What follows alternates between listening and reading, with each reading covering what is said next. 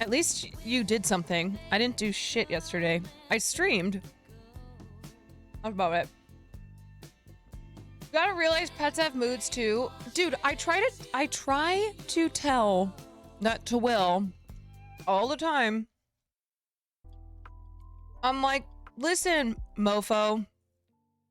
Sometimes your dog does not want to snug.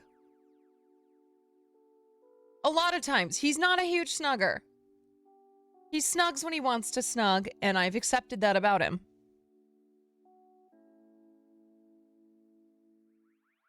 Look at him.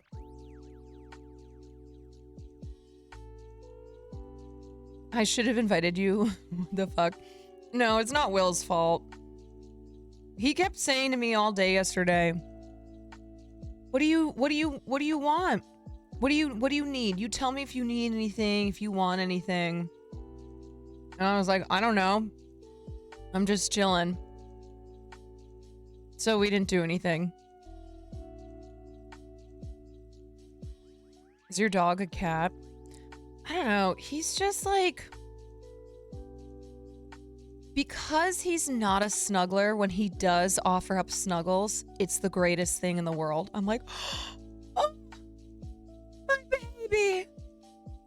Coming to give me some love. But because he's just not naturally a super snuggly dog. So anyway, I think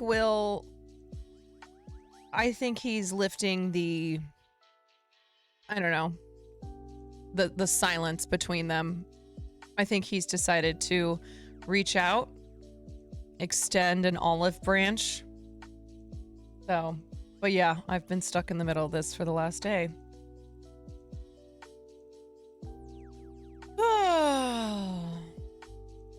Okay. What the hell's going on today? Well, we're going to talk about mass shootings today because there's always a fucking mass shooting happening. And we have yet to solve the problem or come even close.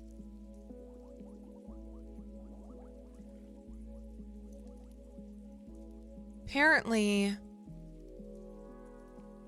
yeah, there was another shooting at a food court in El Paso today. You know, just keeps going. Active shooter reported, this was 30 minutes ago, at Cielo Vista Mall. Let me turn this off. Active shooter reported at Cielo Vista Mall in El Paso. Multiple people injured. At least one person is dead. I mean, we cannot even grieve in this country until we're moving on to the next one. We just can't. We don't have a moment. We don't have a single moment of peace to grieve and to collectively come together before we've moved on to the next place, the next victims, the next shooter. Yeah.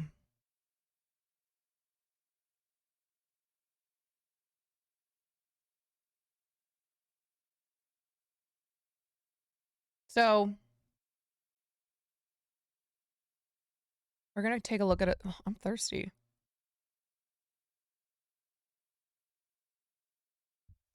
We're going to take a look at some mass shooting related videos and whatnot today because, my God, I mean, here we go. Every single day. More mass shootings than days in the year. Streamer discovers water. Yeah, I don't drink any water until I'm streaming. And then I sit down and I'm like, I'm fucking dehydrated. Oh, that shit tastes good. Okay. So we will get into that. I so far have not covered any of the Ohio news, so I want to look at that. Nikki Haley announced her candidacy for president. We're going to take a look at that. And I think those are probably the big things today.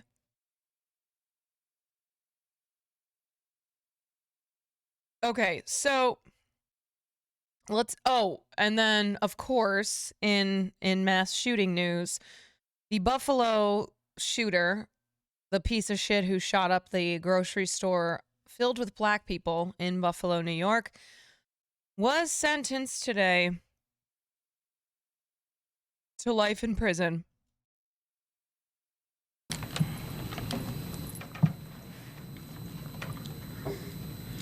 I'm very sorry for all the pain I forced the victims and their families to suffer through. I'm very sorry for stealing the lives of your loved ones. I cannot express how much I regret all the decisions I made leading up to my actions on May 14th. I did a terrible thing that day. I shot and killed people because they were black. Looking back now, I can't believe I actually did it. I believed what I read online and acted out of hate. I know I can't take it back, but I wish I could.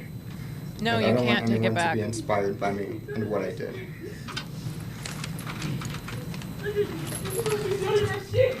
You don't mean none of that shit! Fuck out of here! You don't mean that shit!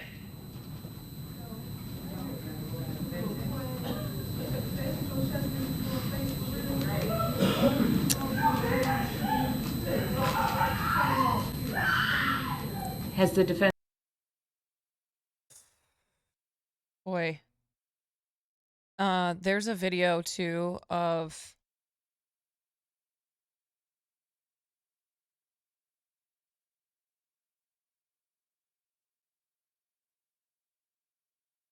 Here we go. And decide you don't like black people. Man, you don't know a damn thing about black. You gonna come to our city and decide you don't like black people. Man, you don't know a damn thing about black people. We're human.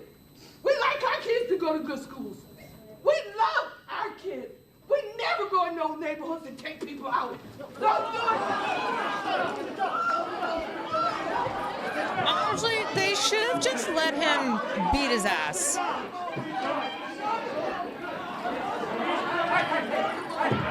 Let's go. They should have just let him get one shot, one punch in, you know?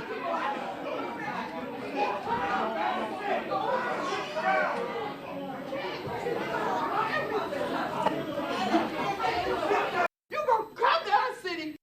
Reminds me of the guy who lunged at Larry Nassar. Yeah.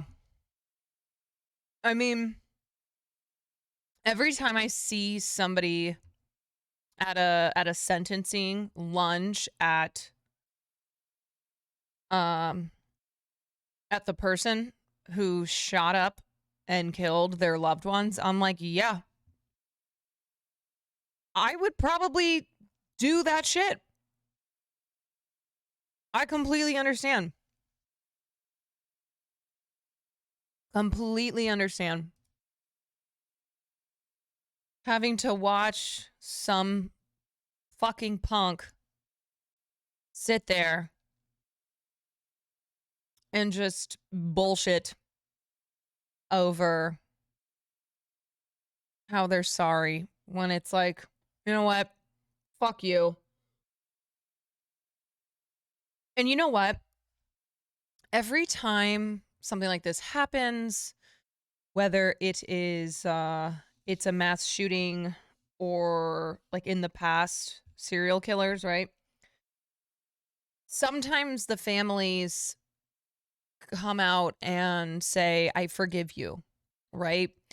And it's something that I've never understood, but because it's not something I feel like I would be able to do. But I get that they have to do whatever they need to do to heal and to move on. But in this specific instance with the Buffalo shooter, There were families of the victims who came out and were like, fuck him to hell. I will never forgive him. He can fucking rot in his cell and then in hell for the rest of his life. And I'm like, yeah. Mm-hmm. Yeah. I concur. So anyway, he got sentenced to life in prison today.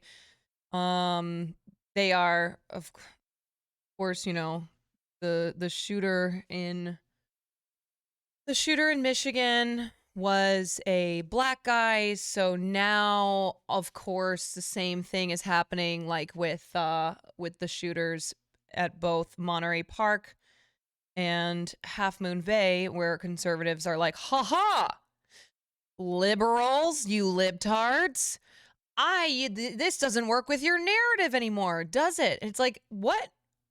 In what world do you think that a man who had a misdemeanor charge, okay, and also was facing a felony charge back in like 2019 for illegal possession of a firearm and had that on his record, was then able to still obtain and possess a gun which he used to shoot these students on campus, right?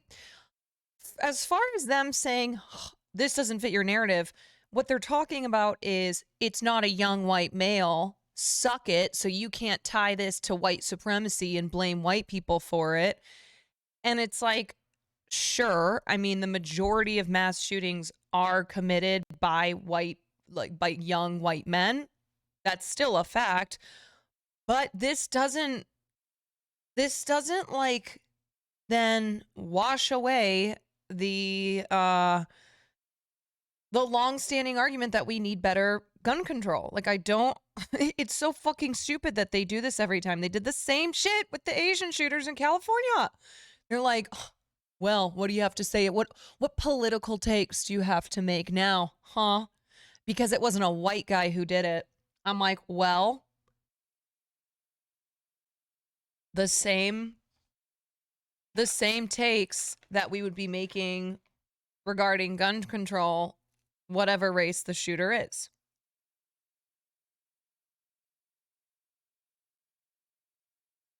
Did you see the TikTok of the person who survived both Sandy Hook and now Michigan State? Yes, I have that pulled up for us to take a look at. This is, honestly, this is just very, it's so heartbreaking to watch this because this is the state of our country where you have people who survive one mass shooting only to a few years later survive another. Right? This was a girl who was a kid at Sandy Hook and now is a student at Michigan State University. So the reason I'm making this video right now is because it is almost 1 a.m. and I am currently directly across the street from where the shootings at Michigan State occurred. I am 21 years old, and this is the second mass shooting that I have now lived through. 10 years and 2 months ago, I survived the Sandy Hook shooting. And when I was crouched in the corner in school in Newtown, Connecticut on 12/14/12, I was hunched in the corner with my classmates for so long that I actually got a PTSD fracture in my L4 and L5 in my right lower back.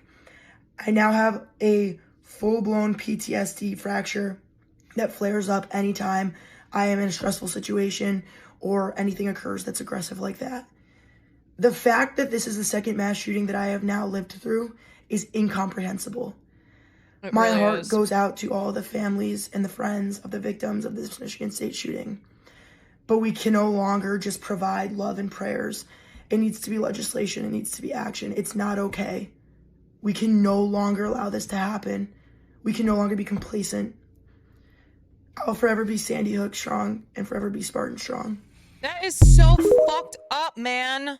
She's 21.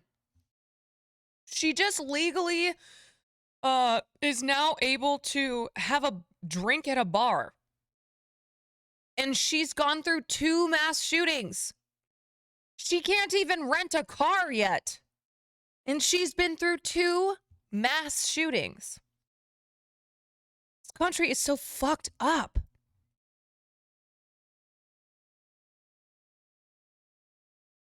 God.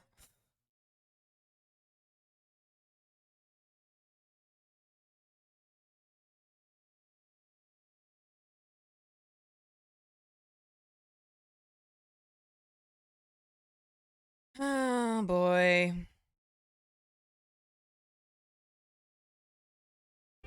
Even if the proposed framework The thing is, that too, Lisa just described is about about mass shootings, and anytime we look at videos or information, it doesn't matter if it's from a year ago, 2 years ago, 5 years ago. Like, this is what's fucked up, right? I don't have to necessarily find something that is the newest video, right? Something that was made a week ago in regards to this topic. It's something where Bowling for Columbine, which Michael Moore made, what, 2-ish decades ago? Like, that is still relevant. signed into law, the U.S. will still struggle with far too many mass shootings. Researchers are trying to better understand what's behind these shootings. William Brangham picks up on that part of the story. After mass shootings like those in Buffalo, Uvalde, Tulsa, and elsewhere, there are so many questions about the perpetrators. What was their motive? How did they obtain the gun? Were there warning signs? Could something have been done to avert these massacres? 2 professors in Minnesota, Gillian Peterson and James Densley, set out years ago to answer some of those questions with the hope of ultimately preventing the next tragedy. I spoke with them both earlier. Gillian Peterson and James Densley, thank you both so much for being here.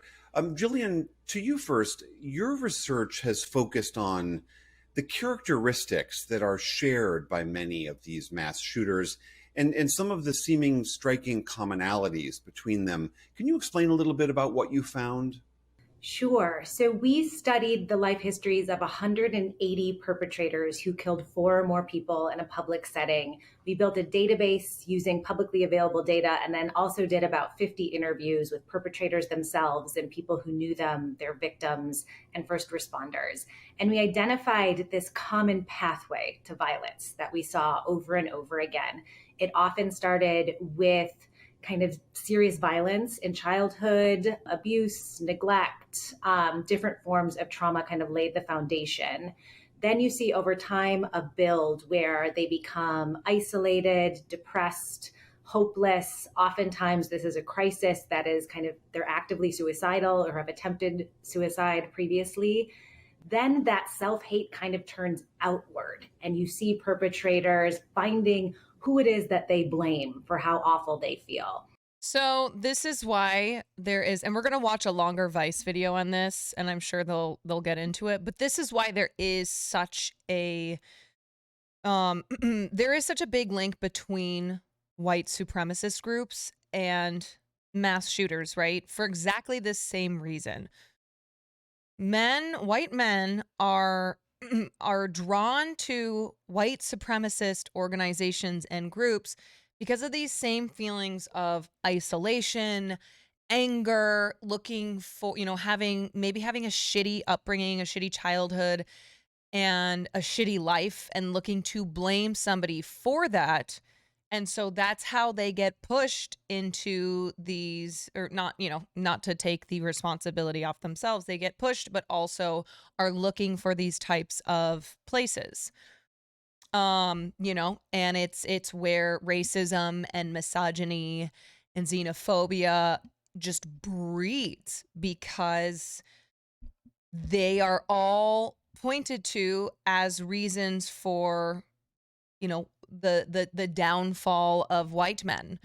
So that's why white supremacists, there is overlap with mass shooters, with taking their anger a step further, and going, you know what? I'm going to go out, but I'm going to go out sending a message. A lot of times they study other mass shooters, they see themselves in these previous mass shooters, or they're online in chat rooms or dark corners of the internet getting radicalized towards violence.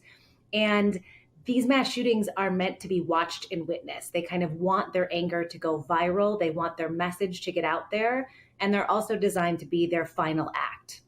So they go into it knowing they're not going to come out. And then, of course, they have access to the weapons that they need to do the shooting. You mentioned before that many of these cases end up as suicides, and that there were not longer term plans for the rest of the day or the day after. What does that help us learn? I think that's a really, really important point, and something which for us doing this research was a bit of an aha moment, because if you think about a mass shooting as being a final act, and that somebody who perpetrates this doesn't intend to ever get away with it, that's never why they go into this to begin with. Many mass shooters are suicidal prior to the act, so they even have suicidal attempts in their histories, or they 100% intend to die in the act, and they write this in their diaries or manifestos and other things. It changes the way we think about prevention. What can we learn from suicide prevention techniques which would then apply to mass shooters? If mass shooters intend to die in the act, if they no longer care if they live or die, these are people who are in a really true crisis in their lives. What we learn from suicide prevention could be applied to get them out of that crisis to begin with, but also in how we talk about mass shootings. So we have protocols in place in the media, for instance, that when we talk about suicide, we often will offer resources. We'll say, here's the telephone number for the National Suicide Prevention Hotline. We won't dwell on certain details because we're worried about copycats and contagion. Those same rules apply with mass shooters as well. Mass shooters are studying other mass shooters. So if we can adhere by those same rules when we think about these events, that could also help stop the next mass shooting. And I think that's really what's the most important piece here.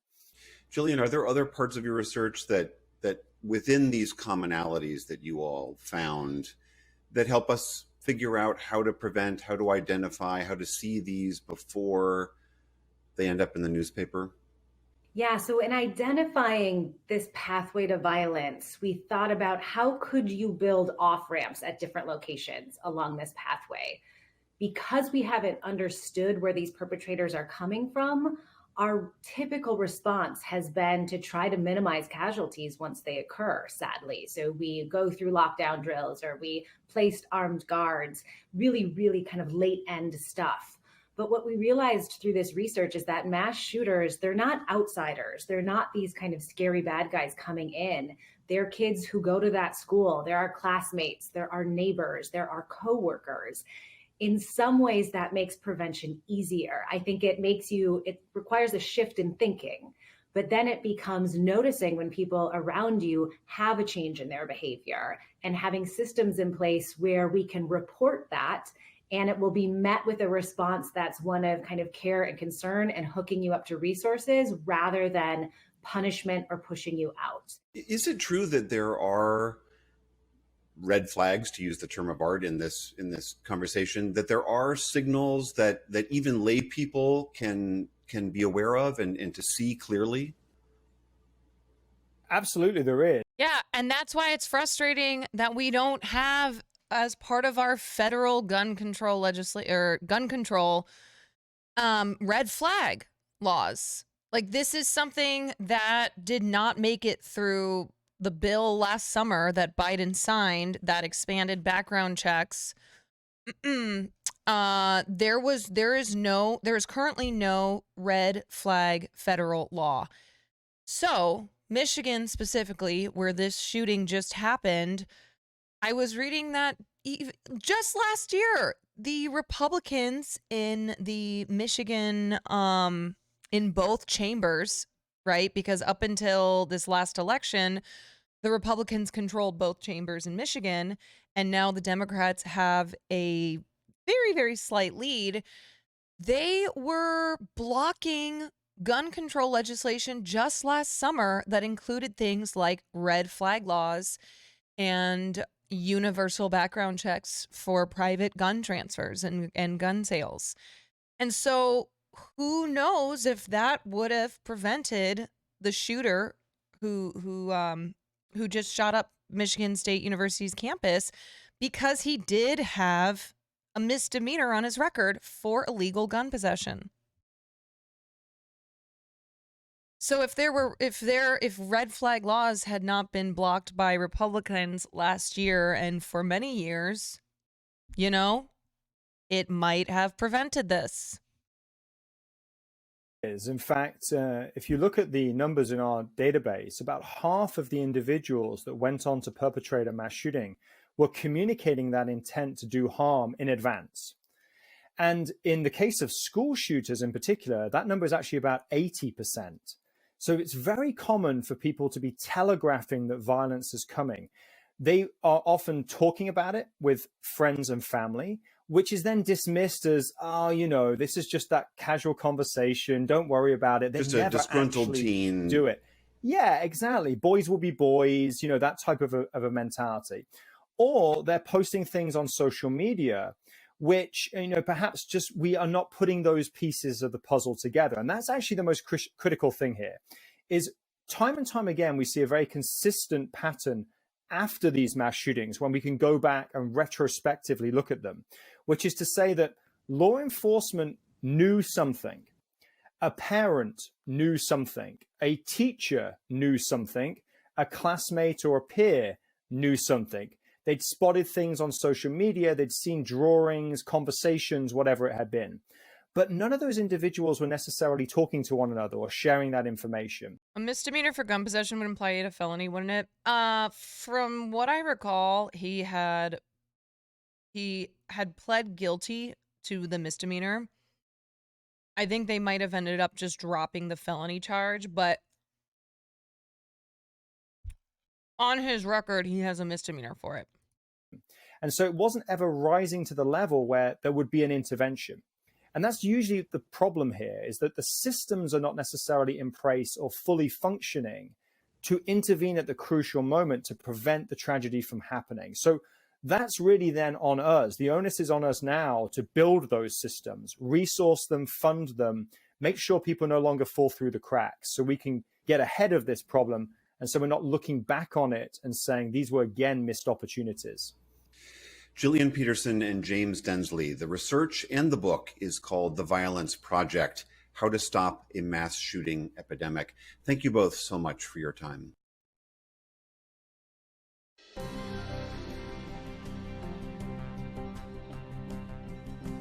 Like, this is from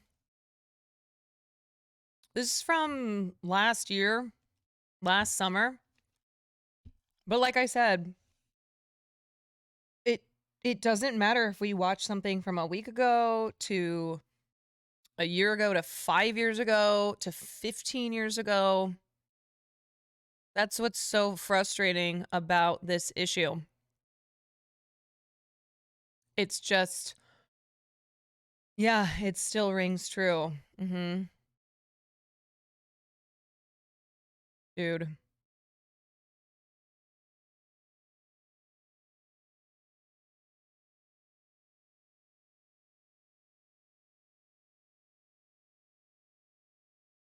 And then also last year in Michigan was the shooting at Oxford High School outside of Detroit. A teenager who had used a handgun purchased by his father fatally shot 4 students.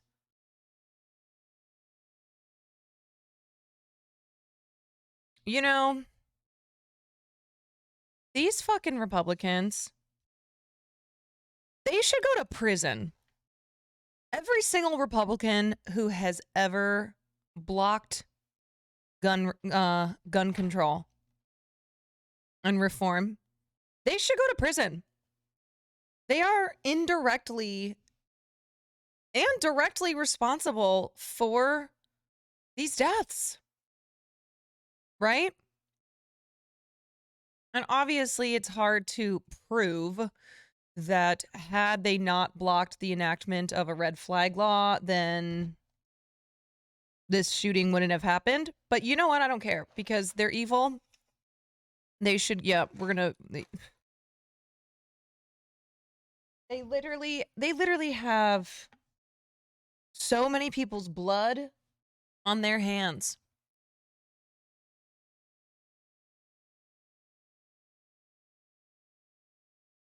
Yeah. And to blame it, and then they just, I just wonder if do they ever get exhausted just constantly citing the second fucking amendment in their bullshit that they pander and, you know, just blow smoke out of their ears. I don't know how you just keep doing it without being completely soulless, you know, and like literally selling your soul to the devil for money and power. Lobbying should be banned. The shitty thing is that lobbying, when it is used for good, is a very beneficial thing to a democracy, right? It's just that when we think of lobbying, we think of the bad lobbying. Okay? We think of like the NRA and that kind of lobbying, which is a huge part of lobbying, unfortunately, and is a major reason why we have so many issues in this country.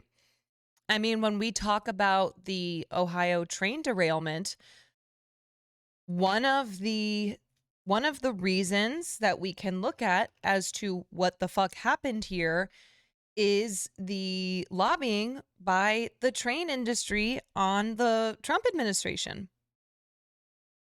Right? They lobbied them to roll back the regulations that the Obama administration had put in place. Because this shit happens all the time. You know?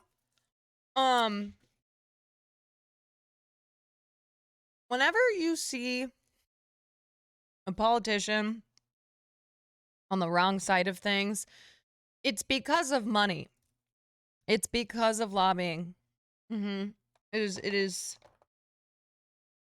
one of the worst things in our political system.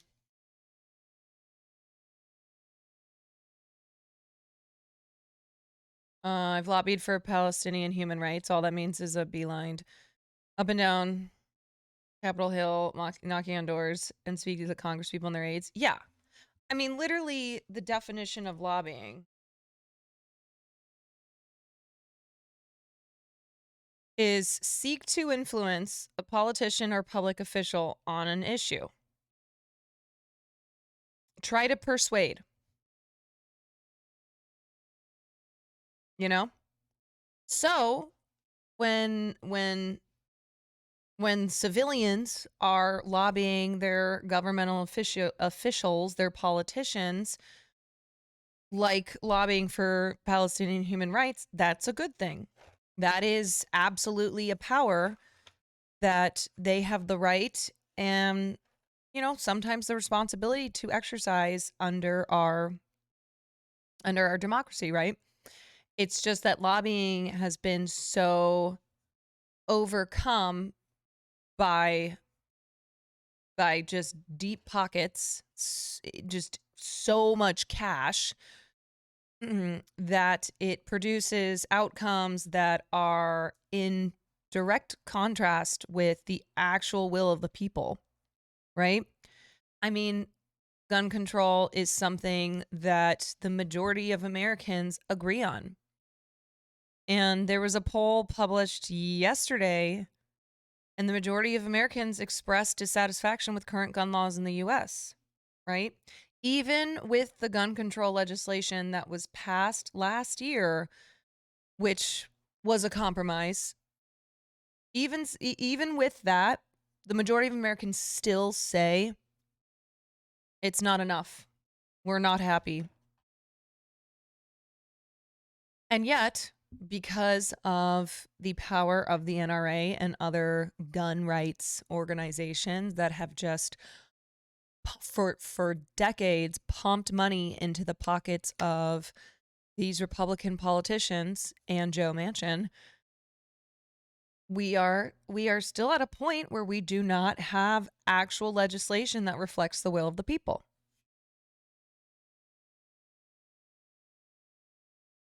Doesn't lobbying money equal political advertisement? I mean, lobbying money, like money in lobbying, basically gets you in the ear of a politician who you're trying to influence. You know? I mean, it's not just Republicans who take money for their campaigns through lobbying. Democrats do it as well. Oh.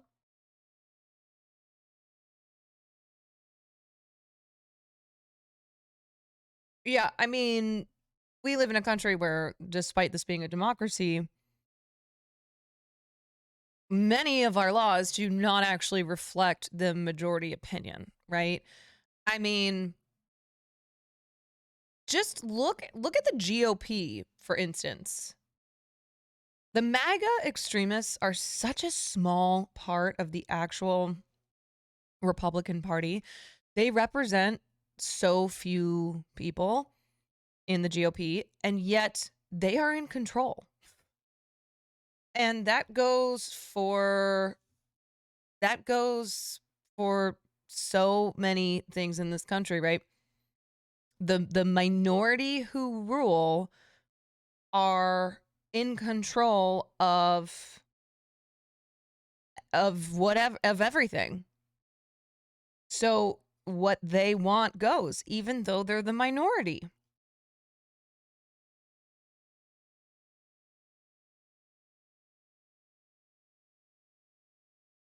Here in Denmark, when new legislation is made, the government invites interested parties, businesses, NGOs, academics, etc. for lobbying input. No money exchanges hands, though, because we have publicly funded elections. Yes. I mean, the amount of money that goes into American elections is insane. When I used to be a political fundraiser, we would raise and spend millions of dollars on positions that you would never even heard of. Positions that the average person, whether outside of Chicago or in Chicago, didn't even know existed, had never heard of it, let alone what it did. And even still, the amount of money that was spent on those campaigns, because of the power that those positions did hold, was outrageous. And there's no cap. There's absolutely no cap on spending. You know, Greg Caruso spent $100 million on his campaign, still lost $100 million. Yeah. Okay, so let's take a look at this Vice video.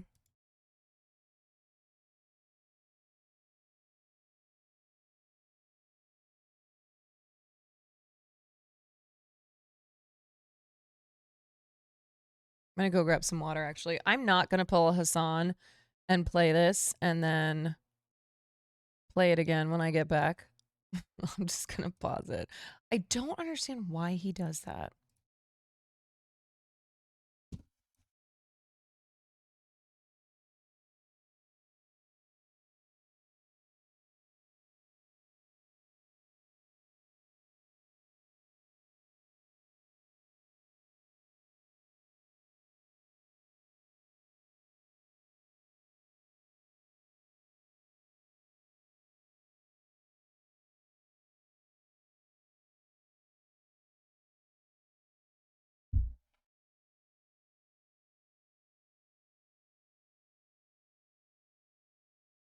Okay.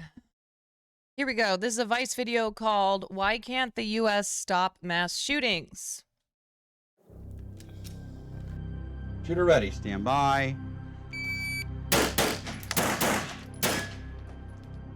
Why did you decide to leave the firearms industry? It got to a point in the firearms industry where you had to accept irresponsible behaviors, you had to celebrate them, and you had to market them to stay in. And I looked around and I thought, what the hell have we created here? The Second Amendment of the Constitution was not written so I can go deer hunting. The Second Amendment was written to protect the entire Constitution from a tyrannical government like we have right now. Will you stop talking about Sandy Hook? You're the guys that talk about Sandy Hook. Will you stop? I don't want to talk about it. I don't want to talk about Sandy Hook. You do. Do you understand the pain that these families have gone through? What's your outlook on whether or not this can change? I think a lot of people my age are to the point where we just kind of accepted that this is what life in America is. Sick.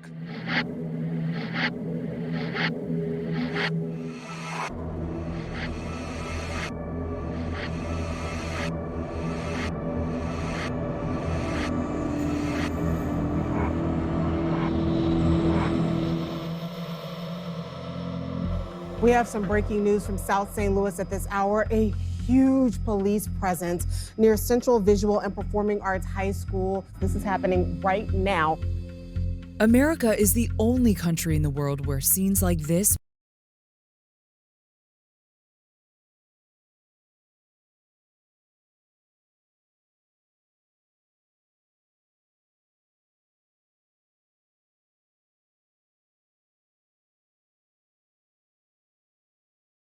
because they happen so often. Whatever. I'm not repeating myself. I was muted. I was muted. Never mind. I was just saying that I knew people who went to school here or taught here, because that is how 1 degree of separation to mass shootings we all have. Muted, but yes, I'm sure you're popping off. The take was so hot that I had to be muted. It was too hot. It was too hot of a take. play out on almost a daily basis. Mass shootings are a crisis that our politicians refuse to solve, even when the answer seems pretty straightforward. It's the guns. It's the guns. Now, it's not our fault that we live in a world that loves money more than our safety. That's not our fault. But industry money, an uncompromising culture of fanaticism, and a broken political system have all made this problem nearly impossible to solve.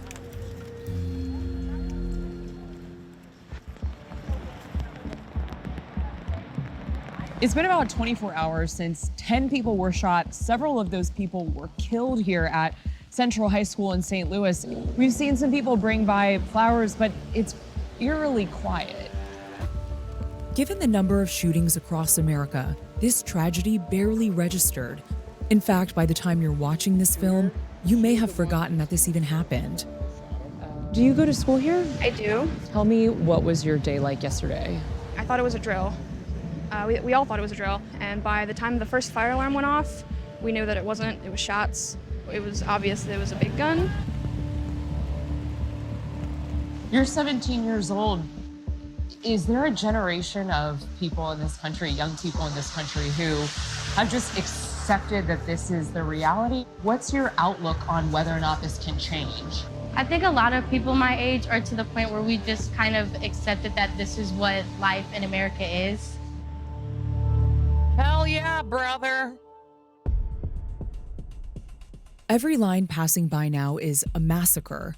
A mass shooting means 4 or more people shot or killed, not including the shooter. Over the past decade, there have been more than 4,000 of them, 600 this year alone. The tragedies are so frequent, they blend together. The deadly shooting at an elementary school, and it is turning out to be worse than anyone could have imagined. While each one is a national news story, there's a routine to how it plays out. Oh my God! Shock and horror giving way to thoughts and prayers. Tonight, everyone in this arena and every citizen across the land sends our prayers to the victims and their families. We all do. We hear from mourning family members and friends about their loved ones whose lives were cut short. He was just a wonderful person. She'd give anything for those kids. Anything, even her life. And if the death toll is high enough or the victims Yeah, young this enough, is only the shootings president might visit the where scene. 4 or more are killed, I which is am what sick and tired. is classified as a Why mass are we shooting. willing to live with this carnage? Why do we keep letting this happen? Where in God's name is our backbone? When one town fades from the headlines, another takes its place.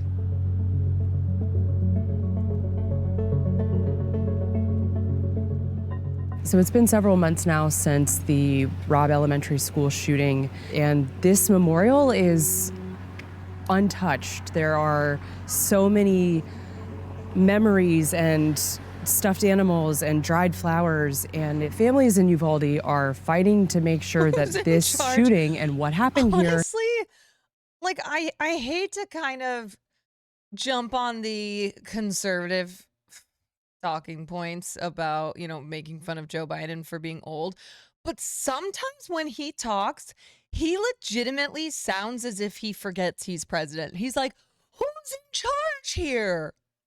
Hey, Jack, what's going on here?" I'm like, "You do know that you are the president." Okay? I don't want to like use the dementia joke that all these fucking conservatives do, but whenever he talks, he definitely sounds in moments like this that he forgets he is president. Do you think someone with no political experience can successfully run for Senate? I'm in Arizona. I want to kick Sinema off her seat. So there is somebody, I'm forgetting his name.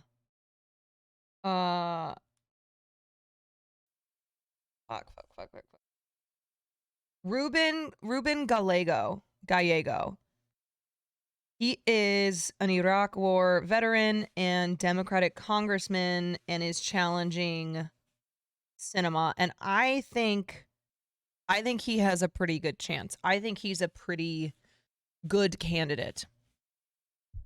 So, in all honesty,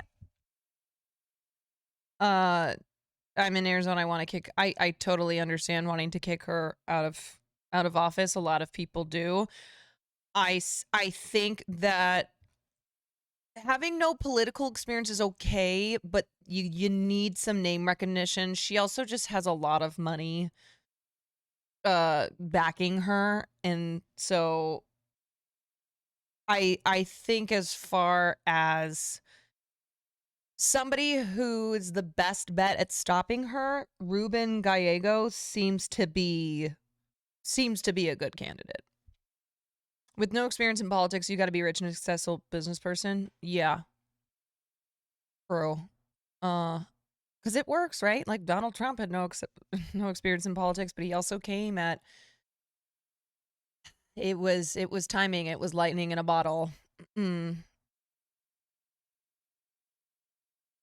Is not forgotten. Oh shit, shots fired! Get inside! If I were you, honestly, I would just throw myself and my support into somebody like Ruben, who does have a very good chance at beating her. Go, go, go! In May, a gunman entered an elementary school and murdered 19 children and 2 teachers. What are we doing here?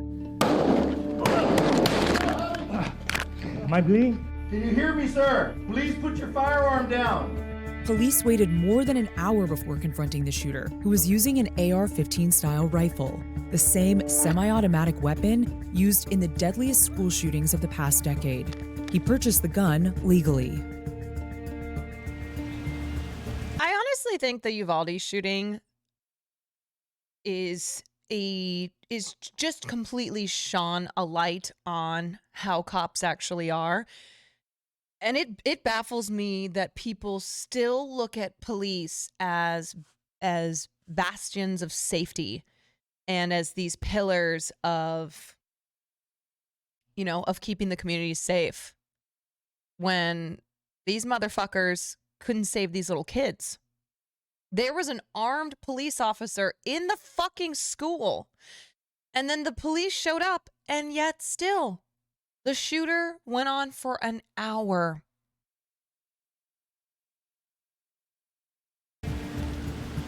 When we got the call that we never wanted, you know. Javier Casares' 9-year-old daughter Jacqueline was killed that day. And you get a call about 11:45 that there's a possible active shooter at the school. And I did what any parent would do. I went straight over there. We're there within, about 5 minutes, and I heard shots. At least 4 shots. And then we start seeing students come out of they're breaking windows and they're taking some of the kids out. At that time, I'm hoping to see my daughter come through that window. And it never happened.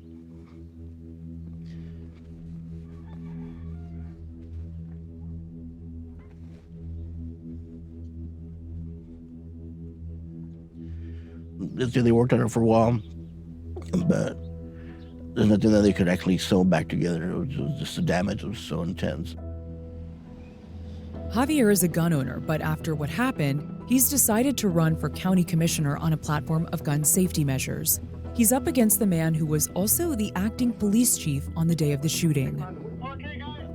It's a struggle every day, The only thing that keeps us going really is fighting for change. That's what's helping me cope.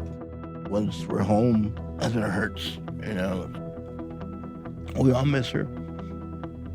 Do you think that change can happen from a county commission seat up to national politics? I'm hoping so, I'm gonna do my best to do what I can, Like I said, I'm a parent first. I'm not a politician, but I have that drive, that fight in me.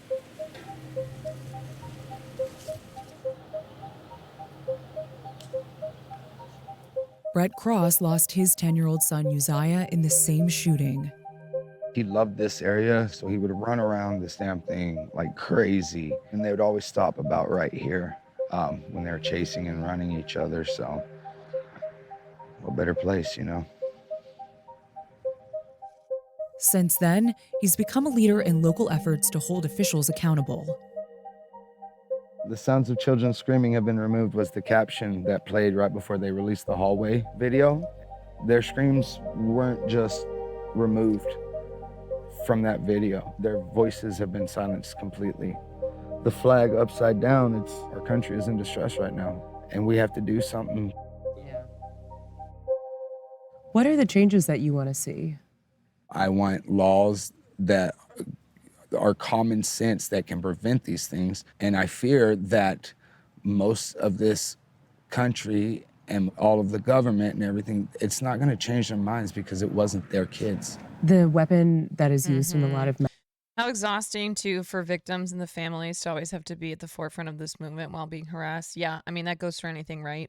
This is what Cutie talked about on the podcast, where she doesn't want to be the face of deep fake pornography online, but she is. And it does just not only keep the wounds from ever really getting to heal when you're constantly just being fucking harassed and having the most horrible things said to you, right? Like the parents at Sandy Hook. And then also just having to like fight for this shit every day against people who might say like, I'm sorry about your kid, but I'm never giving up my gun. Never. But who else is going to do it, right? This is how activists become activists, because it happened to them, because they experienced it and they look around and they go, well, no one else is going to fucking do anything. So I guess I have to make sure that no parent ever experiences this again. And so that's, that's why like Sweet Anita and Cutie, that's the same reasoning they have for undertaking the deep fake porn issue is like, we don't want this to keep happening to us and to other women, and no one else is doing anything, so I guess we have to. Mass shootings is an AR-15 or a high-capacity assault rifle. Do you think that those kinds of weapons should be allowed in this country? No, I don't. And so the main argument that you get is, oh, well, they're fun. Yeah, this piece of shit thought it was fun, too, when he walked into a school and murdered 19 children. Injuring how many else more? What do you need it for? Hunting? No, you don't. There's other weapons for that. Home protection, I protect myself just fine with my Smith & Wesson that I have. Those weapons are chosen for that reason because they do the most amount of damage in the quickest amount of time. What does it say about this country, about the US, that we are allowing this to continue to happen? It says that people give a damn more about their guns and their money than they do our children. I mean, plain and simple. Javier and Brett might not have lost their children if we had fixed this problem after Sandy Hook. It's been a decade since 26 people were killed, including 20 first graders, in violence so stunning, many believed it would jolt the country into action.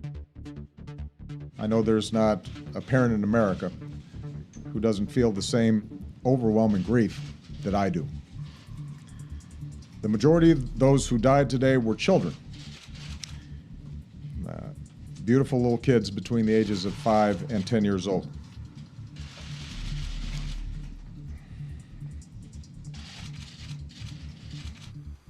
But even at this pivotal moment, nothing happened. Senator Chris Murphy represented Newtown, Connecticut at the time of the shooting. The idea that this country decided to do nothing in the wake of 20 kids dying, the decision to do nothing with 100 people every single day dying of gun violence. We obviously hit a brick wall right after Sandy Hook. We tried to pass a universal background checks bill, and we weren't able to get the 60 votes necessary to pass that. Dude, honestly, bless Chris Murphy. He's like the #1 politician who has undertaken this issue. And then, of course, Sandy Hook happened in his state. But man, it must be exhausting. He's been doing this for years and working with these families and just having to deal with opposition from his colleagues in Congress who refuse to pass universal background checks. And if you don't know what those are, that basically means a background check on every single gun sale. Private, public, it doesn't matter. So basically, you and I I have a gun and you're buying it. Okay, it's a private sale.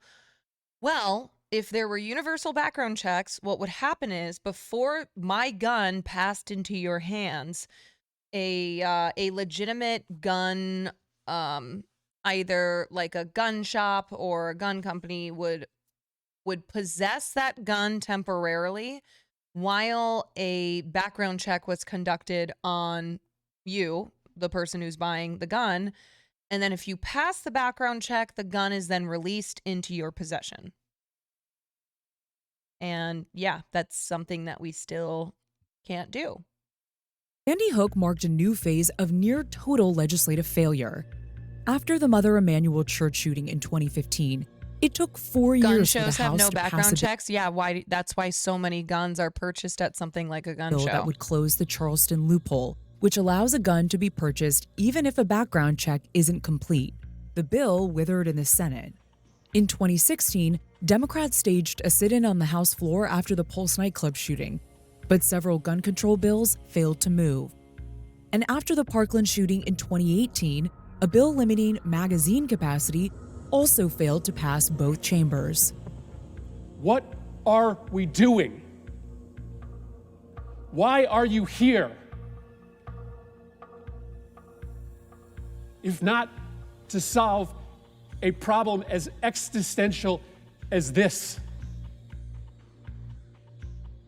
After Uvalde, Murphy was able to get a modest gun safety bill passed for the first time in 3 decades.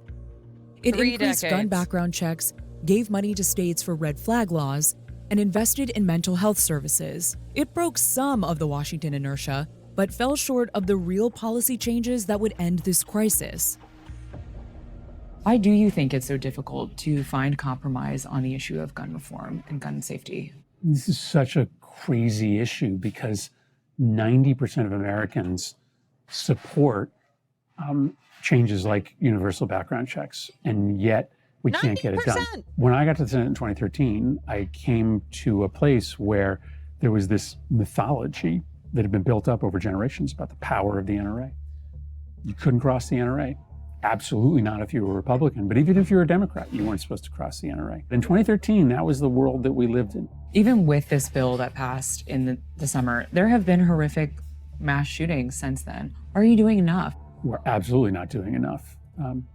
This bill will save a whole lot of lives. None of it is implemented yet, but when it is implemented, it's going to have a downward pressure on mass shootings. So we made progress. We sort of shifted the entire paradigm this summer. But until we do universal background checks, until we ban assault weapons, we're still going to have a gun violence rate in this country that is way outside of the norm.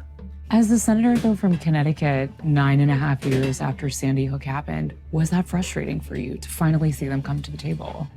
Yeah, I mean, why did they allow all of these shootings in between Sandy Hook and today to happen? I mean, why couldn't we have passed these changes back in 2013? I mean, had we passed the bill that we passed in 2022 in 2013, I guarantee you there will be thousands of kids still alive today. It took 10 years. And maybe that's how politics works, but it shouldn't be how politics works. So yeah, it's frustrating.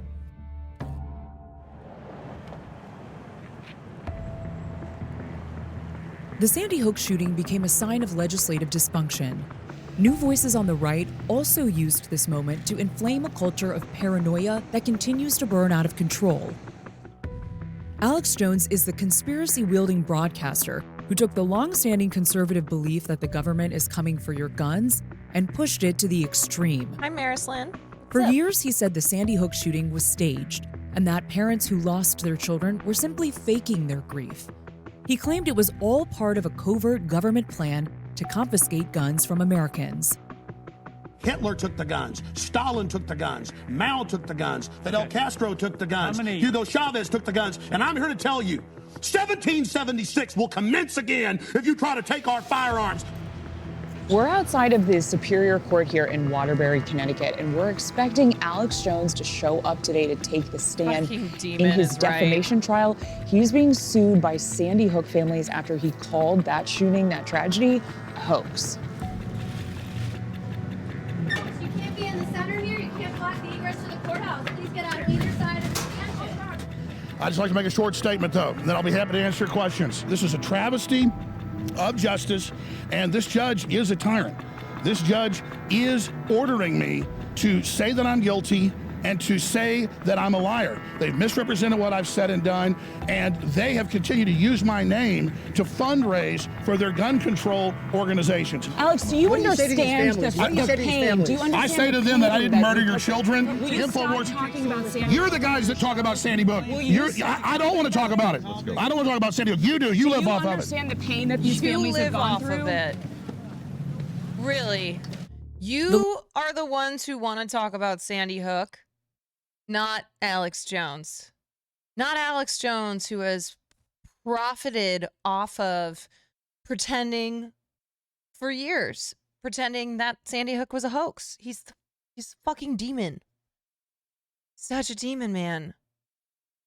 I mentioned this in Hassan's chat yesterday, but after the MSU shooting yesterday, my university and high school have both been shot up in about 14 months.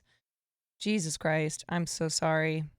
The lawsuits against Jones may bankrupt him. He's been ordered to pay over $1 billion so far, but it took 10 years to prosecute him.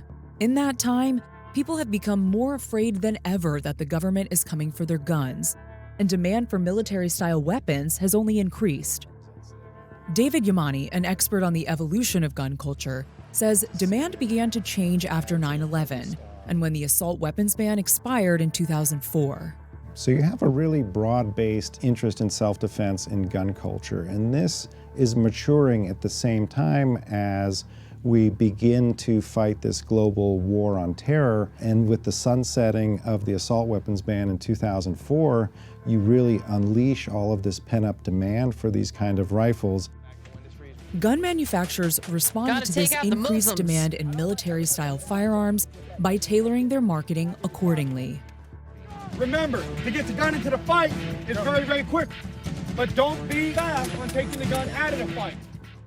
So in 2008, Magpul Dynamics released a DVD called The Art of the Tactical Carbine, and it was hosted by two military veterans, and it was basically live video of them teaching courses on how to use carbines, which are small rifles like the AR, to shoot quickly, to shoot accurately, to shoot around barricades, to shoot while lying down. And this video was incredibly popular among civilians. That then becomes a... At the same mall it happened at last time. Wow, I didn't even realize that. The El Paso shooting that happened today, there was already a shooting that had happened at that mall. We've gotten to the point where shootings are happening multiple times at the same locations and people are surviving multiple school shootings. Yep, there you go. That's how you sum up the gun situation in this country, is that places are now experiencing multiple shootings and people are also experiencing and surviving multiple shootings. Leverage point for advertisers in the gun industry to take advantage of people's interest You've only in had these one shooting, military first special time. forces.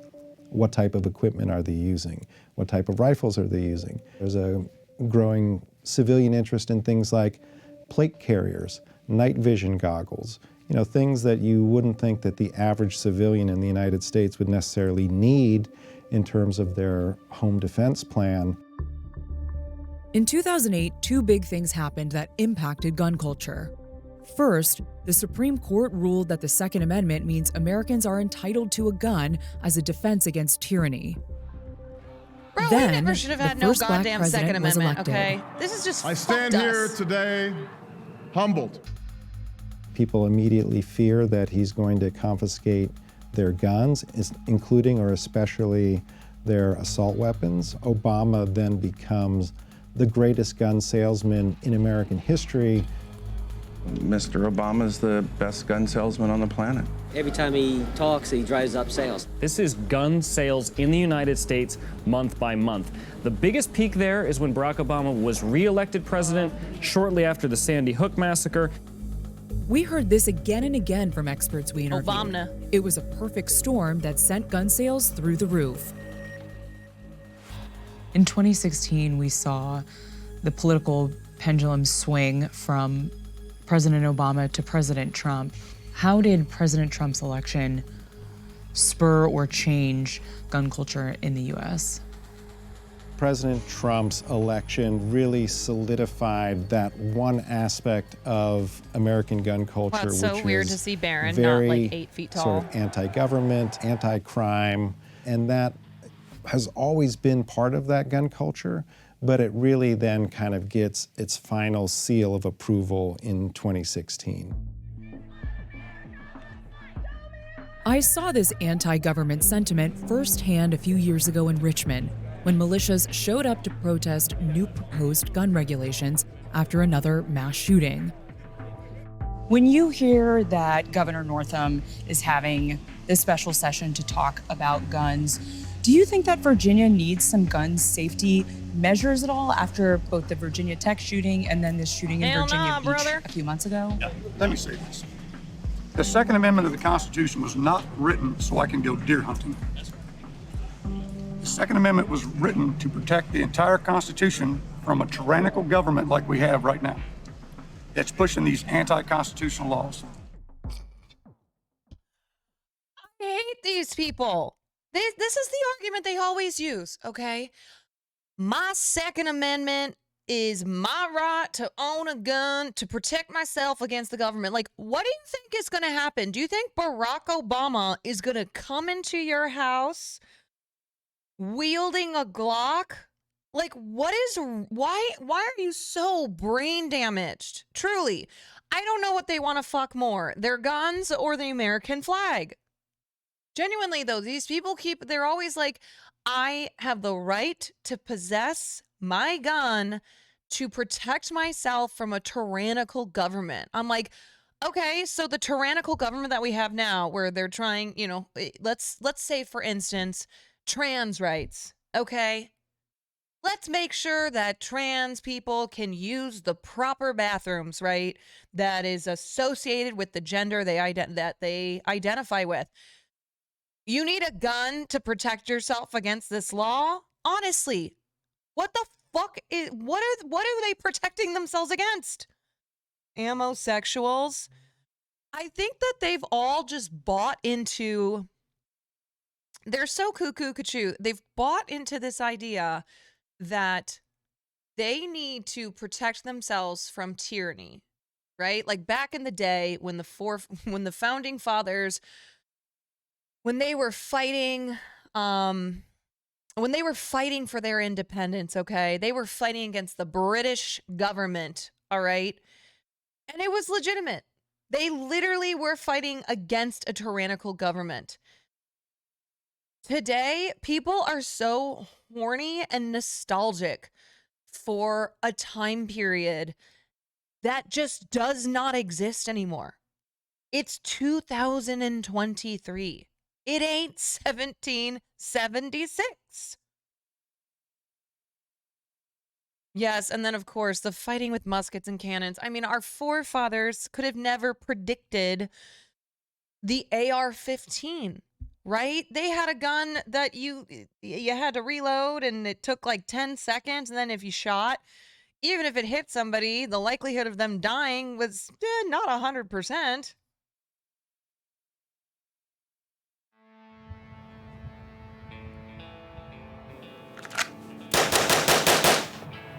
Yeah, the American identity. The face of gun ownership in America is changing. Firearm sales are on the rise, and the customer base is diversifying. We talked to Taryn Butler, a champion marksman who makes and sells high-end handguns. And every time you shoot, whenever you're done, finger off the trigger. Yes. So Taryn has gone through some of the safety for using a handgun. I've never shot a handgun before, so we're about to try this on some of the dummies here. I am setting the bar low for how many I will actually hit. Here we go. Yeah, these Go are the really same fast, see what motherfuckers doing the happens. fascist, Shooter ready. violent Stand tyranny by. to us. Yes, are the ones who are claiming that they are. Wow, 401. They need protection against that stuff. All right, want to try the shotgun? Yeah, let's try it. Go ahead and squeeze. What are the trends you've seen? What has Taryn Tactical been doing in the last like 2 or 3 years out here? Well, we've had a lot of women and a lot of people of color for the first time ever buying a gun. Yeah, And why do you a lot of think- reasons why they just don't feel like they have protection fast enough with things that are going on in the world. They just want that last line of defense. This was the very feeling that led Antonia Okafor to arm herself. She grew up anti-gun and identified as a Democrat. But after surviving a sexual assault at college, her views shifted. I believe just being a Black person, but being a Black woman, particularly with the issues of sexism, the issues of course, racism, that makes just perfect sense that a Black woman would want to use a firearm. It's not as lonely as it was before. Now, Antonia Imagine us works for running Gun around with Owners of muskets, America, who swords. describe themselves as the, quote, only no-compromise gun lobby. She hosts trainings to introduce women to firearms in the hopes that they will eventually advocate for gun rights at the state level. Right now, what's going on in the news arming and media, grannies. a lot of you will think that, oh my goodness, I believe in Second Amendment, but Grannies there's no with reason guns. why someone should have this firearm or this firearm. I want you guys to make the decision what's looked best like the for you. queen. You're independent enough to take care of yourself, and you don't need someone else to do so, including the government. GOA says their group has grown dramatically in the last few years to more than 2 million members, as more and more gun owners reject the need for any kind of regulations, including things most people want, like raising the minimum age to buy a gun. There are already minimum age laws, even federally, of when a woman or a man can be able to purchase a firearm. So a handgun, they have to wait till they're 21. Any type of rifle or shotgun, 18. So that's already in existence, and that's kept a lot of people from being able to purchase something when they're trying to use it for self-defense. Unfortunately, evil has no minimum age or maximum age. So it sounds like at the federal level, you don't think those kinds of restrictions or laws should be enacted. Federal, state, local, really it's that the government who has the monopoly of powers saying that you can't have this right that's already God-given. That's the issue with any of those type of laws. So red flag laws, minimum age restrictions, background checks, anything like that. Is compromise a bad word, I guess, for gun owners of America? Yes, unfortunately, it's because compromise means lessening your ability to exercise those rights that you have. As lobbies become more uncompromising, politicians and candidates are following their lead. And I'm willing to do whatever it takes to return this country back to its former glory. In 2022, I'm going to blow away the Democrat socialist agenda. Oh my God. More than 100 candidates running for office this year featured guns prominently in their ad. I'm sorry. This is so stupid. How can you not laugh at that? How can you not look at that? Like, who seriously looks at that and goes, God damn, that's hot. God damn, I wanna get me some of that. It is so, it's like when my little brother used to make short films with the camcorder and he would do these edits and like he and his friends would use fake guns, point that at something, and then they would do some edit where it like blew up. That's my congresswoman. In hopes of winning over a fanatical base.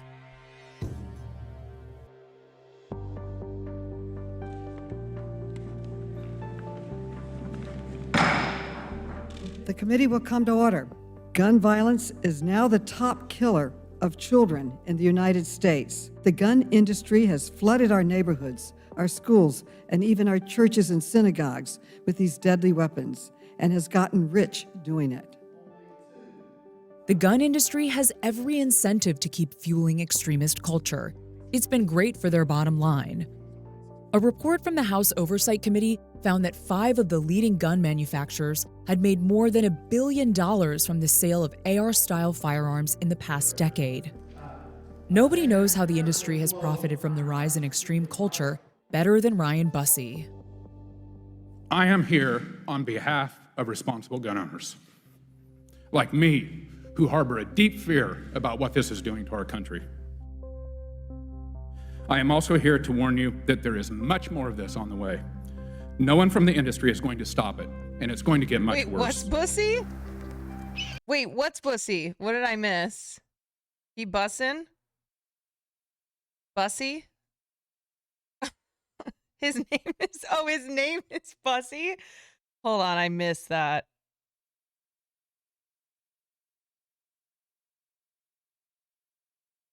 Than Ryan Bussey.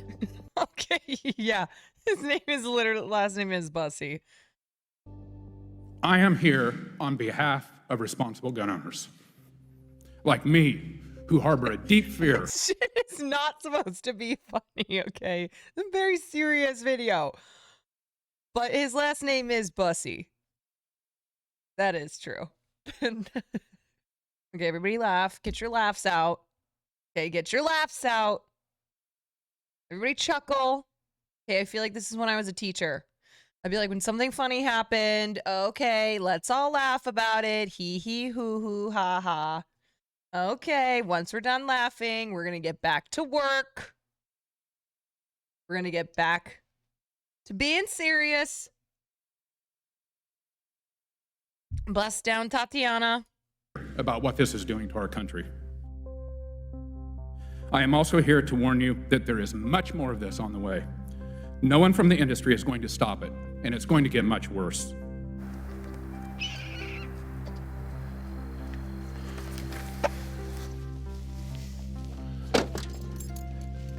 Ted, come here. Hold on.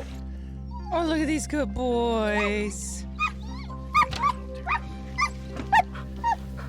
Ryan worked for decades at a gun manufacturer called Kimber. He left that job in 2020. Now he's with the liberal-leaning gun safety group Giffords and acting as a whistleblower on how firearms companies operate and how influential the lobby is in politics. Go on.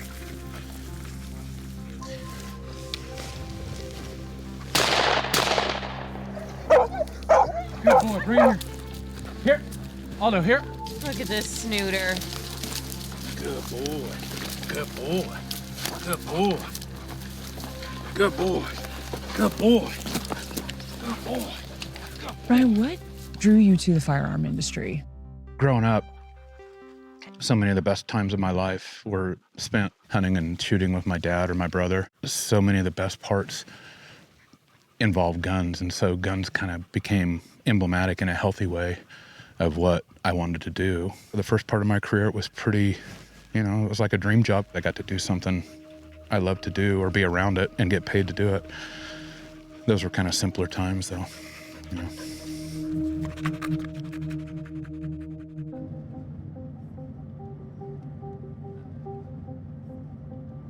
Ryan watched in real time the industry's shift from catering to the recreational hunters of his youth to a new type of customer, one motivated by ideology to buy military-style guns and tactical accessories.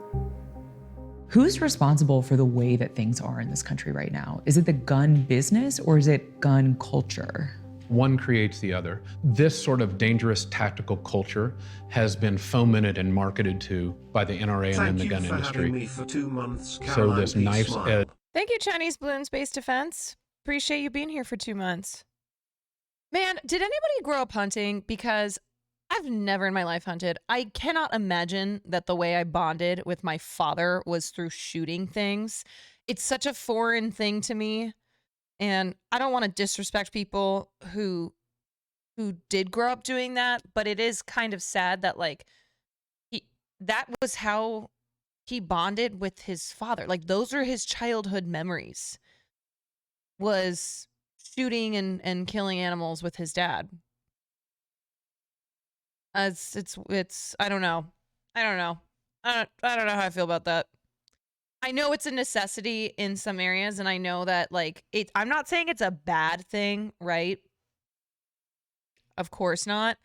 And there are really good things about hunting. It's just, I don't know, like this him saying that was his thing that he did with his dad is just something that I personally could never relate to. I have no, like my family is not a gun family. Hi Turpo, thank you for the 6 months. My family's just, we are not a gun family. I did not ever once growing up shoot a gun, go hunting, just do anything gun related. I think the closest thing I ever did was maybe laser tag, maybe paintballing once. My granddad taught me really good values about guns and death through his stories about hunting. It's not all bad, but a lot of it is.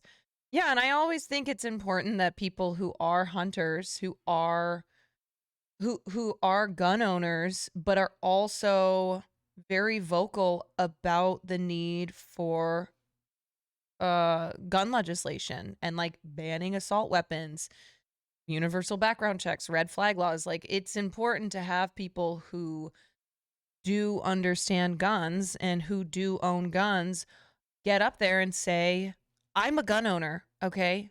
I like guns. I use guns. I do not agree with this. This is wrong.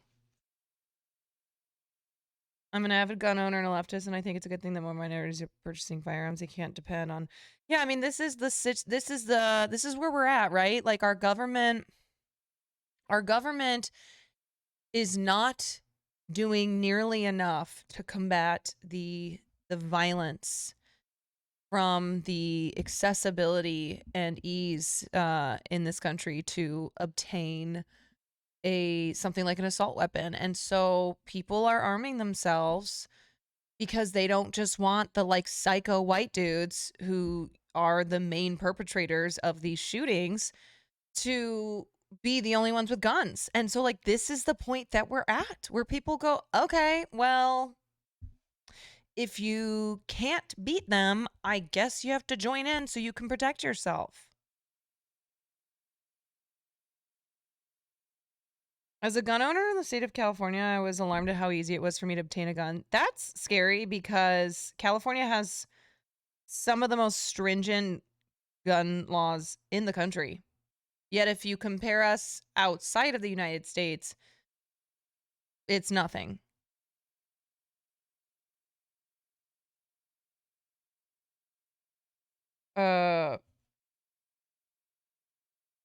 Anyway. Anywho. Sort of precipice that we feel like we're on. Wait. I'm new here. Sorry, new here. Can you define what an assault weapon is? Yeah, so an assault weapon is a specific type of gun that is designed for military use because it is it is used for quick and efficient killing. So, yeah, that's why it makes absolutely no sense that regular civilians can purchase and use assault weapons when they are literally designed for military use because they're very good at killing people. Now, with regards to tactical culture, people marching in the mission capital, the sort of flags that we saw on January 6th, the come and take it AR-15 flags, those aren't accidents. They didn't just bubble up in the base. Those were marketed to, those were created by the firearms industry. Do you think that the gun manufacturers created this gun culture that we're seeing right now? And how did they do that? Yes, they absolutely did. They did it Since by I've left. advertising largely to a cadre of mostly young men who wanted to be badass military operators. They've been told to be fearful, irrationally so in my opinion, and they've been told that there's going to come a time that they have to, quote unquote, avenge people who are going to take over the country. How do you reconcile being part of an industry, a business that really fanned the flames of gun culture in this country? It's not easy. Ooh. It was my childhood dream. I mean, I had built a gun company, helped build a gun company that I was very proud of. But I'm not proud of what the industry has become now. Why did you decide to leave the firearms industry? It got to a point in the firearms industry where you had to accept irresponsible behaviors, you had to celebrate them, and you had to market them to stay in. And I couldn't do that anymore. Was there a clear moment or tipping point for you? One I remember, late January, early February 2017, the last day of the industry trade show, which is called SHOT Show, Shooting, Hunting, Outdoor Trade Show. One of the largest trade shows in the world, happened to correspond with Donald Trump's inauguration speech, came to be known as the American Carnage speech. And the crime, and the gangs, and the drugs. This American carnage stops right here and stops right now. The firearms industry, the NSSF, stopped the trade show. They piped the audio for the American Carnage speech, for Trump's inauguration speech, into the trade show, and there were flat screen TVs in almost every booth, and it was like a solemn Catholic mass in there. And I looked around and I thought, what the hell have we created here? The organization that's true, Ryan Jadita. mentioned, The NRA NSSF, purposefully is filling is the void very left by the NRA. unclear on the In definition most of an Americans' assault minds, weapon. the National Rifle Association has been the key power player for more than 50 years. They're synonymous with guns. I want to say those fighting words for everyone within the sound of my voice to hear and to heed. From my cold, dead hands. Guy's so fucking evil. Him and But in Wayne recent LaPierre. years, a series of bad business decisions, public scandals, infighting, and serious financial like true woes evil. have slowly chipped away at the NRA's influence. The NSSF has been operating with a low profile for decades, but it's overtaken the NRA in how much Cold it dead spends hands? on federal You got it. lobbying. The trade group spent more than $3.7 million this year alone, compared to the NRA, which spent a little over $2 million. What is the NSSF? It's the National Shooting Sports Foundation, and it is the industry trade group that represents essentially all firearms and ammunition companies. Why have most Americans not heard of the NSSF? They haven't needed to. The NSSF positions itself as the reasonable, nonpartisan business wing. I met Americans on exchange, and within an hour of meeting them, they showed me pictures of their guns. I just want to clarify. You met weirdo Americans, okay? Please don't think that we do that. Like we meet foreigners and go, "Let me show you pictures of my gun." Those people are weird. They are not normal. Of firearms ownership, but that's just not true. They lobby essentially against almost all firearms legislation. As the NRA has been weakened, I think the NSSF has realized, okay, we have to step into that. We have to be more aggressive politically. Dude, the NSSF has not gotten enough I think they've been hate. pretty You're darn right. effective, yeah. They really have not. I do. the NRA gets like, rightfully so. Gun lobbies have spent a lot of money on hate, Capitol but Hill to protect the industry from this meaningful regulation. More than $140 million in the last decade. And the NSSF spends more than any other gun rights lobby in Washington. That money helps them block legislation that would hurt their members' bottom line. Unlike the manufacturers who didn't respond to our requests, the NSSF agreed to talk with us. We focus on what it is that our industry members pay us to do, which is to represent their interests. I think we've been very effective at doing our jobs. Nothing unique or different or special about what we do. We're just better at it. Larry Keene is the head lobbyist for the NSSF. In 2012, before the Sandy Hook shooting, the NSSF spent just under $1 million in federal lobbying. The year after that, it jumped to $2.5 million. What changed? Was this a turning point for you? I think it was a turning point for NSSF. We decided to expand our footprint in Washington. We started adding more staff, and we expanded our state lobbying team. What changed? I think there was an existential threat to the industry. He looks so from dried out. legislation that was being proposed. I feel like I need to throw But it some wasn't water just on him. Sandy Hook. The NSSF has spent millions to prevent Congress from passing gun control legislation in the wake of some of the country's deadliest mass shootings. We dug into some of their lobbying disclosure reports to see what kinds of bills they lobbied against. After the San Bernardino shooting in 2015, they opposed an amendment that would make it harder for individuals on a watch list to buy firearms. In 2016, after the Pulse nightclub shooting, they lobbied against a bill that would tighten background checks. And after a shooter killed 60 people in Las Vegas, the NSSF lobbied against a proposed bill that would ban bump stocks in 2017. I want to start with the Toomey Mansion background check bill. these Did you people are so lobby for fucking or evil. against that? We opposed that legislation, yes. Charleston loophole bill, that is not the same as a gun show loophole bill. Did you lobby for or against that? We had issues with the bill as written based on how long it could go for a background check to Dude, honestly, I know she's a reporter and I know she's doing her job.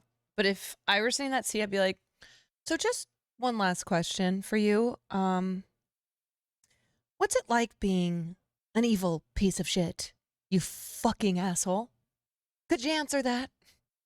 Like, look at her sitting. She has to just like sit here and ask him reporter questions. How do you sleep at night? This is off the record, but I just wanted to say, fuck you. I hope you die, and I can't wait to see your obituary in the newspaper. Have a great day. Bye. See you later. You little dried out thumb. be completed. So we had some issues with that legislation. There's polling on all kinds of different gun control provisions out there, raising the age, raising the purchasing age, universal background checks, closing loopholes. Yeah, I mean, she seems a lot pissed. of this is popular with the American public. Is the NSSF lobbying against what Americans want when you are opposing things that do have popular opinion in this country? Our job is to represent the interests of our members. We can't support raising the age to purchase to 21 because it's unconstitutional. You have a constitutional right when you turn 18 to keep and bear arms, to purchase firearms from a law-abiding dealer after a background check. You just said that it's constitutional that when you're 18, you should be able to purchase any kind of gun. Does the Second Amendment say 18? I'm sort of wondering what you mean by that. I think it's well recognized that when you're 18, you have reached the age of majority in every state in this country, and you're an adult, fully vested in all of your constitutional rights. Has there ever been a shooting or a tragedy in the trying to recent cook so past that hard. has given you pause about your work, what you do at the NSSF? She literally just said, so have any of these mass shootings made you think about the fact that what you're doing is real evil? Is any of them? You know, the 60 people who died in Vegas, okay? The 26 kids who died in Newtown. Have any of these made you pause and go, you know, my life's work might be not good. No? Okay, so you're just a real fucking asshole. All Americans, people in the firearm industry, certainly people that work at NSSF, abhor the criminal misuse of firearms. We think these are horrible tragedies, but we don't believe that our advocacy work on behalf of our industry is responsible for these tragedies. Okay. But I mean, in Uvalde, we saw 19 students who were killed with an AR-15. Is that not a time to look at how deadly that weapon is? That weapon is no more deadly than any other firearm. So we see that as just exploiting tragedy for political gain. Look at this motherfucker's face. Look at this asshole's Weapon is no more deadly than any other firearm. So we see that as... Look at his crumbly, bumbly, lying face. I mean, an AR-15 is no different than like a piece of paper that can cut you, okay? You could take out 19 kids in 30 minutes with a piece of paper, okay? You start going around doing paper cuts in this spot here, that is actually, if I may be so bold to say, that's actually worse, you know? That to me is worse than an AR-15. Look at this lying fucking asshole. just exploiting tragedy for political gain. Somebody said he looks like a discount. Oh God, wait, what? Hold on, I missed the comment. Who said it?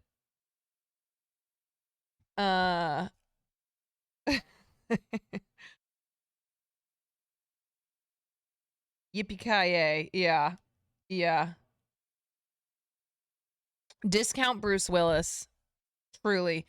He looks like Bruce Willis got put in a microwave or something, like a dryer. Yes, discount Bruce Willis. My God.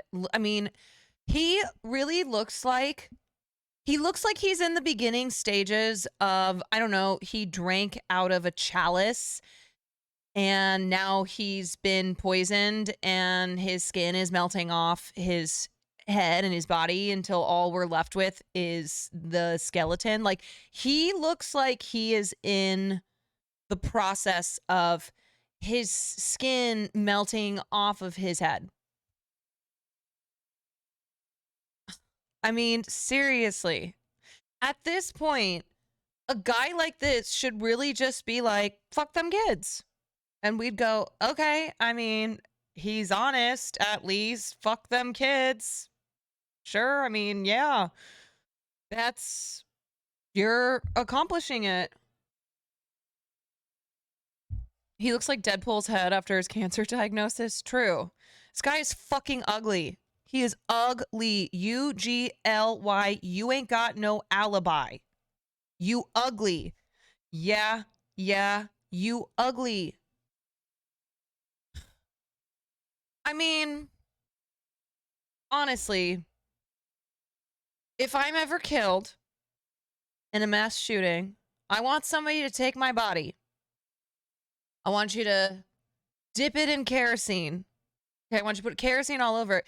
And I want you to use me as like a human torch and throw my body through the window of his mansion, which all the doors are locked to and he can't escape.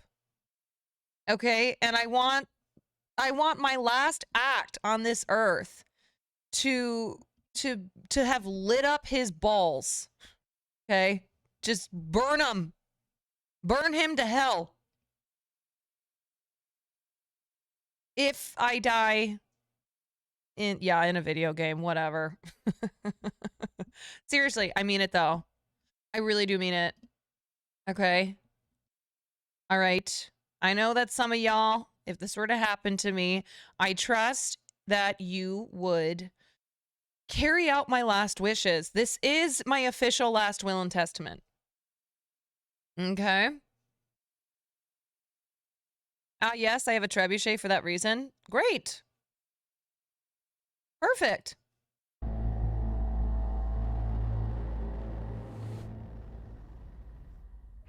God, that guy is so evil, man. What the NSSF is doing is working, and gun groups across the country are succeeding in making it easier to purchase a firearm. The conservative majority Supreme Court recently struck down a New York state law which had tightened rules on where you can carry a gun. Republican-led states keep loosening restrictions on gun licensing. Even in a place like Uvalde with direct experience of a mass shooting, most people there voted to re-elect the pro-gun governor. Oh, it's so crazy. And Javier Casares, he lost his election. I guess when you see that, are you disappointed in your community? Or Yes, I am, but it's been like this forever. What has to happen? And what Bro, more this else guy, if you missed the beginning of this video, Javier, his kid died in Uvalde, and he decided to run for office on a platform of gun control. And he lost to the chief of police, I believe, of Uvalde, who fucking butchered the response to this. So horrible. Like, how? I don't know. I don't know how you keep fighting. I genuinely don't know. Right? Like, this was the guy who already went through unspeakable tragedy and yet decided to try to do some good with heartache and heartbreak that those of us who have never experienced this will never know. And he runs for office and he fucking loses. He loses, and he loses to the piece of shit who is one of the people responsible for his kid and other kids dying. I can't. I mean, it is like, I would give up, honestly. I would go so crazy. to happen so things can change? do you think that political leaders understand the stakes? They'll never know until it happens to one of them, and they're not going to care as much. Until it happens to them, and they're going to open their eyes. What happens in the meantime while things aren't moving, while there isn't anything changing? It's going to be sad to say, it's going to happen. It's going to happen again. Days after we spoke to Javier, there was a deadly shooting on the campus of the University of Virginia. Not even a week later, another gunman killed 5 people and injured 17 at an LGBTQ bar in Colorado.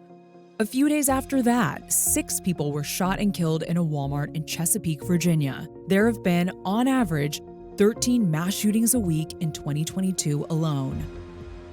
13 a week. 7 days. Attempts at are in a reform week. continue too, even though they have little prospect for success. An assault weapons ban passed the House, but doesn't have the votes in the Senate. Brett Cross was in D.C. to rally for it anyway. Today, we are here at the Capitol to demand action. We need Leader Schumer and Senate Democrats to bring the assault weapons ban to the floor for a vote now. We're going to have a new Senate, a new Congress here soon. Do you have hope that they're going to be able to change anything, that there will be laws passed to prevent gun violence? I don't really deal with hope anymore. I lost all my hope on May 24th. We've voted them in. yeah. And if they don't do right by us, then they can be on their way out. Getting rid of politicians who can't or won't deliver on gun reform is harder than it sounds, but they are the problem. Congress gets lobbied on tons of issues, but none are as deadly as guns. They're choosing not to deal with this, and when you question them on it, all they have is talking points. When is the U.S. going to break out of this cycle? Why are we the only country that has these mass shootings, Well, I don't especially think at we're the only schools? country that had these mass shootings, but we have. On school campuses like this? Well, I mean, you had somebody killed a bunch of people in Norway. The point I'm trying to make is we haven't a second. Somebody killed a bunch of people in Norway. He literally is using like the one example of a shooting. And he's like, I mean, it happens everywhere else. It's like we have almost double the mass shootings in a week than we have days of the year. And also, wasn't that 20? Yeah, how many years ago was that? How many fucking years ago was that? Seriously. When this happens in other places like New Zealand, you want to know what they do? They buckle down and they implement tighter and stricter legislation to make sure that this doesn't happen again, right? Like when that shooting happened at the church in New Zealand. Horrible tragedy. Do you know what they didn't do in New Zealand? They didn't go, well, it happens, okay? But we need to be able to protect our right to own a gun. So we're not going to do anything about this. No, they didn't do that. They came together as a country and said, okay, that happened. It was terrible. So we're going to all work together to make sure that we tighten our laws so this doesn't happen again. Norway literally had no laws for a mass shooting of that scale. They gave the guy 20 years or something as it was the maximum sentence. Yes, because it doesn't happen there. Because it doesn't happen there. That they're even like, how do we, what do we even do here? How do we sentence this guy? These people are such fucking liars. They're such liars. Look at them. Lying through the folds of the stupid folds in their jowls. They're lying. They know they're lying too. They just don't care. They don't care. An amendment here, and we try to balance that. Do you know how much money that the gun lobby gives you? Does that ever influence your decisions when you meet with lobbyists on the in Hill? all seriousness, I'm trying to remember.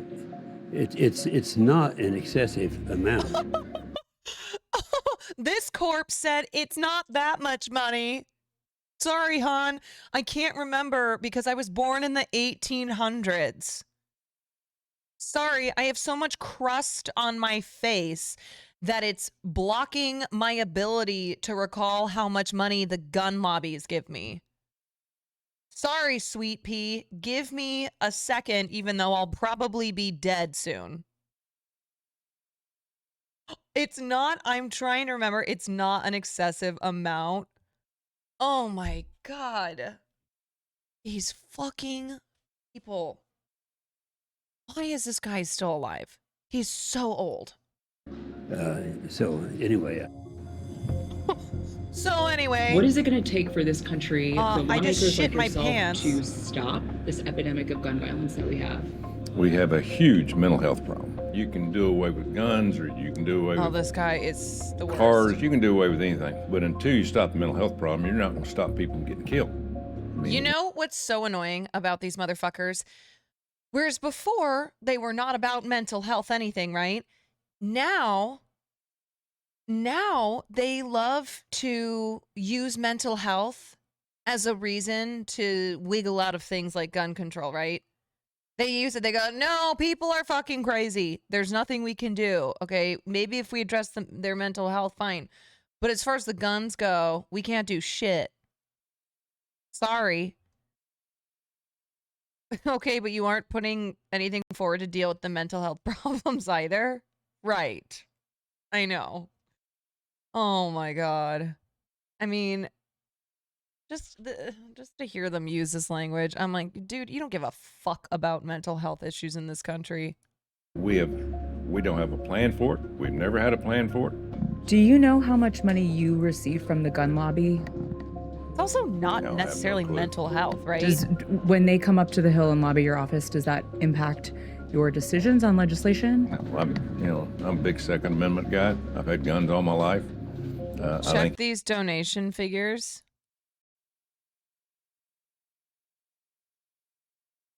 Senators have benefited the most from NRA money. Bro, Mitt Romney is, let's see, he is pretty high up there, man. $13 million. Oh, Romney, here. Computer enhance. Yeah, damn. Yeah. Yeah, Romney. Good old Mitt. Just raking in almost 14 million. To be fair, California has some of the strictest gun laws, yet if you look at them none of them are actually designed to prevent mass violence. Yeah, I mean, California has some of the strictest gun laws compared to the rest of the United States, but not compared to the world, right? Like, the bar is so low in this country that California's gun laws appear strict. However, you know, we have certain things like, even though magazines that can hold over 10 bullets and assault weapons have been banned in the state of California, you can fucking go next door to Nevada or Arizona and get that shit. And also there's a grandfather clause. So a lot of these things, they're grandfathered in. That's where they think the shooter in the shooter in Monterey Park, they think he legally had his assault weapon because he'd had it for a long time. Yeah, I mean, and this is the NRA, guys. This is just the NRA. Okay, the NRA is not the only gun lobby out there. We just saw that motherfucker from the NSSF. This is just the NRA.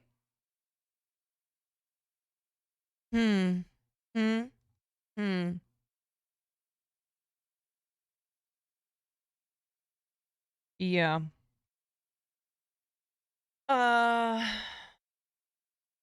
Anyway, this is You have almost done. a right to defend yourself, and you know, be hard to convince me any otherwise. Why does this keep happening in the United States? Also, to be clear, that's only the NRA of the NRA organization. The way that campaign donations work is they're also getting donations from individuals as well as the company, the org. So it's a way to kind of get past campaign finance laws, you know, find those little loopholes. So the corporation may donate a certain amount, and then individuals will donate, even though that money is still coming from the corp. Yeah, the PAC money, stuff like that. Well, I mean, it's probably a confluence of factors. The shooters fit a profile, and you know, it's usually in terms of being men, and usually young men. And that's a big problem. I think we better have a conversation about that. I hate this evil Do piece of you shit. have legislation that you think could change why we have mass shootings all the time, especially on school campuses? Well, yes, I've introduced legislation repeatedly to go after violent criminals. And we've seen the Biden administration nominate radical judge after radical judge that has a history of releasing violent criminals from jail. All right, thank you, guys. It's Joe's fault. But it's not violent criminals, it's not mental health, and it's not a crisis of masculinity.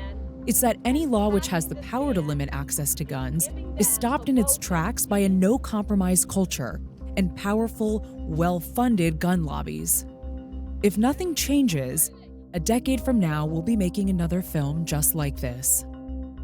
To most people, what I'm if saying. it doesn't happen to you, then you don't care about it. So it's just failure after failure, and nobody is being held accountable from the federal level down to our town. What is the future like for you right now? Just fighting. Just anytime there's a fight, anytime there's a sit-in, a protest, I'll be there. You know, I'm not going away. If I go away, then my son goes away, and he's not going away. I will make sure that everybody remembers his name and face until the day that I die. That is so sad. I'm Michael Learmonth, editor-in-chief. Oh boy. Yep. Okay, quick stretch break.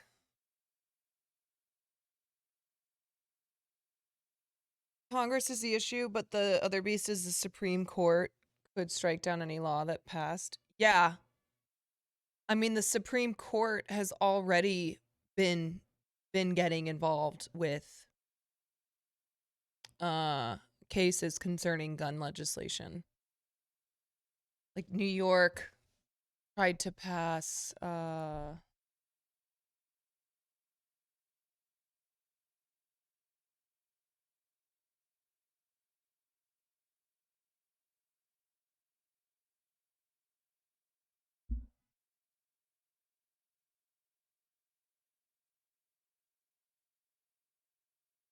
okay, so yeah, the Supreme Court ruled last summer that expanded the right to carry firearms outside the house. So this conservative Supreme Court is obviously pro expanding gun rights along with everything else. This is not a Supreme Court that is going to be helping, or that is going to be limiting guns and gun use in this country.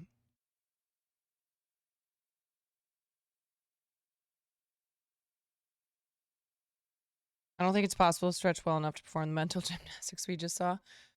Yeah, that's true. But oh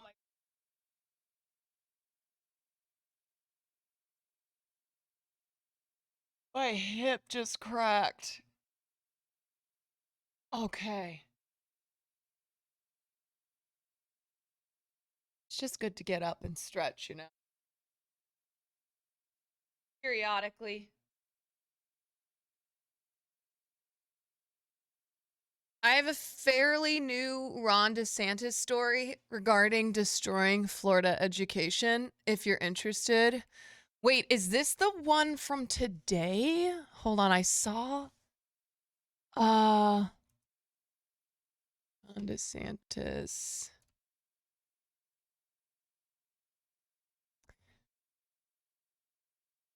Wait, hold on. I saw something today.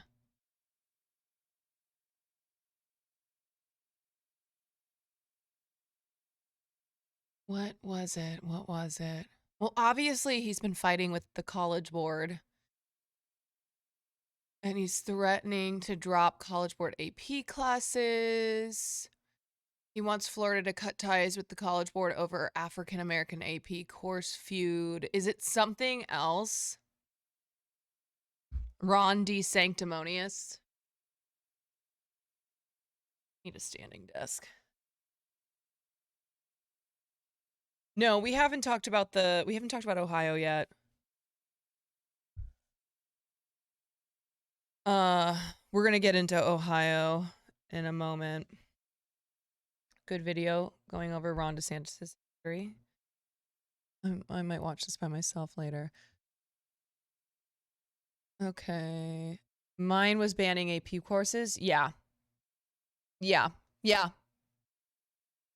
Old Ron DeMeatball is out here just trying to make sure that the students in Florida don't learn about our history.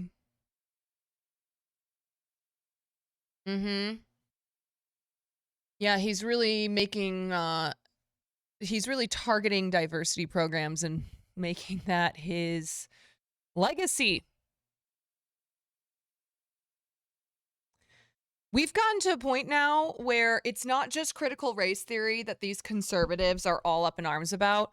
They're pissed about anything related to African American studies. Anything. They're like, nope, that's racist.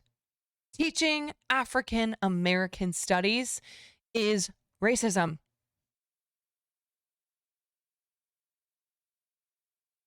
It's a great fit to reset the vibes. The vibes are great. I don't know what you're talking about. Hi, as a Florida resident, my nephew's in nothing but AP course. He's scared that he won't get into a good college now. That sucks. I mean, it's like you're going to have all these kids who are so worried about their AP classes after school, going home and doing extra work. Having to be extra nerds because they live in a state where their governor is a fucking boogeyman against education. It is so... And what's crazy, okay, so before we get into Ohio, Nikki Haley announced that she's running for office today. So as of right now, you know, we're looking at Donald Trump, Ron the Meatball, who hasn't announced yet, but he's running. And then potentially Mike Pence, potentially Pompeo. And then Nikki Haley announced today. It's a little early for it, isn't it? Yeah, I mean, Trump announced what last month, so it's underway. I mean, we still the thing is that like the earlier people announce, it just means that we have to. This has to be a longer conversation and news headlines and just like it hasn't started ramping up yet, but it will, and then it's all that we're going to see. So here's her announcement video. Did you see what Trump tweeted? Yeah. Republican presidential field has its second candidate and its first woman. The socialist left sees an opportunity to rewrite history. China and Russia are on the march. They all think we can be bullied, kicked around. You should know this about me. I don't put up with bullies. And when you kick back, really, bitch, because you worked for Trump. If you're wearing heels. I'm Nikki Haley, and I'm running for president. Tomorrow, the former South Carolina governor and ambassador. What a boring announcement. Like, I don't remember anything from it. What's she famous for? She was the governor of South Carolina. And then during the Trump administration was the United Nations ambassador. So, like, she has experience, right? She has experience both domestically and internationally. She's somebody who largely avoids drama and things like, I don't know, prison or illegal things that someone could go to prison for. But I just don't think that the Republican Party is what is what the old Republican Party was, that would have welcomed a candidate like Nikki Haley, and you know, she would have had a good shot at the White House. Like, there's just no fucking way anymore. There's no way. This is Trump's party. And what does she have to offer? Look at this one more time. I mean, sure, I guess she's a return to moderate and stable politicians, but it's not going to be enough for her to garner the support that she needs. The left sees an opportunity to rewrite history. China and Russia are on the march. They all think we can be bullied, kicked around. You should know this about me. I don't put up with bullies. And when you kick moderate. back, it hurts them more if you're wearing heels. I'm Nikki Haley, and I'm running for If you're wearing heels. Tomorrow, the former South Carolina governor and ambassador to the United Nations holds a kickoff rally in Charleston. Then 2 other key early voting states, Iowa and New Hampshire, later this week. Joining us now to share their reporting and their insights, CNN's Dana Bash, Girl boss. CNN's Jeremy Diamond, and Tia Mitchell of the Atlanta Journal-Constitution. So Donald Trump has his first declared opponent. He was the only, until today, the only declared candidate for president. The question is, if we roll back the tape pre-Trump, you can make the case for, okay, here's Nikki Haley. She's interesting. Yes. She's a governor of South Carolina. In the post-Trump Republican Party, what's the lane? Well, I was actually in South Carolina pre-Trump when then Governor Nikki Haley endorsed Marco Rubio, and she stood on the stage with Marco Rubio and Tim Scott and said, this is what the new Republican Party should look like. That was before she became Donald Trump's UN ambassador, and kind of went back and forth many times when it comes to supporting or not supporting him. And that was one of the things that... Have any Democratic candidates announced? No. No one is going to run against Joe Biden. Was most fascinating about her video. By the way, we could spend like an hour talking about it and dissecting it, because it was very intentional, a lot of points she wanted to make. But when you talk to people who are preparing to, thinking about running against Donald Trump, which is what it is right now, there seems to be a dividing line between those who are willing to say, in an aggressive, full-throated way, we have to move on beyond this man, Donald Trump, and those who are kind of dancing around it. And I'm already hearing for some who are in the first camp saying, you know, okay, she talks about the heels, which is a great, memorable line. She talks about bullies, which is another memorable line, but neglects to talk about her former boss, who could easily be put in that category. In fact, she kind of lumps him in, not just Donald Trump. She says other Republican presidential candidates have failed a critical test. Republicans have lost the popular vote in 7 out of the last 8 presidential elections. That has to change. It's time for a new generation of leadership to rediscover fiscal responsibility, secure our border, and strengthen our country, our pride, and our purpose. It seemed to me Listen, to be... as an Asian American woman, I will be supporting her so that she becomes not only the first woman, but the first Asian American to be the Republican candidate for president. That is feminism. That is Asian supporting Asians. So if you're, if you're not supporting her, then you're sexist and you're racist. Just so you know. If you're for Trump, or DeSantis for that matter, if you're for a Trumpy candidate, think again, right? Is that the point she's trying to make there? To try to shake the Republican primary voter, think again. I think she's saying that, but what is she giving them as a true kind of contrast to Trump or DeSantis? Because she's still talking about wokeism and the radical left and right, that's criticizing the the 1619 Project. These are all the same type of talking points you'll hear from a Trump or a DeSantis. So, to Dana's point, she's talking around the edges, not really saying the thing. And I don't know if that's going to resonate if she truly wants to present herself as an alternative to these other candidates. It's a great question. Does she run as Governor Nikki Haley or Ambassador Nikki Haley, meaning the Trump Ambassador Nikki Haley? Because if you just look at the bio card, it's impressive. She's 51 years old. She's trying to make a point. Joe Biden's 80 plus. Donald Trump would be 80 or 79 when he runs.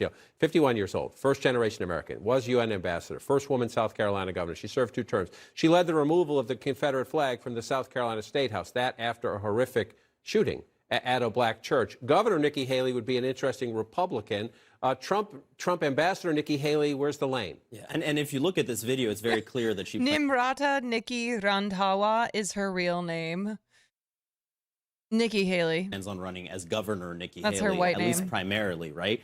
The entire video focuses on her time as governor, what she was able to do in the state from an economic perspective, how she handled the fallout of that devastating Charleston shooting.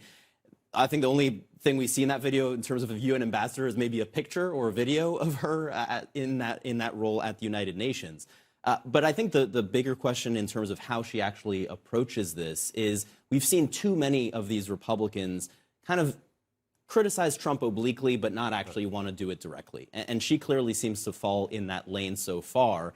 And when you look at her statements over the last year, I mean, from January 6th insurrection saying that, that Trump let us down, we shouldn't have followed him, we shouldn't follow him again, to then saying that she would not run if he ran and that she would support him, to now running herself. It's not really clear where Nikki Haley actually stands, and that's going to be something that she has to focus on, is how does she define herself to these Republican primaries. Right. And this, if you're watching at home saying, why don't you care about what Trump said about her or Pompeo said about her or somebody else said about her, this is her announcement day, and we're going to treat all candidates equally. On their announcement day, we focus on who they are and what they want to do, and then we'll have plenty of time for this. But one of the key points she made here is she talked about it. She talked about being this daughter of immigrants in a state like South Carolina, and she said it has defined her life.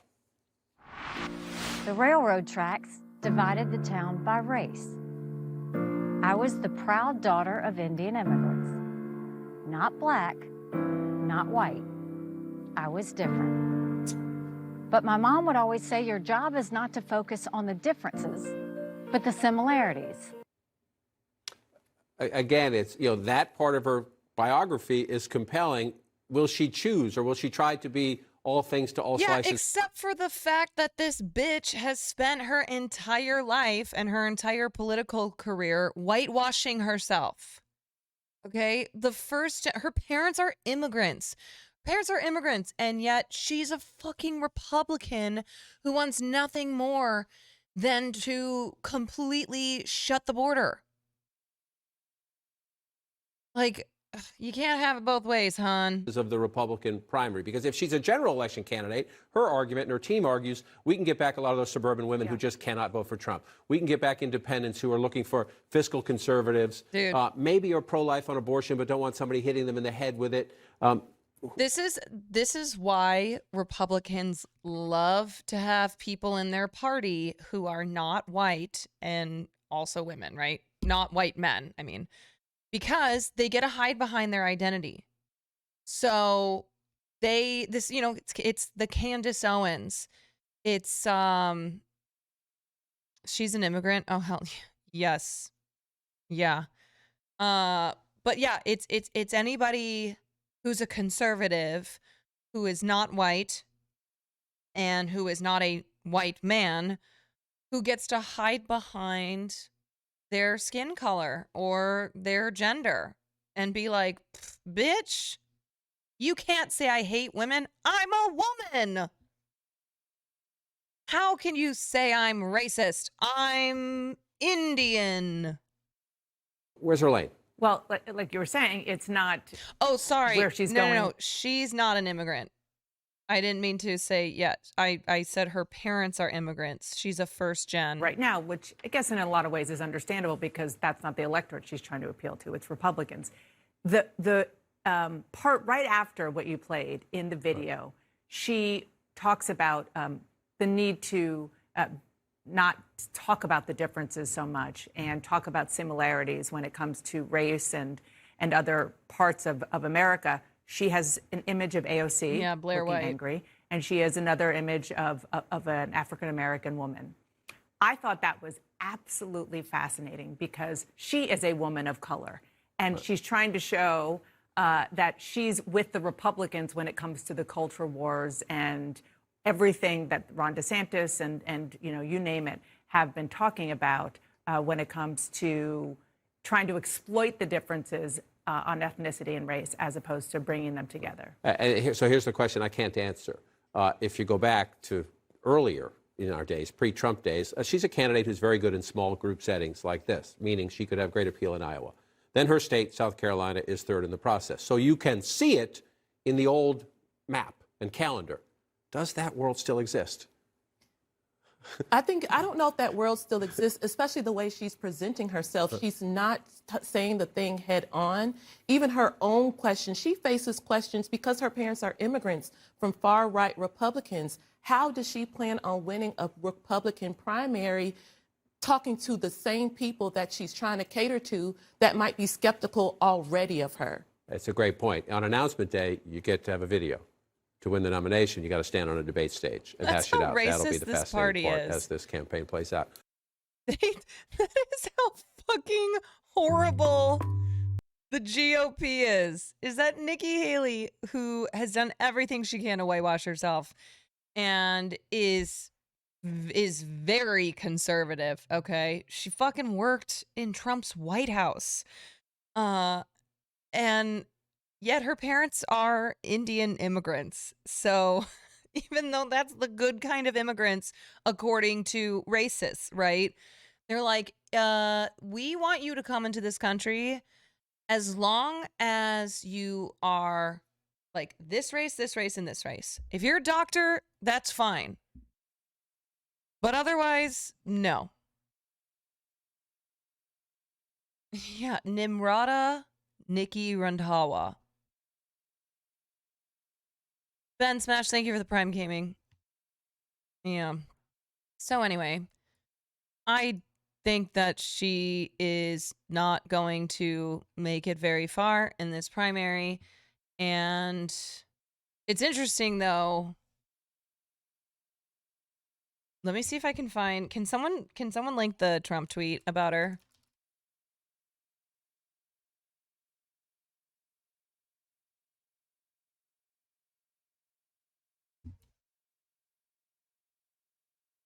It's interesting because if Donald Trump wins, depending on, I don't know. I mean, a lot of this is hypothesizing. If he wins his primary, I don't think that, even though Nikki Haley could be an interesting choice for vice president, I don't know if he would pick her.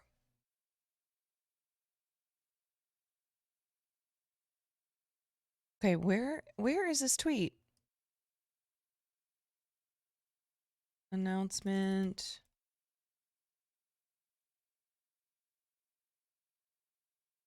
whatever. Basically, he was like, I'm she can do whatever she wants. What did he say? He's like, she can do whatever her heart desires. But then word on the street is that he is very pissed because he made her his UN ambassador. And so he feels like her running against him is disrespectful to her former boss. Oh, yeah. Did I see the video of Nikki Haley both sides seeing the Civil War? Yeah, she's great. She's awesome. I have no notes for her. She's sick.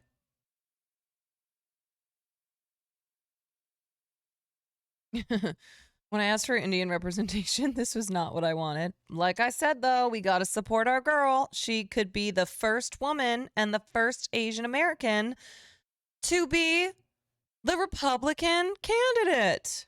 Okay, we are breaking the glass ceiling and the bamboo ceiling. Yes. I'm down. Okay. I want to see an Asian girl succeed.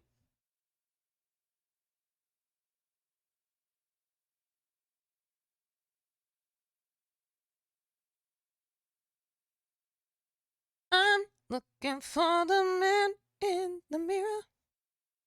Okay. Let's talk about the train situation, because I haven't covered that at all on the stream yet. So let's take a look, because it's really bad.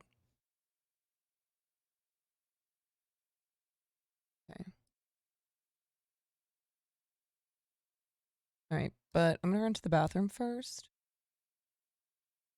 before we do that.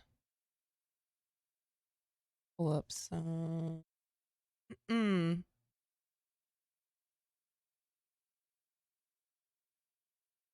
mean Ohio turning into Fallout? Yeah. Dude. Show me the student able to take down Ichiro Maria.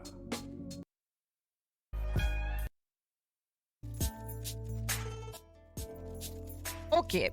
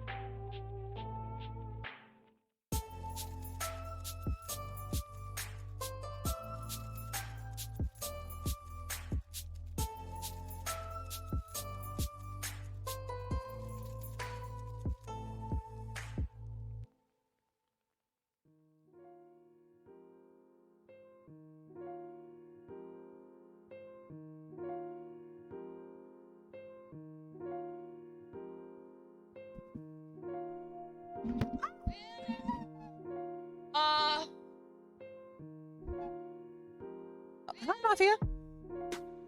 I got like goldfish everywhere. Goldfish crumbles.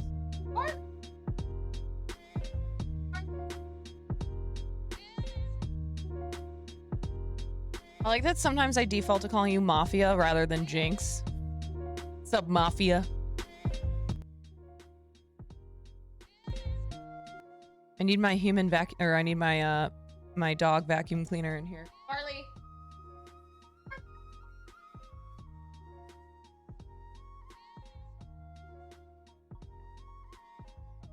Okay, so Thank you for a great community and vote for Firewalk with me for movie night in the Discord. Firewalk. Oh shit. Pizza Dominguez alt. Thank you for the 3 months. Yeah, listen, the Mafia's in the chat, so if y'all act up,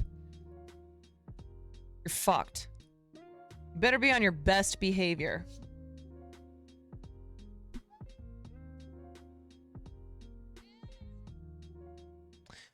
So,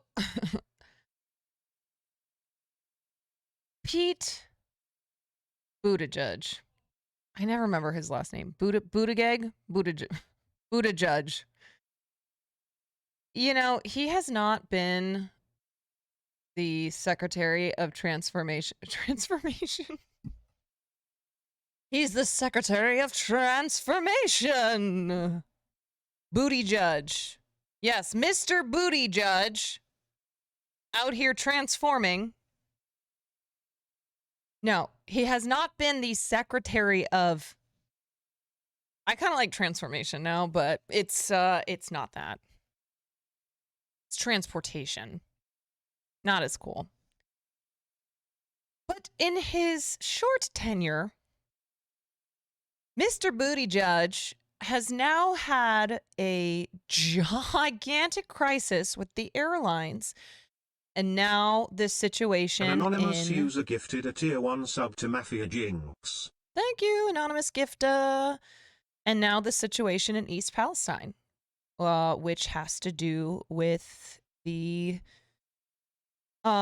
train industry. He, you know, I'm not saying that like he literally caused the airplane fiasco with Southwest and now this Norfolk Southern train situation, but his responses are horrible. He's not really doing anything, and the way that things work is that he has the power without needing Congress, without needing the president to step up and put a stop to monopolies, right? And that is something that often leads to these issues that we're seeing with our industries, right? With our airline industry, with our train industry. So he's really, really not doing a good job. He sucks. And he's worse than Elaine Chao, who was Trump's Secretary of Transportation. He's really, really shitty at this. Company Buttigieg used to work for McKinsey, was used as a consultant to help airlines price gouge and price fix. Yes. He's the very essence of regulatory capture. 100%. Yeah, least favorite gay. True. So, what is going on in East Palestine? In Ohio? Quick little summary, because the person who I actually think has been doing a really good job of reporting on this is Nick Drom. I'm sure you've seen his TikToks. I can't speak. I'm sure you've seen his TikToks on the Twitter going viral because he's doing such a good job of explaining this situation in ways that, like, the Secretary of Transportation is not. We're relying on some TikToks. So, a train that was owned by Norfolk Southern derailed at the border of Ohio and Pennsylvania. And it was a very, very long train. It was something like 150 cars in total, and 50 of those cars derailed in a crash, and it was carrying hazardous materials, including vinyl chloride, which is very dangerous when it hits the air. And it is a humongous disaster. Humongous disaster in... Oh, his phone is ringing. In Ohio right now. It's really, really, really, really dangerous. People have had to evacuate. They are scared to drink the water. They are scared to take showers, and rightfully so, right? They're probably thinking this is like they're going to turn into Hills Have Eyes monsters. So,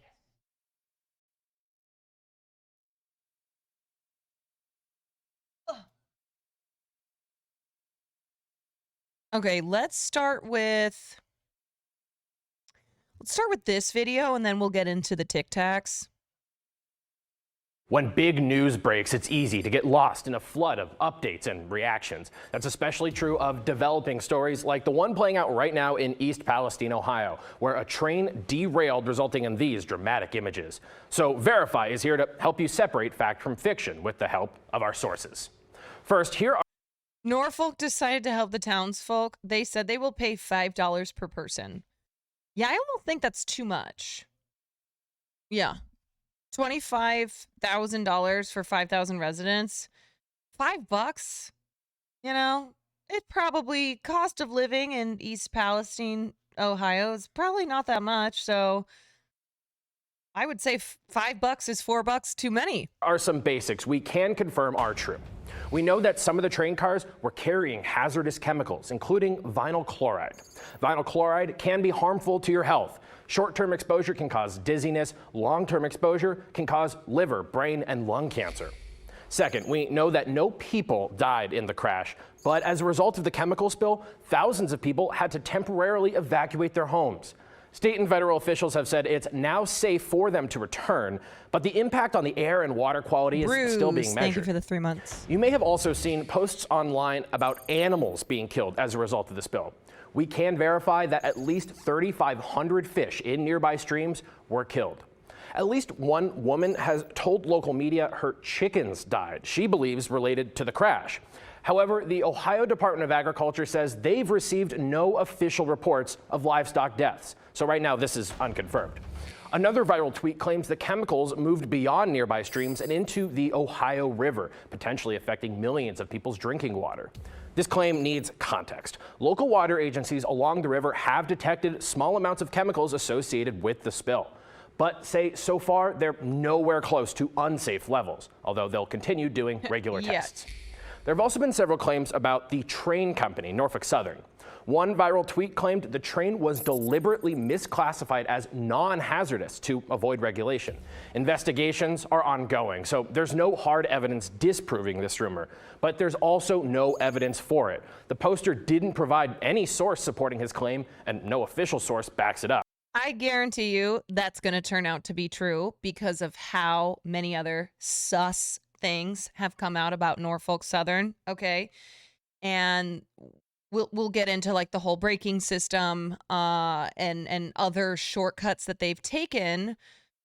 Shortcuts similarly to like what the airlines take, right? You take shortcuts and then shit gets fucked up and the consumers and the people and the civilians are the ones who suffer for it, okay? You take shortcuts to make more money, to increase your profits. It will come crashing down. Okay? We saw this with Southwest Airlines, and now we're seeing this with this train derailment in Ohio. So for now, this remains unconfirmed. Other viral posts say Norfolk Southern made a donation to East Palestine to aid in the recovery, but that donation was just $25,000, a tiny amount for a multi-billion-dollar company. It's true that Norfolk Southern made a donation in that amount to local response efforts, and that the company is worth billions. But that donation isn't exhaustive. The company says it's offering $1,000 to anyone who was forced to evacuate, though some people have reported difficulty getting that money. Up has also donated about 200 grand. They're like, we're gonna give you $1,000, but we're gonna set it up in the way that the Nathan For You gas rebate episode sets it up, where you have to hike up a mountain that will take you all day to hike up, and then you have to answer me these riddles 3. And then once you answer those riddles, you're gonna answer some more riddles. And then the money is going to be somewhere completely opposite from that hillside or from the mountain that you just climbed. So then you have to go climb another mountain. It's just going to keep going. Yeah, and also $1,000 is still not that much. Yeah. Hey, we just maybe gave you cancer. Here's $1,000. Hey, you've had to evacuate your town because our train crashed due to us taking these shortcuts, and you can't go to school, you can't go to work. Your great great grandchildren might be born with defects, but here's $1,000. Don't spend it all at once, Jack. Ran to the fire department for new equipment. Finally, you may have seen claims like these that say reporters covering the story are getting arrested, silenced for asking too many questions. Those need context. We can verify that one journalist was arrested on February 8th while covering a press conference held by the governor of Ohio. He was accused of causing a disruption, which both the reporter and the governor dispute. But no party argues the arrest was because he was asking too many questions. So far, there's no evidence journalists have been arrested or intimidated because of the content of their reporting, and this incident appears isolated. With your Verify, I'm Casey Decker. Thank you, Casey Decker, for holding that pose. We know that paramedics are vital in providing life-saving. Okay, now let's take a look at Nick Drom, because honestly, he is doing better coverage on this than most people out there, and he's been covering this since it happened, like long before media outlets got involved. This hasn't been getting a lot of coverage, and the coverage that it has been getting hasn't been very good, so let's talk about the trail derailment in East Palestine, Ohio. East Palestine's about an hour north of Pittsburgh, almost halfway to Cleveland. Norfolk Southern has a rail line that goes right through town, and this derailment happened right on the edge outside of town on the border of PA and Ohio. Of the cars that crashed, 5 of them contained vinyl chloride. It's a monomer used to make PVC. The reporting on this has gotten vinyl chloride confused with polyvinyl chloride, the polymer made out of vinyl chloride. Now, the reason that this distinction is really important is vinyl chloride is very hazardous and very flammable. Polyvinyl chloride is a plastic that's used in like everything. The other thing about vinyl chloride is that it boils at 8 degrees Fahrenheit, so it's shipped in its liquid form. Meaning that when these trains crashed and these started leaking, they weren't just leaking liquid, but they were spewing boiling gas.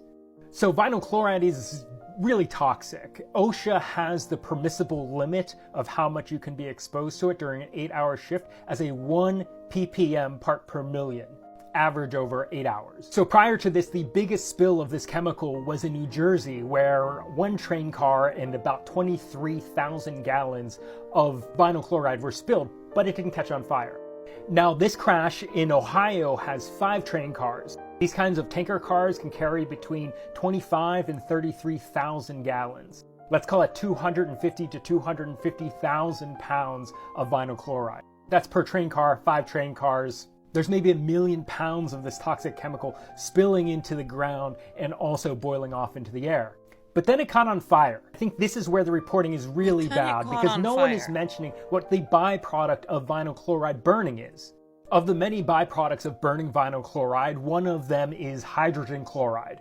Hydrogen chloride is really unstable and latches onto water, like just water vapor in the atmosphere, and that turns into hydrochloric acid. So right now, government officials from the railroad, both the governor of Pennsylvania and Ohio, are calling burning off the 1 million pounds of this stuff a success, but not mentioning that it means that we have hundreds of thousands of pounds of acid in the air, potentially. Now, ever since engineering school, I've studied a lot of industrial accidents. I just find it really fascinating, and organizations like the Chemical Safety Board, NTSB... By the way, you know what you use hydrochloric acid for? If you want to get rid of a dead body, you fill a giant vat with hydrochloric acid and you melt the body in that. You ever seen Breaking Bad? That's how they get rid of bodies. Let's go. And OSHA all have like really good reports available to the public. I think as a designer, it's really good to learn about mistakes. When looking at these kinds of industrial disasters across time, there are a couple things that are pretty universal across all of them. 1, the responsible party, in this case, Norfolk Southern Railway, always plays down the reality of the situation.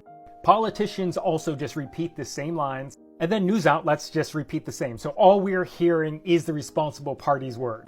This hasn't been getting a lot of Okay, so we're gonna keep going through those. That is a big thing that he just mentioned there at the end, is whenever these disasters are reported on, right? Or whenever, what we hear about them in the media, it's coming from the POV of the company responsible. It's always been like this. You look at every disaster, like the oil spill, the BP oil spill, right? And the reason that they control this narrative is so they can refer to it as an accident. Because if something is called an accident, then nobody's at fault, right? When you look historically at industrial disasters like this, it is very rare that the public is given accurate information. This is the controlled explosion in East Palestine, Ohio, where a train derailment had caused a chemical spill that was burning uncontrolled. So the party responsible for the spill in the first place was in control of not only cleaning it up, but also the narrative in the media. When you look at the reporting for this disaster, you'll see this a lot. Officials released toxic chemical after Ohio train derailment. It wasn't officials in the sense of government officials, but these are actually people that work for the company that was responsible for the spill in the first place. This is nothing new. When you look at reporting for industrial accidents, going back even like 140 years in the United States, you will see that the media and politicians almost always allow the responsible party to control the narrative, at least for the first part of the disaster. It generally starts this way because the responsible party is the party that knows the most. So the government officials, politicians, they ask what's going on. And often the company, because they are responsible, minimizes the impact and kind of omits details. Often there's just really poor communication inside the organization, so no one knows what's going on. You'll find that looking at reports that examine these types of incidences, politicians and government officials will also often want to avoid creating panic. We saw this at the beginning of the pandemic. The CDC said masks weren't necessary, but they knew that they were, they just didn't want to cause panic. I think this is a very flawed strategy because it usually is weighing the best case scenario of the event, in this case a massive chemical spill that's burning uncontrolled. In this situation, they were weighing that the risk of a panic was greater than the risk of this controlled explosion going unplanned. And the fact is, since it happened over an hour after it was supposed to, I would say it didn't go to plan, especially since they were saying that they were trying to get it done quickly to avoid a weather inversion that did happen shortly after they had their controlled explosion. Music is giving me I also think it's conflicting important emotions. to look during the press conferences how often they put company employees up. I feel And it's calm, never but gonna also be stressed. executives. This guy, Scott Deutsch, who was introduced as the hazmat manager for the region, if history is any example, he probably won't be working for Norfolk Southern soon. I also think you should pay attention when government agencies and politicians say, we're being told that everything looks okay. They're pushing the responsibility for communicating you accurate information onto someone else. Look, I don't think anyone actually knows what's going to happen because there are so many variables. But I also think if you look at reporting, journalists are not really asking questions and just taking their word for it. I think that should always be suspicious. When you look historically at industrial design, Okay. Yeah, I mean, he's been reporting on this since the day it happened. When no one else was reporting on it and no one had any fucking information. His TikToks, he's an engineer. His TikToks were going around on Twitter and people were like, "Okay, I guess he's the only person who's this massive industrial reporting on disaster this." wasn't an accident. The reason that it's important not to refer to incidences like the massive chemical spill train derailment that turned into a massive controlled explosion in East Palestine, Ohio, is because accident implies that there's nowhere to place blame. Accidents are things that just happen that couldn't be prevented, but these industrial disasters almost always could have been prevented. Our government agencies do a lot of work digging into industrial disasters after they happen to write up reports to really determine what happened, how it was caused, and how it could be prevented. Reading through hundreds of these reports, what becomes really apparent is almost everything could have been prevented, and the reason that it wasn't is almost always to save money. The companies that cause these massive disasters want us to think of these things as accidents, as things that they couldn't prevent, so we don't put blame on them. So I think it's important that we push back when journalists call these events accidents, because they're not. This massive industrial disaster. Yep. You might be wondering about how long it's going to be until the people of East Palestine, Ohio can return back to their homes and businesses. Right now, it's very clear that officials really don't know. Though I'm sure it's extremely frustrating, I think it's very fair that officials really don't know. This vinyl chloride spill and the explosion that happened thereafter were some of the largest disasters of this type in our country's history. A similar spill happened in 2012 in Paulsboro, New Jersey on a Friday, also right on the border of Pennsylvania. After that disaster, it took about a week before people started to return. That spill was about 80% smaller and didn't include an explosion, but it was also much closer to the town. But I think it's safe to say that a lot of people won't be returning this week. But I think it's really important to bring this up because right now there's a lot of talk about the environmental fallout from this. And I think that that is very important. But we can't forget that there are thousands of people whose lives are directly currently being affected, really dramatically. Even though I'm only an hour away in Pittsburgh, I only even heard about this major disaster from a close friend of mine because her mother and stepfather live and work in East Palestine. They are currently not just out of their home, but they're also out of their jobs. My friend started a GoFundMe, not just for her family, but for the whole town. They hope to help distribute these funds. There's a link from the link in my bio. There's a lot of places to donate money to, but this is just somebody who I personally know very intimately and have for a very long time. A GoFundMe for the town. Why is it that every time the fucking government, okay, and the corporate interests in parties in this country fuck something up, it's the American people who work to like make sure their fellow civilians have money and are taken care of, right? Like we see this for everything from someone is diagnosed with cancer, so they have to do a GoFundMe because of how expensive healthcare is in this country, right? Like the GoFundMe is, oh my God, the GoFundMe is just such a, it's just the epitome of how dystopic everything is. Yeah, yo, new chemical spill just dropped. Here's the GoFundMe link.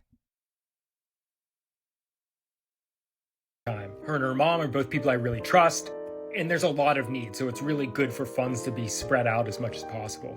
You might be wondering about how long it's going to be in God.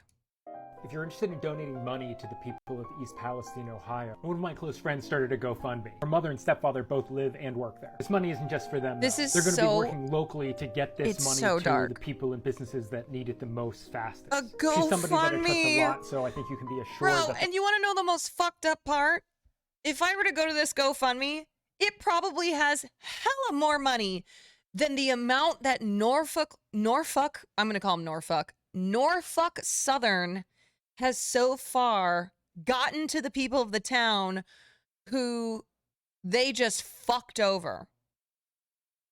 They've given 25 grand so far, okay? Let me see this GoFundMe. Relief for East Palestine after train derailment.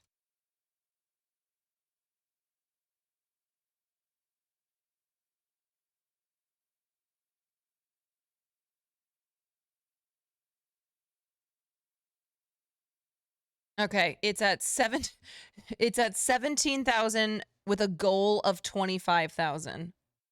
This is what I see so far. I mean, they're trying to raise the same amount of money that was given to them by the company who is financially responsible for this. God damn it.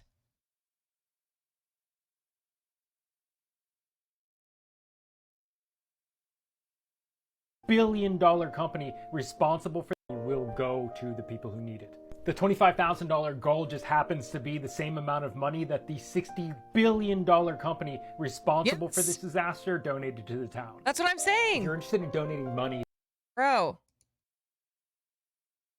this is going to sound excessive to some people, but if you're in the eastern Ohio, western Pennsylvania region, and you are experiencing what you think are symptoms from the Norfolk Southern Railway spill, it's probably smart Oh yeah, to see a Jana, doctor. we'll talk about I'm that. not a doctor, so this isn't medical advice. I'm also not an attorney, so this is not legal advice. But I have studied a lot of industrial disasters around the country, and they almost all play out the same way. But one thing that really keeps a lot of people from being able to claim damages against these companies is they don't have proof. This isn't going to see our court system for a long time. So if you were hurt from these toxic fumes, it might be years before you see your day in court. And having medical records from when you experienced this, or people might think that this is excessive or even a waste of doctors' time. But we don't know really who is being exposed to what. In the future, the railway is going to argue that anything you found was either placebo or even recall bias. So any documentation you have is going to help.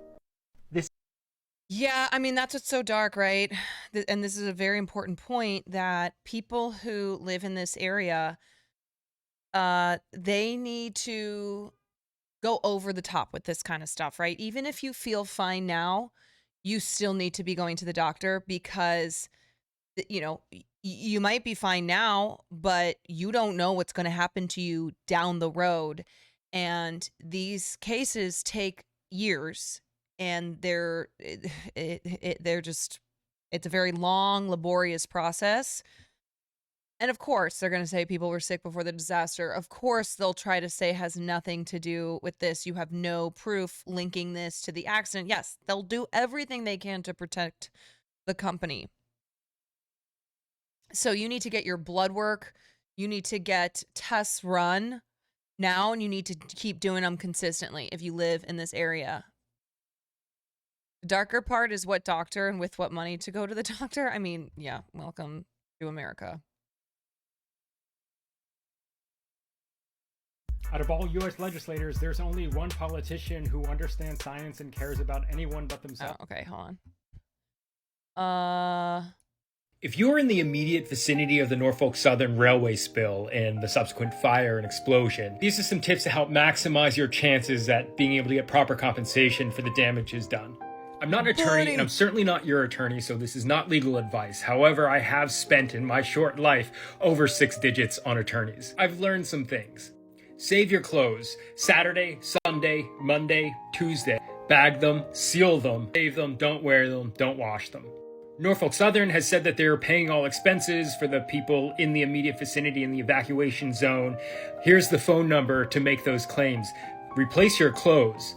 Disposing of clothes is standard procedure for chemical exposures. For you, there may be evidence on your clothing of what chemicals you might be exposed to.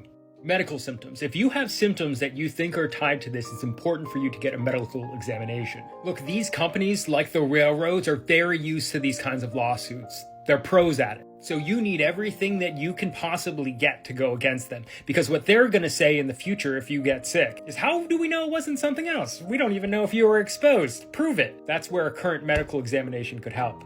The evacuation order ended, so people are going back to their homes. They are offering a voluntary air testing. You should be taking this. Not only for your own benefit and peace of mind, but you also want to know what compounds they're testing for and what they are considering the acceptable parameters. In the future, if you get sick and you see that they only tested for one compound and it's suspected that a different compound got you sick, that matters. You shouldn't be signing anything that you're not absolutely positive you understand and that you agree with. In industrial disasters like this, it's pretty commonplace for the company at fault to come out and offer in-kind payments as compensation in exchange for you signing away your rights to ever make any other claim against them in the future. In the New Jersey vinyl chloride spill, the company responsible, Conrail, they came and said, hey, we'll give you all $500 for each of your kids, but none of your kids can ever sue us.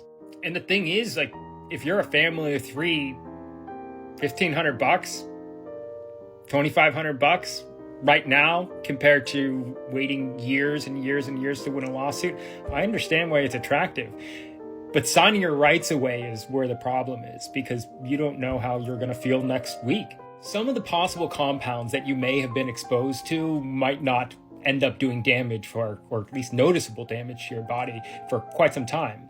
So you might just want to leave your options open. If you're in the immediate vicinity of the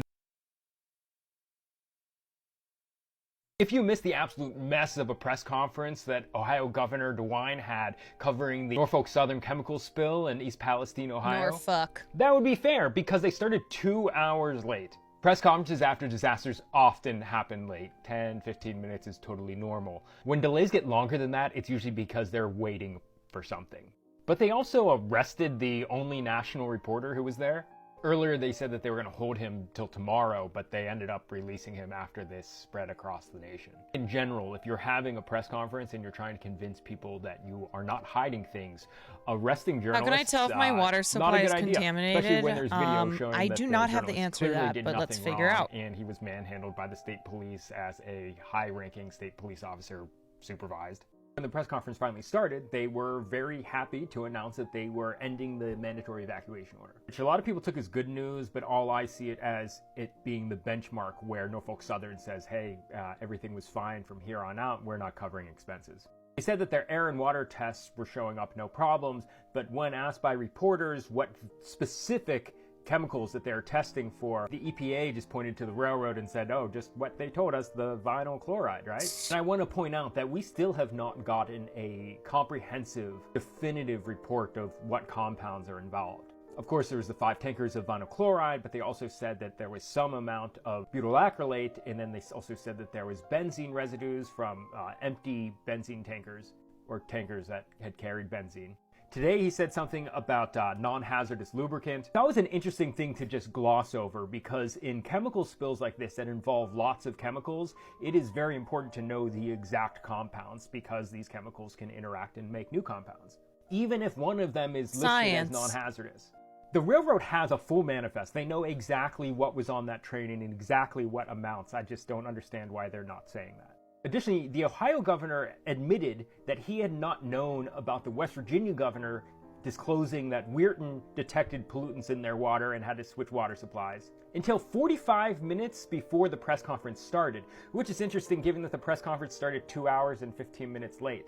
Hours before it was even supposed to start, the governor of Ohio didn't know about this? I also want to point out, if you go and watch it, how many times the governor and the EPA referred to, well, this is what the railroad told us. Another thing to note is this is what the company who's responsible for this told us. Has anybody been testing soil or the ground? It would not be unusual after a large explosion like that for there to be contaminants on the ground that potentially could be hazardous, especially to small children, if you track them into your house. So I guess at minimum, just don't wear your shoes in the house. So we'll keep watching those. But one of the things that happened, which is why Norfolk is absolutely responsible for this, as well as the Trump administration, is that back in 2015, the Obama administration passed a new safety rule that let me find the rule that would govern the transportation of hazardous materials, avoid environmental disasters, and save lives. So this was after in 2013 there was a train derailment and subsequent fire in Quebec. The next year in 2014 there was a derailment in North Dakota where 500,000 gallons of crude oil were spilled. So the Obama administration said, okay, we're pushing through this new safety rule to govern the transportation of hazardous materials so we can cut back on this.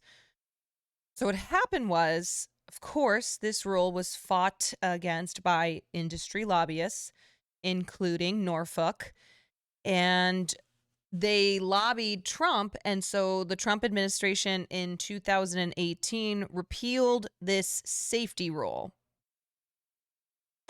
And what this did was this no longer required trains to have electronically controlled brakes. So ECB is what they're called. And it applies braking simultaneously across a train rather than railcar over a span of seconds.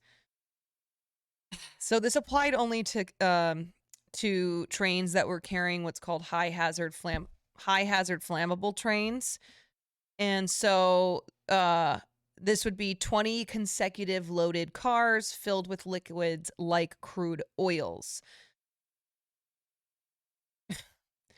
So once again, lobbying, right? Lobbying having an effect on the safety of things like railway transportation. And, you know, this is not the only spill. This is not the only dangerous, hazardous spill from a derailed train that we have experienced in this country. But efforts to repeal any safety laws have been successful due to the train lobbying industry.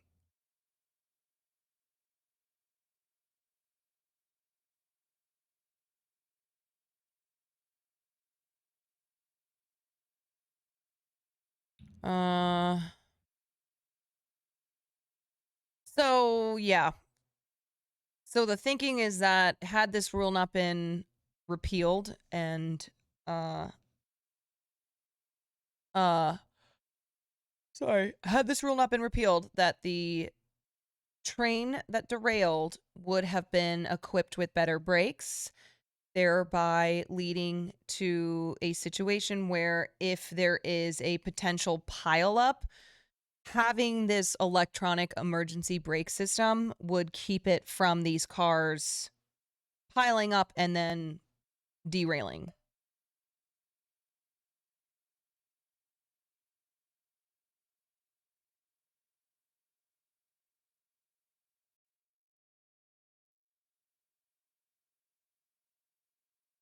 If you're following me because I was talking about East Palestine and what's going on with the Norfolk Southern train derailment and environmental disaster, I know you're probably expecting another video or a couple videos today. Unfortunately, I just didn't have the time. I just spent like 7 hours reading through everything that was released, the EP. Well, dude, not good enough. If you're following me... Just kidding. Where's Aaron Brockovich? I keep seeing that in the comments thousands of times at this point, and I'm not picking on the person on this comment. This guy literally went, I know that a lot of you are following me for information because you can't get it anywhere else. Unfortunately, I also have a job and a life, so I'll be back tomorrow. Rest assured, United States of America, the country and its civilians who are waiting on my next Tic Tac, I will deliver. I just picked this comment because it was the most recent one.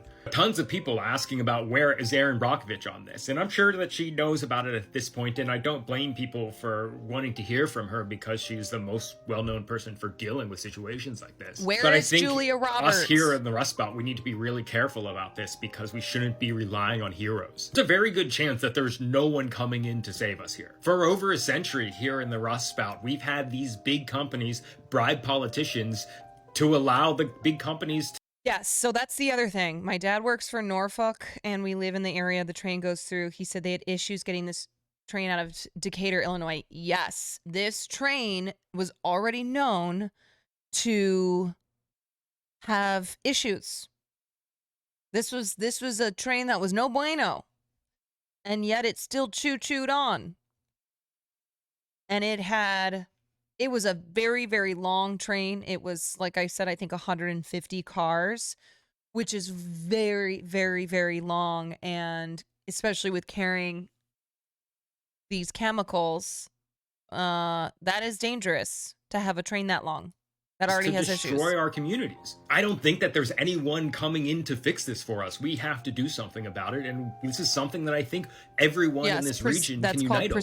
Politicians have talked about these issues in a masked way that makes it seem like clean water, clean air is a partisan issue. That's because if they keep people divided and we don't unite together, there's not going to be enough people to fight these companies or force our politicians to fight these companies. And these big companies know that. And after disasters like this, they have sent people in to try to divide communities up. So they have less power. So in the coming weeks and months, I hope that everyone remembers that this is something that affects everyone negatively. This should not become a divisive issue. Look, I'm from this region, and I know one thing. You don't mess with the hunters, the fishermen, and the farmers. Where's Aaron? Hell yeah. You don't mess with them.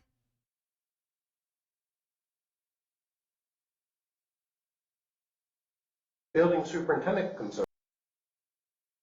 If there is a cover-up about how bad things are at the Norfolk Southern Railway spill, I actually think it's less about the air and more about the water. On Thursday night, the US EPA released this FAQ. A lot of stuff we already knew, but also buried within it a lot of stuff that we haven't been told, or was kind of glossed over. So here to ask you, is the EPA collecting water samples? And they respond, the Ohio EPA is leading the effort on investigating and addressing the impacts of Sulphur Run and Leslie Run. The EPA collected water samples from Sulphur Run and Leslie Run on the 4th.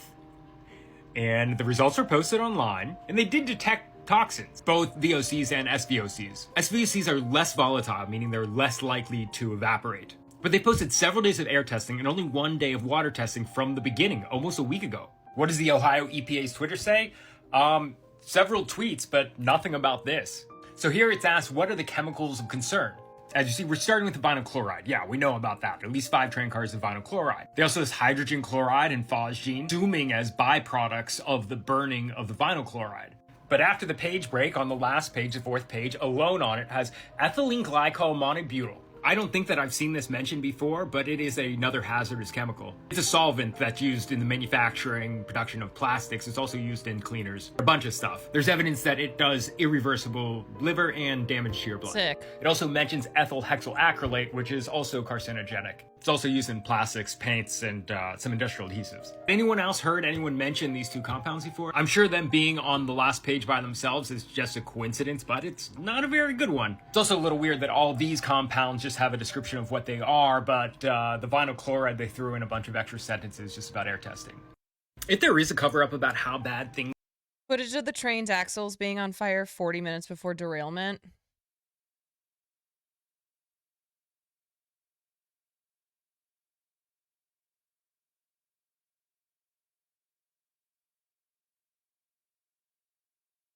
Okay, let's...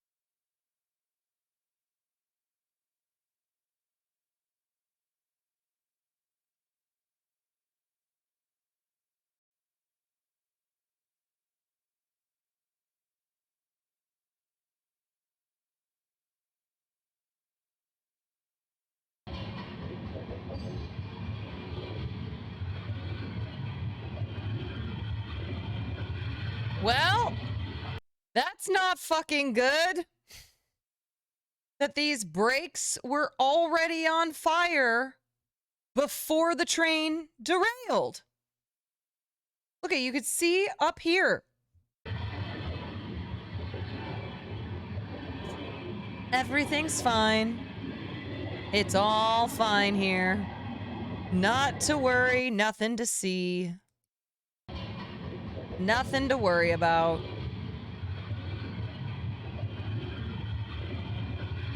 Yeah. Worth noting, the reason we even paid for hotbox detectors was to cut the labor costs associated with the caboose. They'd try and not have those too if they could. Listen, anything to save $1. Another day, another $1. Things are at the Norfolk Southern Railway spill. I actually think it's less about the air and more about the water. On Thursday night, the U.S. Okay, we watched that one.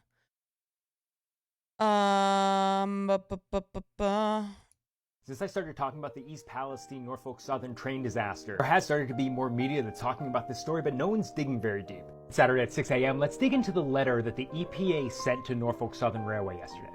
This was posted last night on the EPA's website. I'll put a link in my bio. These notices became standard practice in the 1980s after Jimmy Carter passed the Superfund Act, also known as CERCLA. The EPA sends this out to potentially responsible parties. It's basically a letter saying, hey, we, the government, think that you're responsible for this. It's going to be expensive to clean up. What do you have to say for yourself? It starts by just stating the facts, what happened, where it happened, when it happened. But let's look at this last sentence here.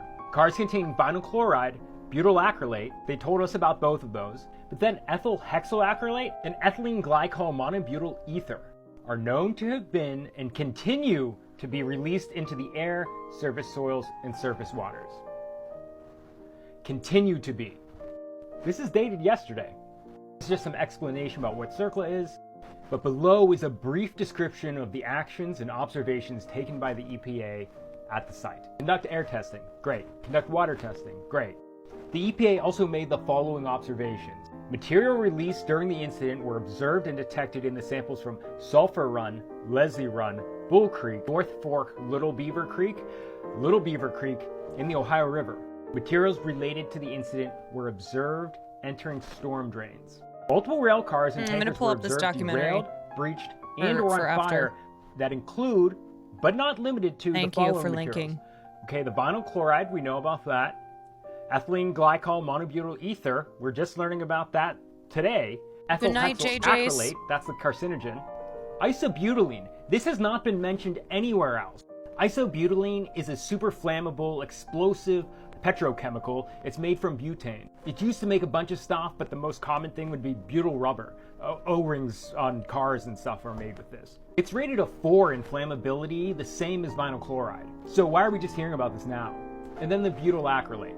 So that's a lot to take in there, but we have to move on. because I think this is the most important thing. We have to move on. Areas of containment soil and free liquids were observed and potentially covered and/or filled during reconstruction of the rail line, including portions of the trench/burn pit that was used for the open burn of the vinyl chloride. I think you have to ask a few questions. Number one, why are you learning this from me?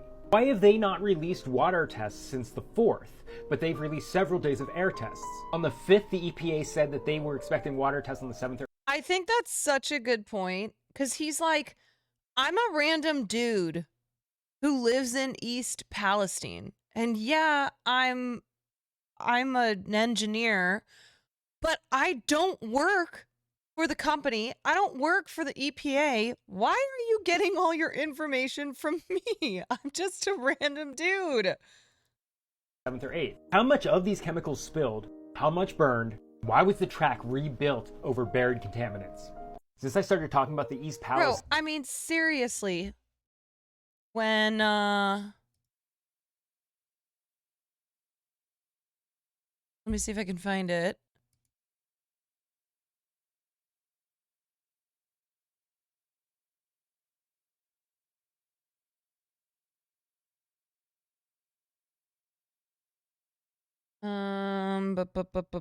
Where is it? I just had it on.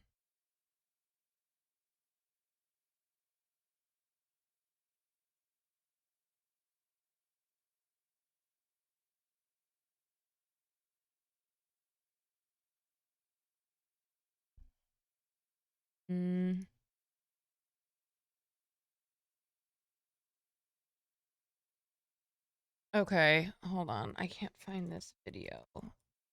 Basically,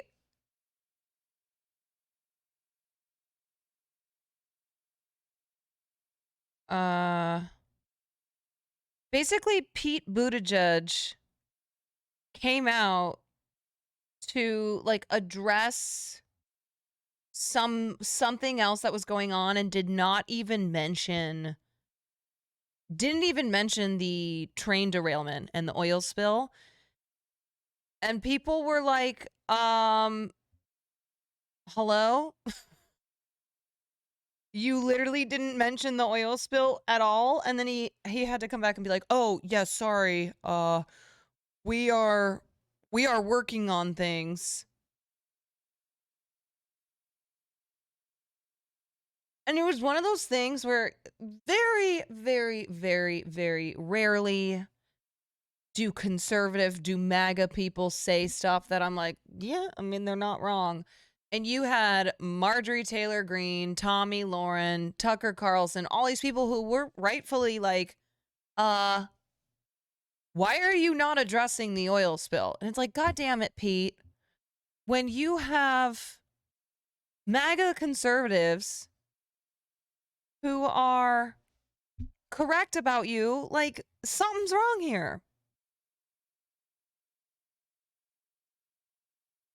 Anyway, I can't find the clip, but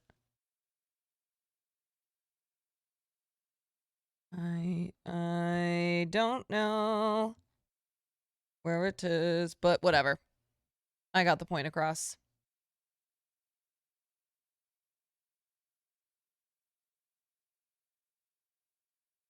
And that's what you missed in Ohio. I'll have to tell you guys, it is a little frustrating that I have been covering this all week and really digging into the documents that are being shared to make sure that I'm providing accurate information in a way that is... yeah, and he mentioned the balloons. Easily understandable. And then in my comments, there's just tons of people trying to push big creators who have huge platforms to cover this as well. It's a little frustrating for me to finally see coverage from a really big creator about this. Is he referring to Hasanabi? Who's he talking about? Big creator covering this. And what they're talking about is the news from 3 or 4 days ago. Totally skipping over that last night the EPA released an official legal document that proves everyone's suspicions that we weren't being disclosed all the information. That there were 3 additional hazardous chemicals that were never mentioned until this letter. That they found polluted water in more places than they disclosed originally. They haven't released water tests. in that they buried contaminants underneath the railroad to rebuild it to get the trains going again. The Evan Lambert story is important, but I don't think it actually has to do with a cover-up. But the EPA letter does. And that's what you missed? The clip. Oh, yes. Thank you. Thank you. Yeah, this is on the Daily Wire. Contractors to work with your community colleges on building a workforce that reflects the community. We have heard way too many stories from generations past of infrastructure where you got a neighborhood, often a neighborhood of color, that finally sees the project come to them, but everyone in the hard hats on that project looking like, doing the good paying jobs, don't look like they came from anywhere near the neighborhood. Right. You can build community wealth that will help close wealth gaps in this country if we can tear down those barriers.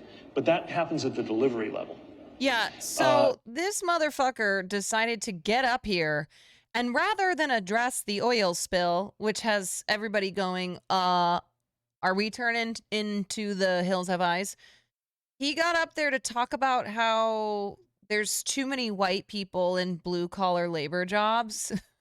It's just like, Pete, come on, man. Are you seriously? Are you doing this on purpose to give conservatives, the right of way to just drag your ass? Truly. He did the same. He was so useless too with the airline stuff. It took him forever to come out, and then he was finally like, yeah, we're gonna make sure that the people responsible are held responsible. Bro.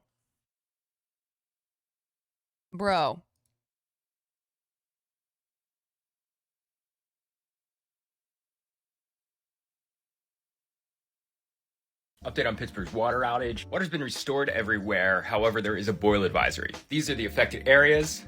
Now, the reason that this happened was there was a power outage at a pump station that sits down here by the Highland Park Reservoir. It isn't a huge deal. Water's only out for 2 hours. And the boil advisory isn't an indication that anything's wrong. It's a standard precautionary measure. Pump stations went down and pressure went down. It created a situation where things could backflow into the water supply.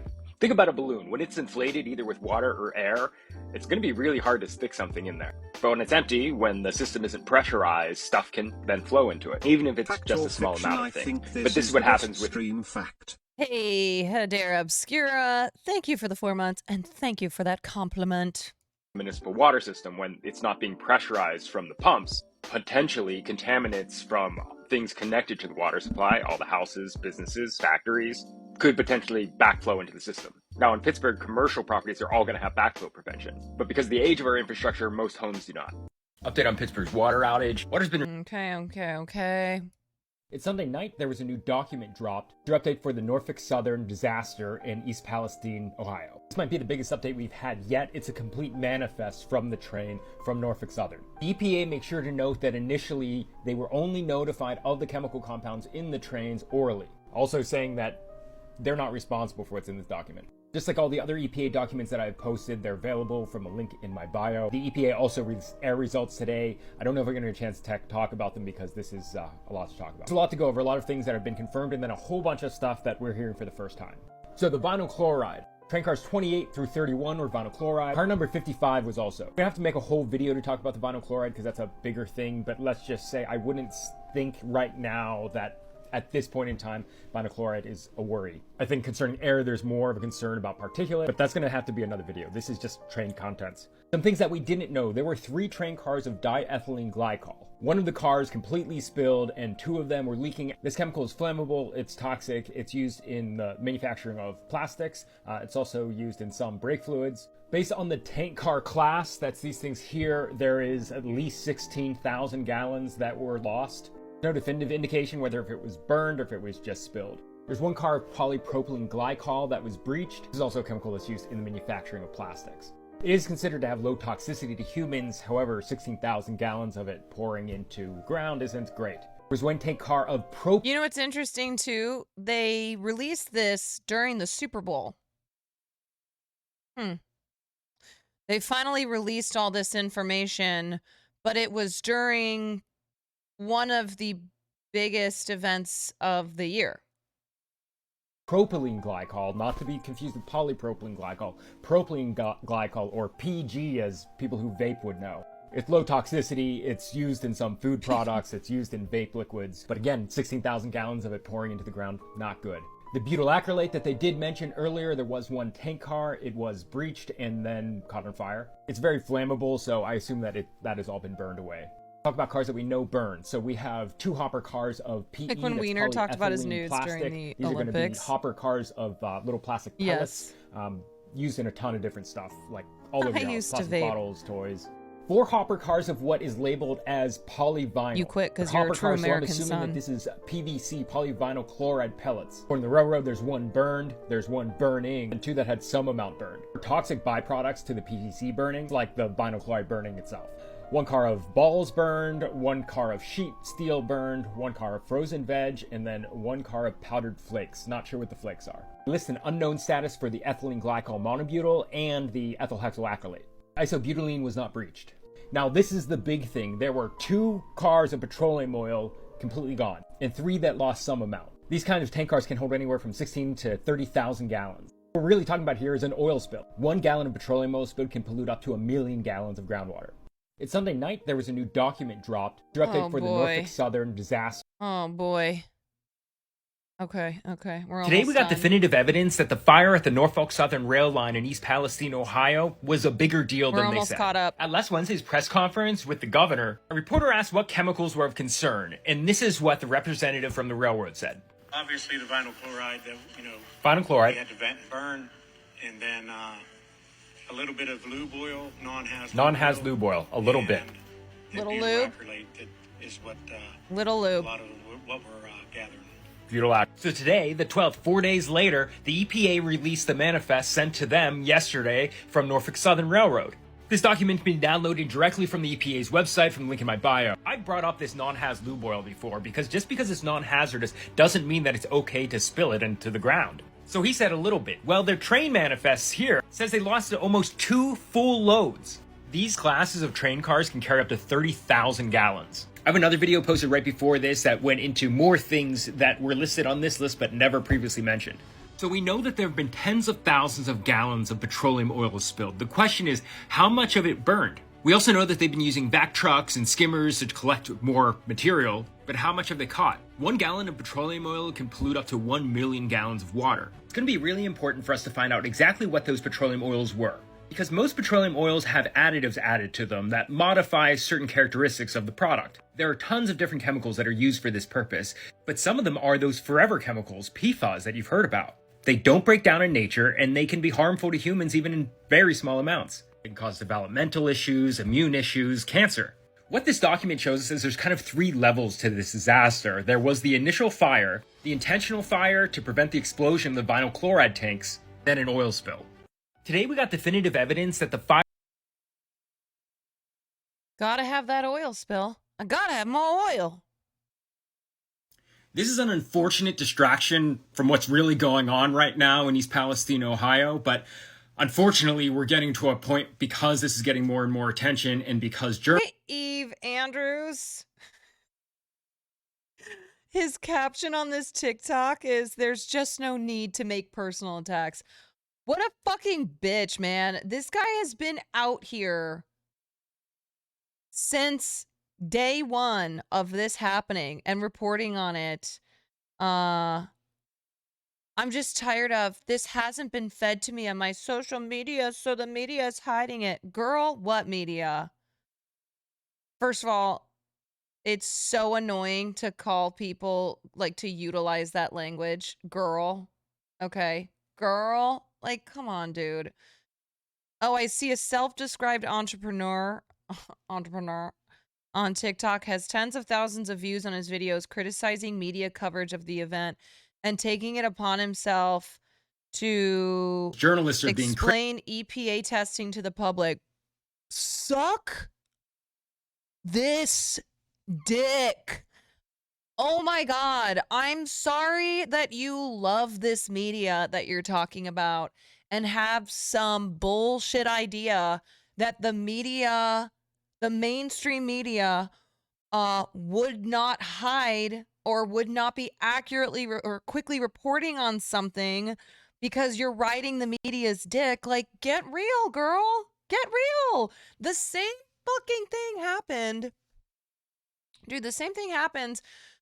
Like when people were calling out the mainstream news outlets in LA when 4 hours after the shooting in Monterey Park, there was nothing, no coverage. She needs to watch Erin Brockovich. She needs to just stop riding the media's dick. Criticized, I am now being personally attacked for what I'm trying to do. First, I think that it's important to point out that, yeah, my first video, I said no one is covering this. And at that point, no one was covering it beyond just repeating the same lines by the railroad. Anyone who has ever covered any industrial disasters like this should know that the early statements made by the responsible party are never correct.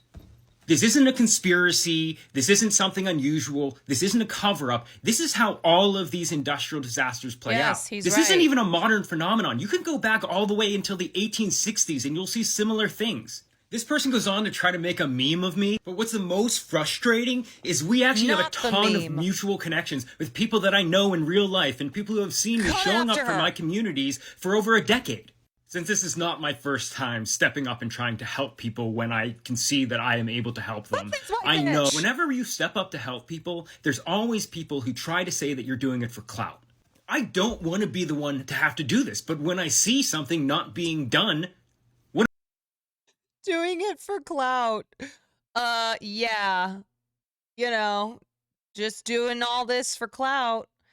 Just reporting, just spending hours on hours reporting this stuff and then putting it into TikTok for clout. Oh, it's so annoying, man. It's so annoying. These are the same, like, the people, this bitch who's criticizing him here, it'd be like someone murdered someone else, and then the way that the media reported on it was that there was a death involved, and that's it. And they don't actually accurately report the facts, which is that someone stabbed someone else, like someone murdered someone else, right? Like, that is important to the context of the situation, which actually speaks to something on Twitter that I saw today that I want to bring up after this. What am I supposed to do? No one was reporting that they... I am doing this for clout, though. I want to be clear. He's not doing this for clout.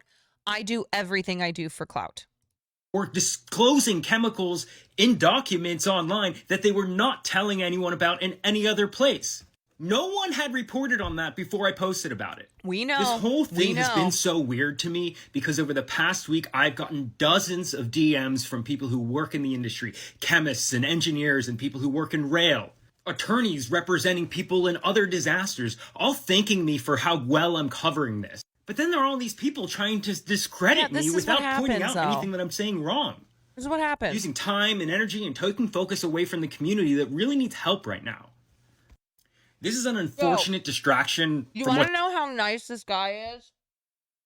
That is probably him out of 10 of being angry. And that is still how nice he is.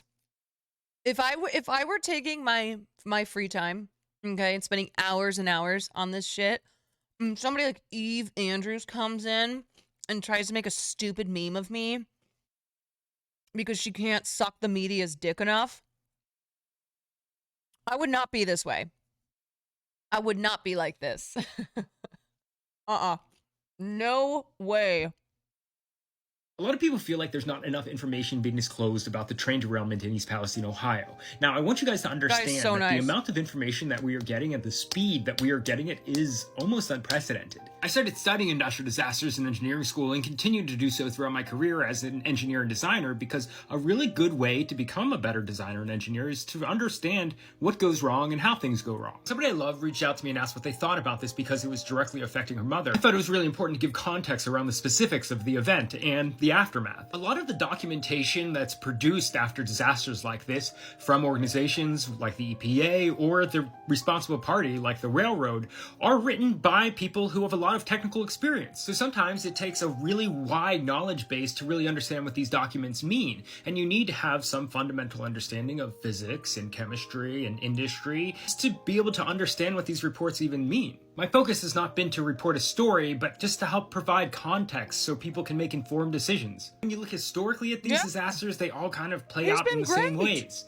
But this one is starting to play out different, and I think that's because when people understand the context around what's going on and ask the right questions, they can get different results. There's a link in my bio that goes to the EPA's website where you can download and see all of the public documents that have been made available about this derailment.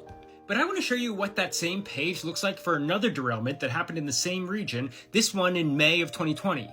In this incident, 17 Norfolk Southern rail cars derailed into a creek that's a tributary to the Allegheny River. There were multiple train cars carrying petroleum distillates and plastic pellets that spilled into the stream. This is what it looks like. It's just 4 press statements just describing what happened, and a couple paragraphs about the cleanup.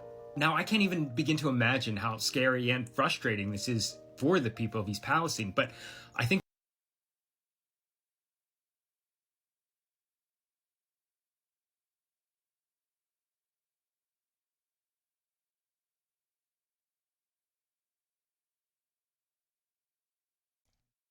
Oops, the women who tweeted him went private. Good. No, what I was saying is that I love this guy because he reports on this very important stuff, providing context and whatnot, in the way that I do on like a celebrity affair. You know, we both have our thing. We both got our knowledge. We know what we're talking about with this shit. I think that it's important to acknowledge that this is starting to play out differently than most disasters, and I think that's because people are asking the right questions. These days with so much going on, it's really easy to feel powerless, but I think in this specific instance, people actually have a lot of power, and there's still a lot more questions that I think people need answers for, and a lot of that revolves around the water. But with Nepo babies. Because people were asking the right questions, like what are the specific chemicals that were involved in the train derailment, it led to a full disclosure of at least what they tell us is their manifest. With that knowledge, we were able to learn that there was a major petroleum spill, letting us know that there really are serious concerns about the soil and water, both of which we're still in the phase that something can be done about it. Because sometimes these kinds of manifests don't show up until lawsuits are filed years later, and the contamination problems are unfixable. A lot of people... You know what? Honestly, I hope that that bitch, Eve, got bullied because... the caption of his video is, "Sorry I left you all hanging all day. I needed a little mental health break to process some things." Like, this guy is doing the Lord's work out here, okay? And he's being bullied by white women named Eve, okay? Sorry, Eve, all right? Go eat a fucking forbidden fruit. And now he's having to take mental health breaks. Look at this guy. He's just trying to give the people some context and some information. My God. Most Eves are not good. I'm just going to say that. Eve Fartlow, this Eve, you know she's insufferable. Listen, I'm not condoning the bullying. I'm just saying if people did bully her, which made her go private, is that really a bad thing? Okay? For coming after this guy. For everyone coming... for the great crime of providing information about this disaster from an engineering perspective when other people were not. Me for content about East Palestine and everyone sharing my videos, I please implore you to stop sharing old information. The first video that I posted, which is the most viral, has tons of information that is not incorrect, but it's outdated and not really relevant anymore. By all estimations, all the hydrochloric acid is gone. I do think that the evacuation zone and shelter-in-place order zone should have been bigger, and I suspect that in the reports, they'll agree. But that info is a week old. The vinyl chloride is most likely all gone.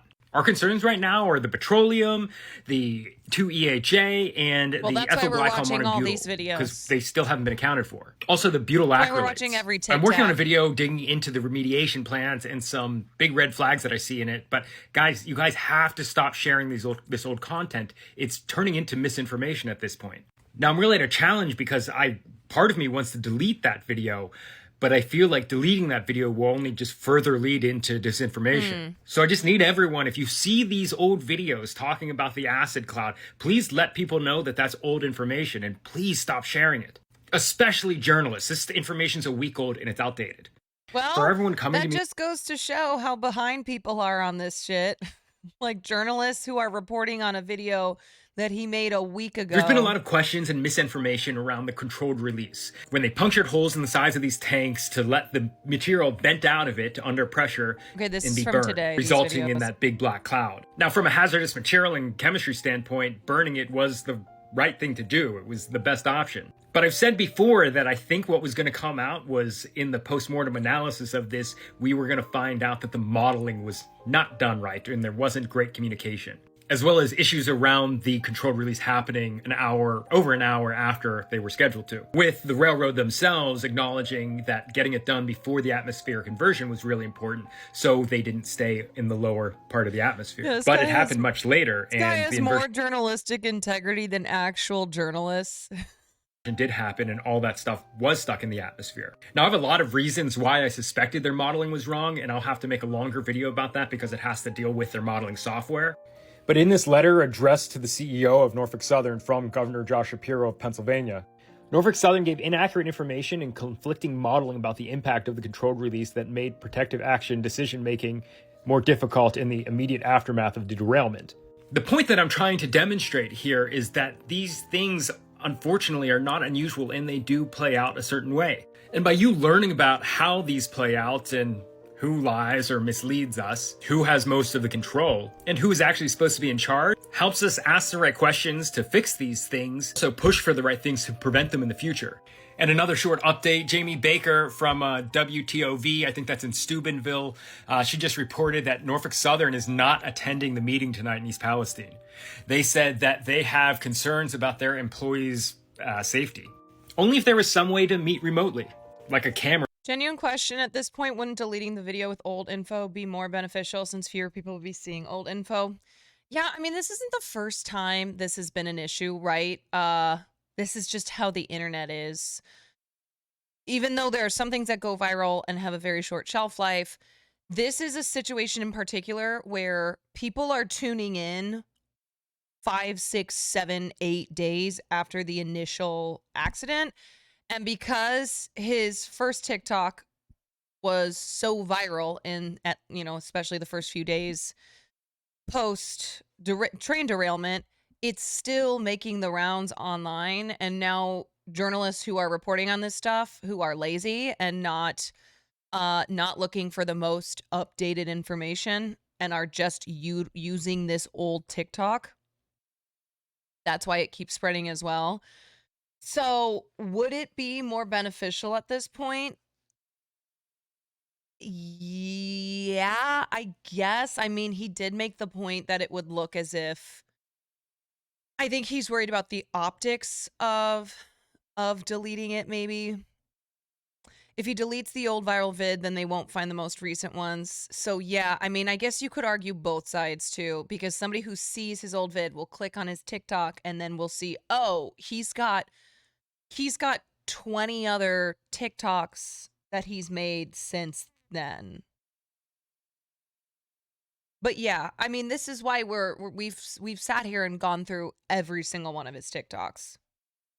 No, he can't modify it. I don't think camera on the internet. But it's weird that Norfolk Southern is all of a sudden worried about their employees when they're not worried about them when they're operating trains. There's been a lot of questions and misinformation around.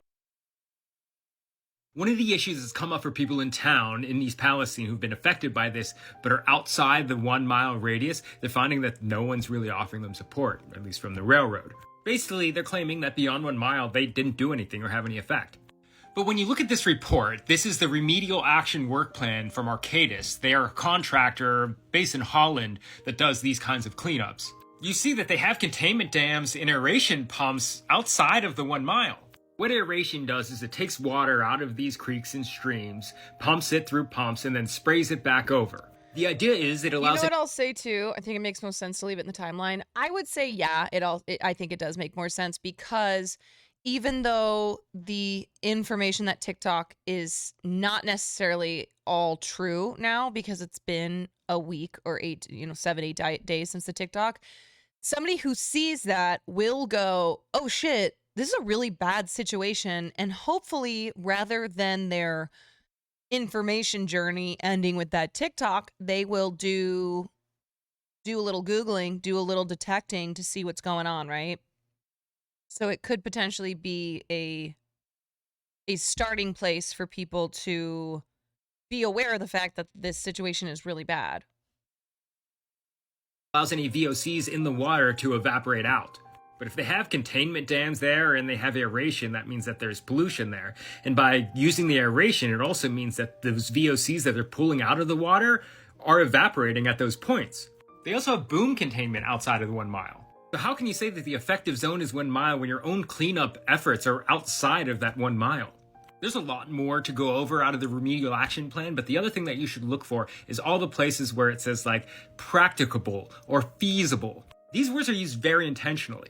The way I see it, the railroad came in and made a mess in the town. It should be up to the town to decide what's feasible, not the railroad. One of the issues that's come up for people in town. Old information is not disinformation. It happened. So in this case, there's actually a very important difference between misinformation and disinformation. So misinformation is not purposefully and deliberately false and malicious content in order to serve usually a political purpose. Misinformation is when information is inaccurate and correct, but the objective, the goal was not to purposefully be incorrect in order to sway someone's perspective and opinion. So in this case, he was saying there are true things still about my video, but now there are things that would be considered misinformation because they're no longer accurate.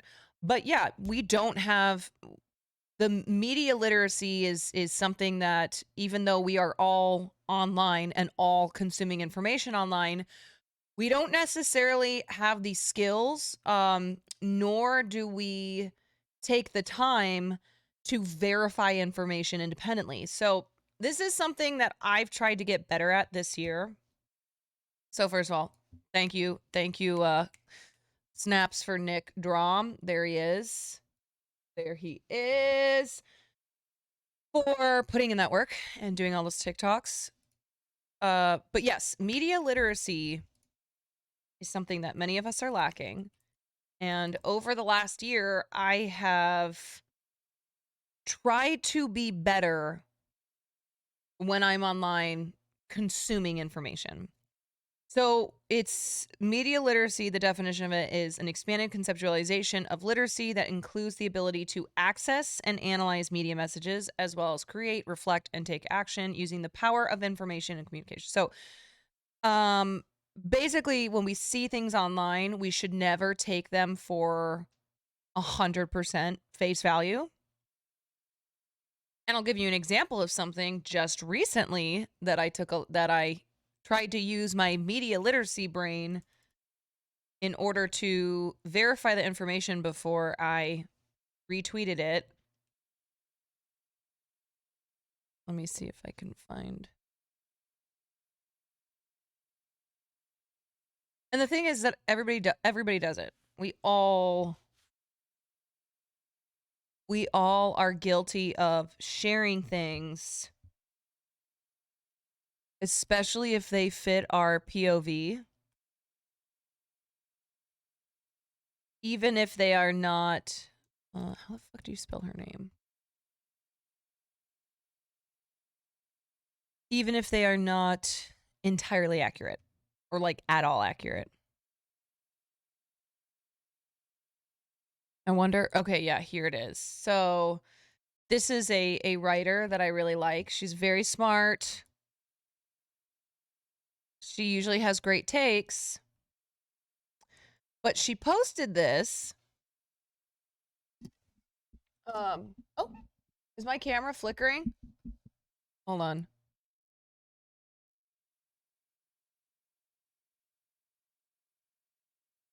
Autofocus. Weird. Okay, well, oopsie. So anyway, she posted this. I don't like singling out specific individuals for mockery on Twitter, as it seems mean and unnecessary. But since that's how Ben Shapiro is spending his Valentine's Day, so Ben tweeted something shitty. Here's Ben Shapiro in law school. So this video is fucking great, right? As soon as I saw this, I was like, oh, I want to retweet. I want to put my own take on this, my own insulting spin on this, and then talk about it on stream. Think you're better than me, Paul? You think it's because you're hanging here all day, you're higher than me, you're better than me? Yeah, well, I don't miss you. You're not. I'm a bodyguard. I can think. Yeah, you are not better than me at all. Yeah, I'll teach you. Like, that's fucking hilarious. But it's not Ben Shapiro.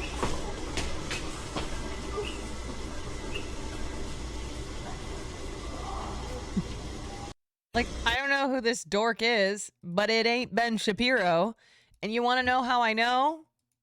It took a quick Google search. I typed in Ben Shapiro hitting a punching bag in law school, and within 2 seconds was it confirmed that it was not in fact Ben Shapiro. There are people, though, including this writer that I love, Jill Filipovic, who saw this video and went, oh, Ben Shapiro punches a punching bag and then it punches back and hits him in the face. That's hilarious. I'm going to own him with this, which I get it, right? I fucking love to do that stuff too.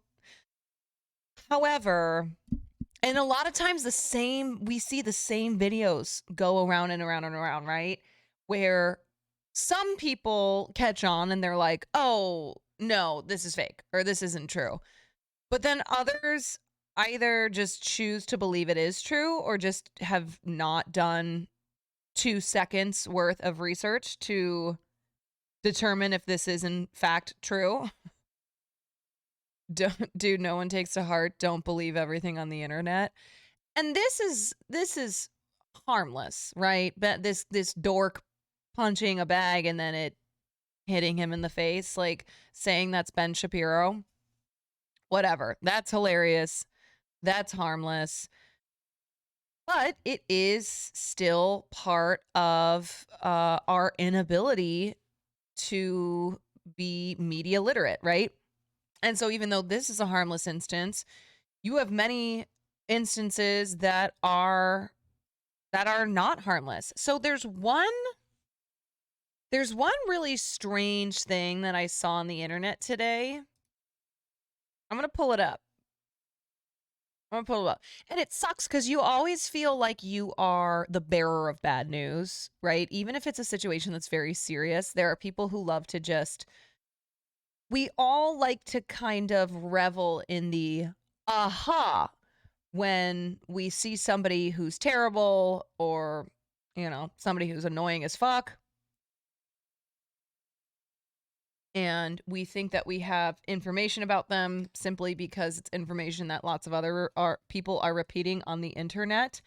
And so we kind of join in on that.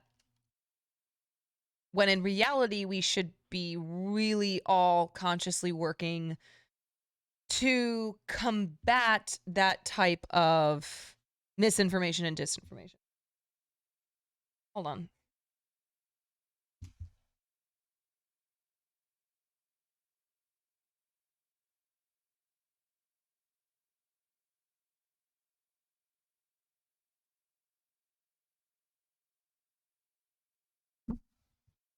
All right. I thought Farley was getting into something, but it was Will. So, yeah, we're just antsy to use RIP Bozo. Listen, I get it. I am too.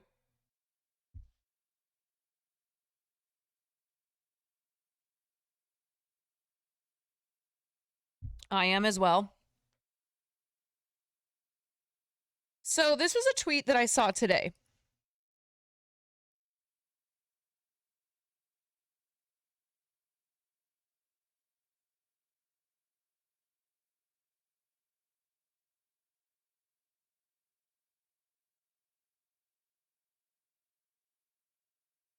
All right. This is a tweet that I saw today. It says, my friend Everett at Rad Milk passed away. He was a creative inspiration and insanely kind friend. He helped me through so much. I'm absolutely devastated he was family. Please consider donating to the fund to help his wife and children. So there's a GoFundMe for this guy who passed away. And I clicked on his Twitter and I was like, you know what? I think I actually remember, I think I've been on this guy's page before, or I've seen a tweet from him, et cetera, et cetera. Like, that's really sad that he's dead. So I go to the quote tweets because there's quite a few of them. This is what we call a ratio, right? There's 354 likes, 388 quote tweets. So I go to the quote tweets and pretty much every single one, it is so chaotic. It says, like this one, I don't care how close a friend I am with somebody or how kind they are to me. If you die trying to stab your wife, that's how I'm going to describe you. So I was like, huh? Streets are saying that this dude tried to stab his wife with a sword. So may he rest in hell. Shit like this. Damn, that sucks. How did he die? How did he die, motherfucker? So it appears as if, according to these quote retweets, that this guy died trying to murder his wife, his children, both with a sword / knife, like whatever language you use there. So here's what I'm going to say about this. One, I think that the reason people were so willing to kind of repeat this and they saw someone else say that he was shot by the police who showed up because, one, it was a domestic violence dispute. That's the only information online. The police show up because of a domestic violence dispute, which, again, it can mean domestic violence, like he was hurting her and whatnot, but it can also be a little bit of a blanket term. Yeah. So the police show up. Apparently, he had a knife. And when I looked this up online, the only information I found was that he was holding this knife and the police felt as if they were in harm's way, that he seemed aggressive with this knife, and so they shot him. That's the only information out there.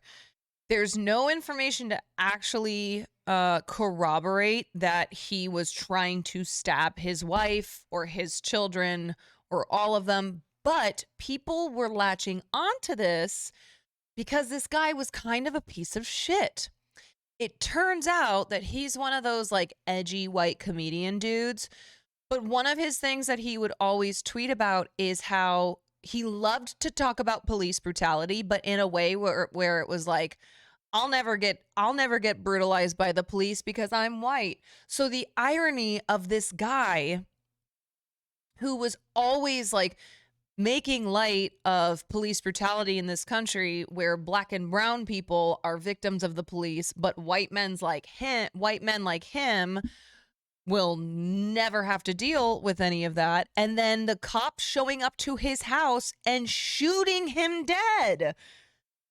I mean, that's what we call irony, right?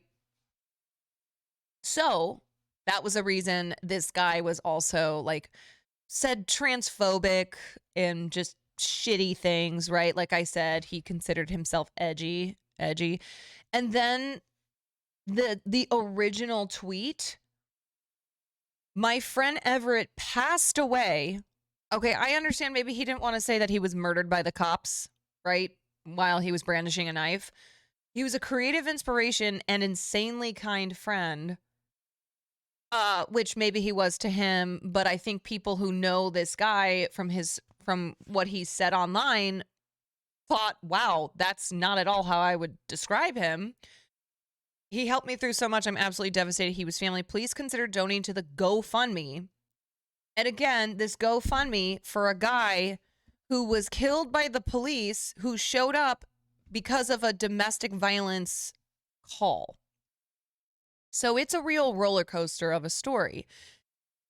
And there was a part of me that totally wanted to just join in and be like, yeah, this fucking dude had a sword. Okay, this guy who always would say online that the cops would never do anything to him because he was white, right? He has many tweets joking about swords, about like the cops, whatever. This guy is shot dead by the police who show up to his house as he's brandishing a sword to try to kill his wife and kids. I mean, that's a headline, right? That's a tweet right then and there. But when I Googled this, and when I went to the Twitter pages of people who are friends with the family or who are closer to the situation than some random shitter on Twitter, they were like, it doesn't matter like what you think of him, and I don't need to get into details on that, but he was not trying to kill his wife. He was having a mental health crisis. So there were many people who are close to the family, are close to his wife, who have said this comes from the wife herself, who are saying he was having a mental health crisis, which is he was threatening to kill himself. So then that adds another layer of like, oh my God, it's fucked up, right? Because at the end of the day, this was a guy who, if he was having a mental health crisis, was killed by the police. Fuck, this story has too many turns. I know, it has so many turns. It's so hard. And at the end of the day, too, he leaves behind 3 kids and a wife, right?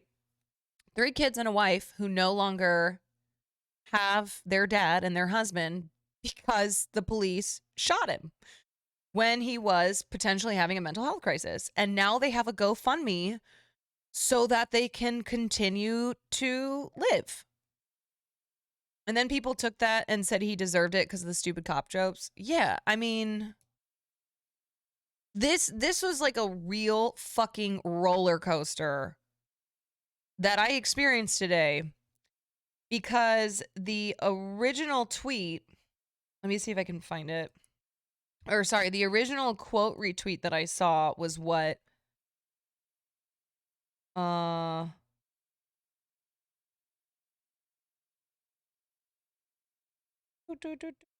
me, yeah, I mean, these are crazy. This man died trying to murder his wife with a sword. Like, did he? Shot by the police while he was trying to murder his wife, and you're making a GoFundMe? I will spit on you. Okay. I mean, genuinely, I feel like the fun killer here. I like, as fucked up as that sounds, right? Like me coming in and going, I know you've had your fun. I know that this is like the villain of the day to shit on. However, this information that you all are spreading around is not totally accurate. Like, it appears as if the people who are probably the ones more accurately reporting on this situation are the ones who are close to the family and to the wife, who are saying that she, coming from her point of view, her perspective, the person who was actually there, that he was not trying to murder her, right? I mean, there's a big difference between trying to murder someone and then having a mental health crisis. Yeah, it's gross that this is fun, but that's the internet, right? People see something like this that goes viral and they go, I don't know, there's just this like collective this just collective excitement over it being like, wow, this guy who was a piece of shit tried to, something so insane, like tried to murder his wife with a sword. He can get fucked. Like, yeah, maybe this guy was a piece of shit. It kind of seems like based on his tweets, he was shitty. He was shitty. However, this is a very important distinction. If he was trying to murder his wife with a sword, or if he was having a mental health crisis where he was threatening himself with a knife. And oftentimes these types of calls, his wife calling 911, are going to be logged as a domestic violence call. And the police are going to show up, police who are armed. First of all, like, this just speaks to so many issues in this country. Why are armed police officers showing up to domestic violence call? Blah, blah, blah. So, anywho, I'm trying to find the original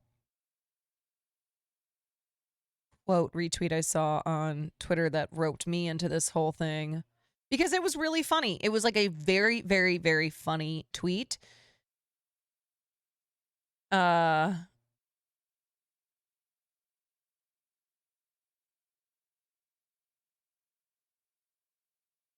Anyway, I don't really have time to scroll through all this shit, but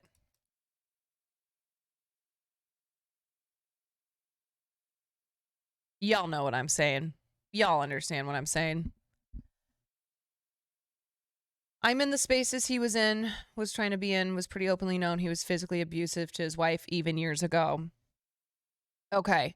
So, yeah, what I guess I am not at all trying to defend this guy.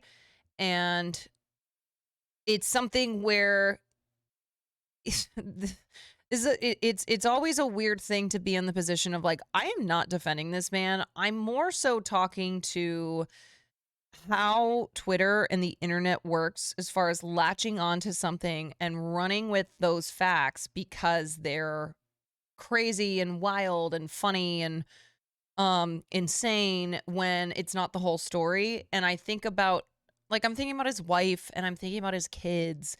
And so if in reality, yet let's say he was physically abusive to her, which from this chatter and from some other people, it sounds like he might have been. Maybe in the situation, though, he was still having a mental health crisis, and then the police shot him. The question is, was our response to this man appropriate? Right, because it's his family that's still alive, right? Like his friends, family friends, whatnot, who are seeing people then shit on this GoFundMe. A friend who tweeted about their friend dying and having people be like, go fuck him and fuck you, stuff like that, where I don't know. I don't know if that's the response. Now, the Nazi who died, okay, the guy who was at Charlottesville back in 2017, who somehow escaped repercussions for his part in beating the fuck out of a black dude, and the only reason that he's in the headlines right now is because he was arrested and was facing charges of drug smuggling because he smuggled fentanyl over the border, and then he killed himself rather than go to prison. R.I.P. Bozo. Fuck that guy. There's no nuance that's needed in that situation, okay? There's no GoFundMe. And like, honestly, the guy might have made the GoFundMe tweet positive so people would be nice and maybe toss a couple bucks. For sure. Absolutely. 100%. 100%.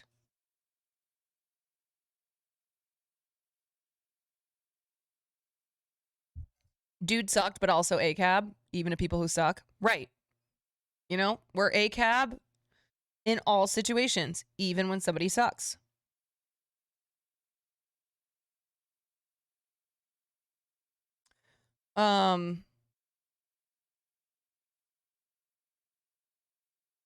Yeah. Bad dude, not deserve to get shot by cops. Bad, fun, justly ruined. I know, like I said, I feel like the fun police, okay? That's ACAB. Fun police is ACAB too. When you come in and you say, Well, and I know that my abolitionist friends and people who I follow online and who are so much smarter than me, they feel this way as well too. Every single time someone horrible, someone awful is sentenced to prison, right? And we're all like, woo, like Derek Chauvin. This was a big thing when Derek Chauvin was sentenced to prison for his part in murdering George Floyd, and everyone was celebrating. It was a great day, right? We're all on the internet. R.I.P. Bozo, see ya. And abolitionists like Josie Duffy Rice, I don't know if anyone follows her, basically went, deep breath. Okay, this is going to be a shitty tweet thread to make, but I have to make it. And the reason I have to make it is because it's important that for people who are for prison abolition, you cannot celebrate somebody going to prison in the current prison system that we have, even if they're a bad person. Nah, fuck that, man. R.I.P. Bozo, hope you rot. And I get it, right? Like I'm right there too. But it's something where there are situations that, and I see this all the time, and sometimes I cringe. I'm like, dude, just let it go. Just let it go. Let people just R.I.P. Bozo this shit. And they're like, no, I can't, because no matter who you are, we are fighting for we are fighting for justice and a better system for everybody. And it doesn't mean, and again, I'm just repeating what their perspective on it, because this is how I felt about this situation from today, where I was like, I don't want to ruin people's fun. This guy seems like he was really shitty, so yay. But he was shot by the cops. He was shot and killed by the cops. And I'm ACAB. So I have to be like, well, this seems like a situation where the cops show up. Probably should not have shot him dead based on the available information. And yeah. I'm all for rehabilitative justice. I'm not applauding the prison system. Let's fix it as fast as possible. Also, I'm not sad Chauvin has to deal with it. Yeah, I mean, I agree, right? Like, that's kind of my take on it. It's just in the similar vibe of what I'm doing here. Schwooters, thank you for the tier 1. People who are like their entire life is the advocacy of the abolishment of our current prison system. It's, that's the take, or that's the prime poggers. That's what they always do when something like Derek Chauvin getting sentenced to prison is being celebrated on the internet. Speed Racer, thank you for the 6 months.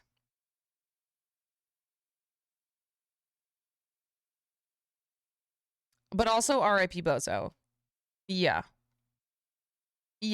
I love R.I.P. Bozo. We're not getting rid of R.I.P. Bozo. R.I.P. Bozo still stands. Okay? I'm not here to take away R.I.P. Bozo. I'm just saying that in the way we share information online and kind of, pile dump our R.I.P. Bozos, it's fine to do it in chat here. But just so many people seeing that tweet and going, oh, I'm going to quote retweet this and say that he tried to murder his family with a sword. Like, let's just maybe not do that until it's confirmed. Because you shouldn't just trust what other people on the internet are saying. Confirm your sources before R.I.P. Bozo. Yeah. Oh boy. I mean, there's many funny instances of this. One, like the Dexerto video where they showed the streamer couples and then their favorite streamer couples, and then the last one was Will and Hassan, and how many people looked at that and were like, oh, they're actually a couple. I didn't know that Hassan was gay. You know, like you have silly shit like that.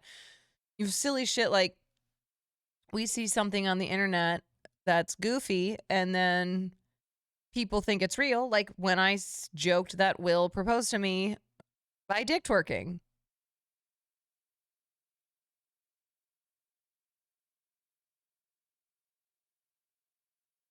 Like, you can believe that comedian and Chauvin are shitty, but also think that all police are bad and both the police and prison systems need to be abolished as a whole.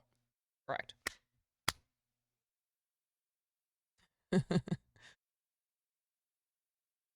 I think you're cuter with Will than Hassan is with Will, just so you know I got your back.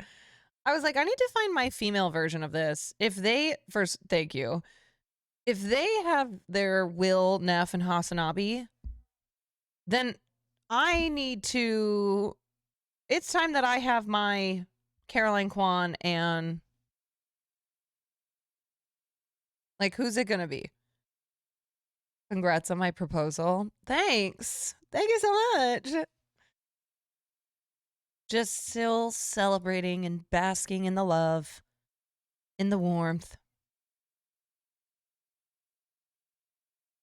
Well, the thing is, too, I don't know if I'll have somebody who's a Hassan or who's like a Hassan, you know, Will's Hassan and Hassan's Will, because they've known each other for so long and they've been friends for so long. And then they both started streaming. So they've got that history together. Whereas like my besties, my longest friends, they're not on Twitch. So already it's not going to have the same energy. Cutie still has Maya too. Yeah, Cutie has Maya. Maya is to Cutie as Hassan is to Will.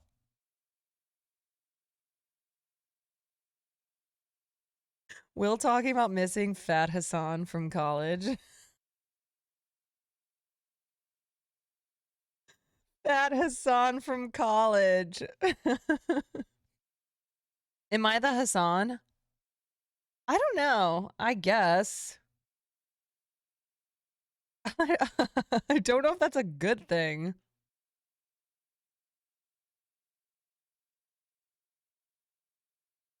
Yeah. I did text Austin. Not that Austin is actually a girl, but I had asked him yesterday if he wanted to come on and review dating profiles, but he said he got a little high after Lover Host, so was a little unresponsive, but he's going to come on one of these days when I do another dating profile review.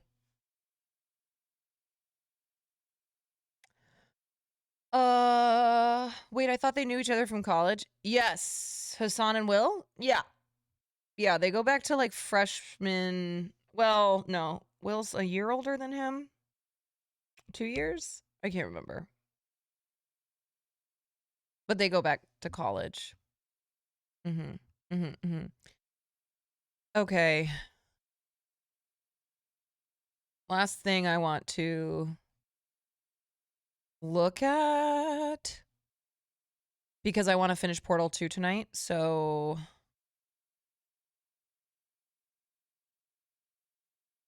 okay, this is kind of not anything serious. Regé Jean Page on the quote, death of the movie star.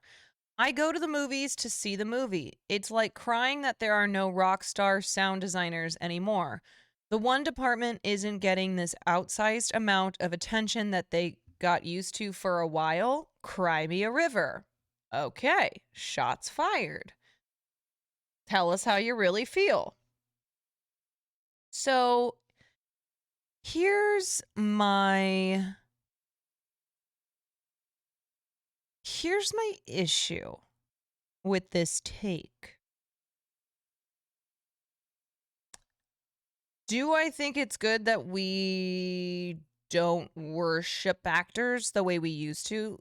Yeah, I mean, I think I think we worship people still in this society, but maybe we don't solely worship actors anymore. We worship influencers. We worship people like the Kardashians. So I get it if he's approaching it from that way. But the reason that I have an issue with this is because of the death of the original film, right? Nowadays, it is true.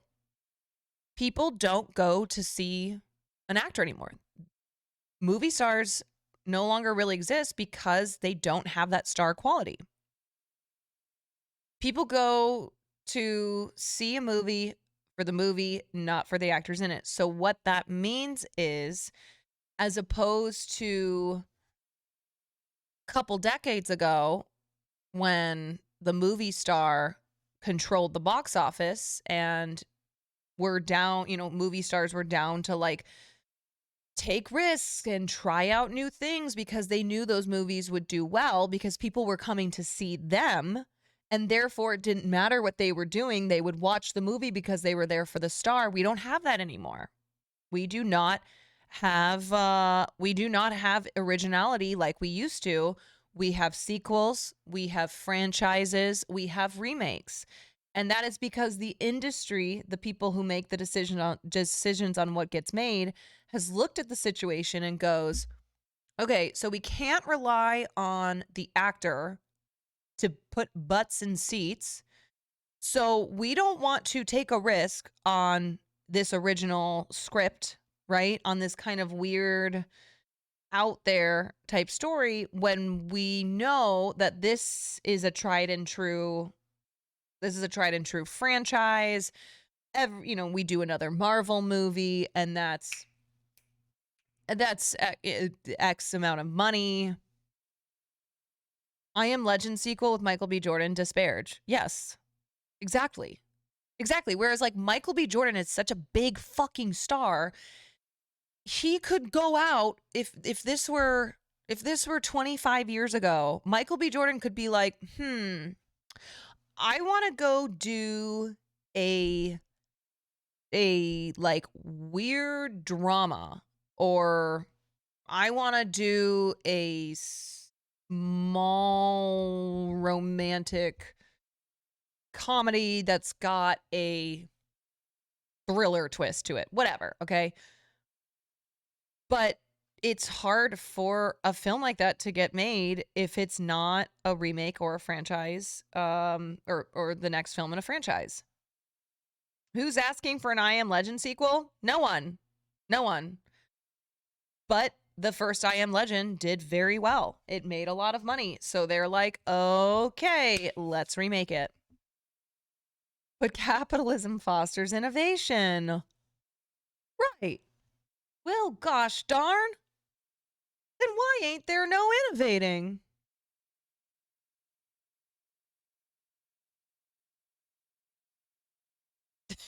Ryan Gosling could film himself wiping his ass after a watery shit, and I would go see it.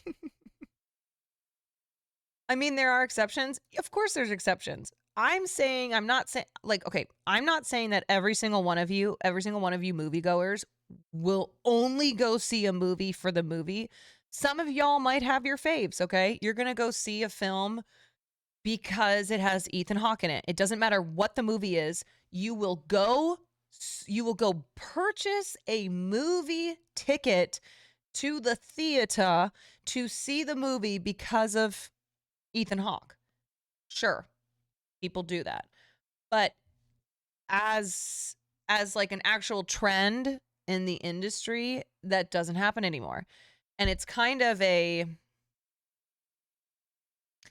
like, what came first, the chicken and egg? There's so many, there's reasons why people don't go to the theaters anymore that have nothing to do with original films, but then the executives and the studio heads who are making the decisions on what they're making and what is going to go into the theaters look at all of this.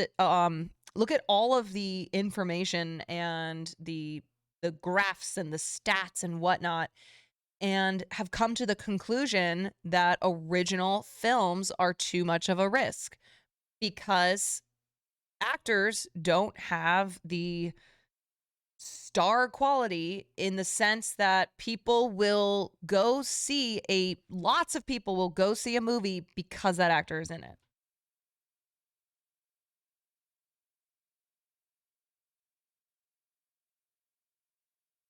You know? The death of the movie star. So, movies are more reliant on nostalgia, right? Nostalgia and sequels, which means less originality, which means the death of what could have been a lot of great films.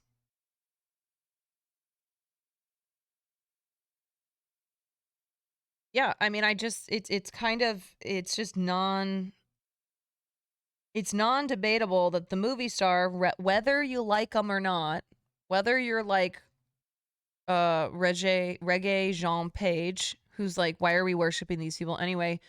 Okay, if that's your take on it, fine. If that's not your take on it, fine. It's an undeniable fact that that movie star power meant more original films were made and put in the theaters.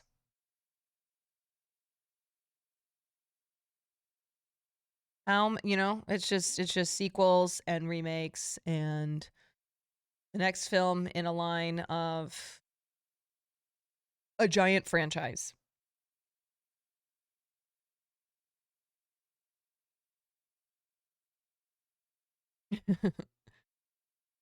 Yeah. Yeah. So, anywho.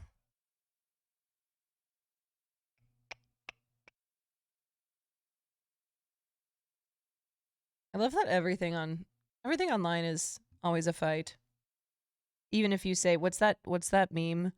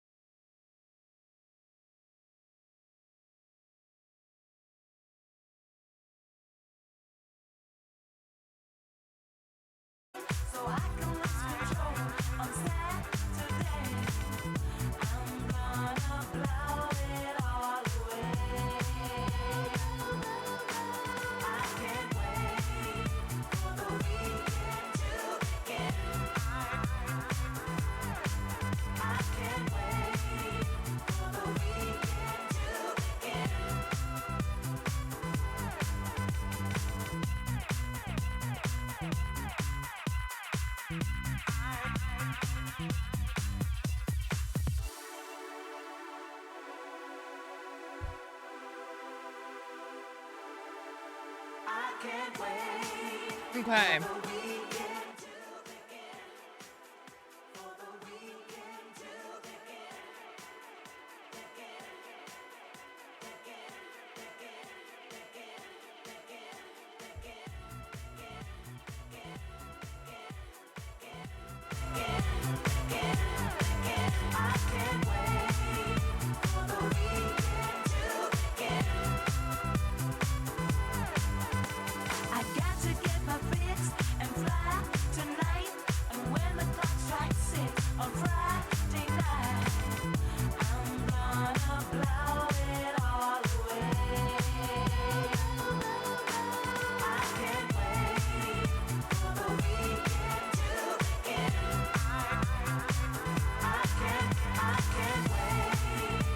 Alright, I'm changing my stream info.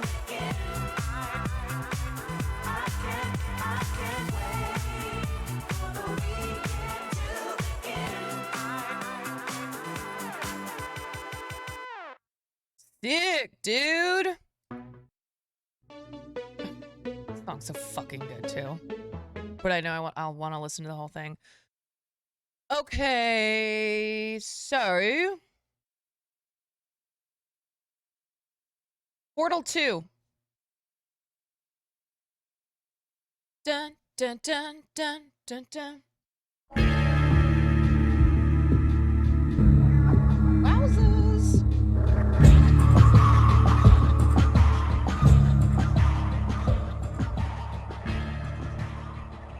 I'll never leave you again.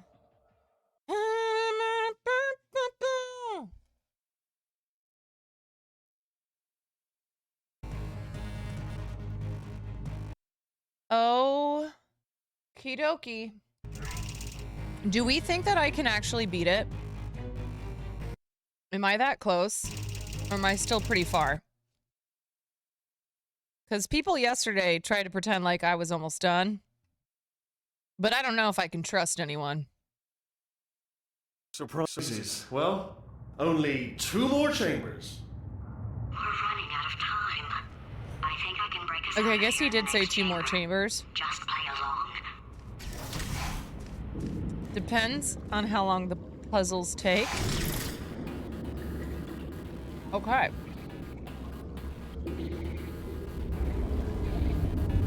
feel like these are gonna be really hard. Surprise! Oh, shit. We're doing it now. What?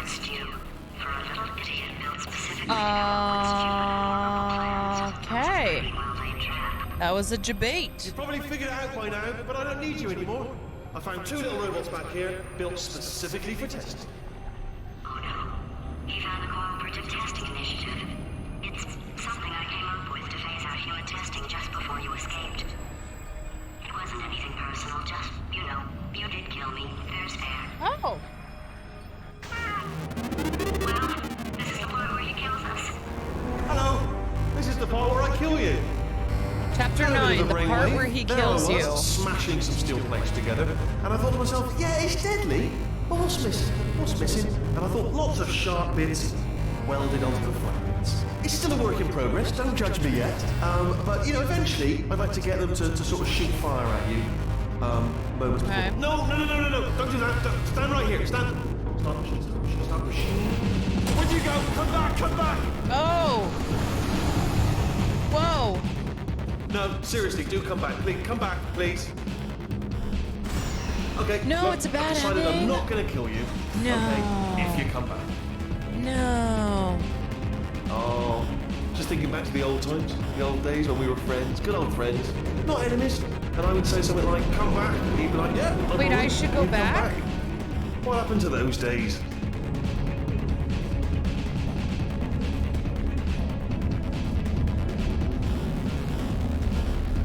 Wait, I don't know how to get in.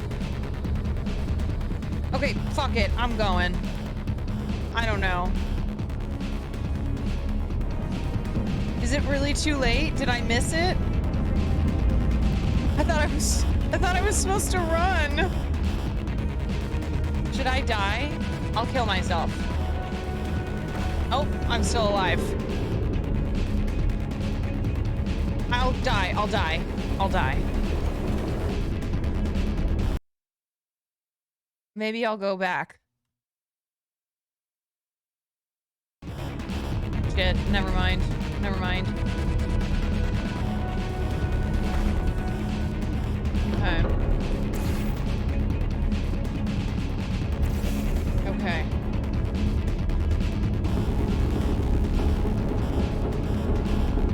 It's just for fun dialogue. It's for lore.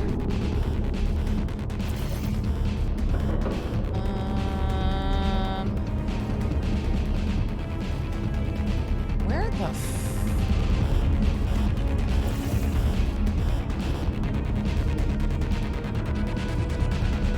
Oh?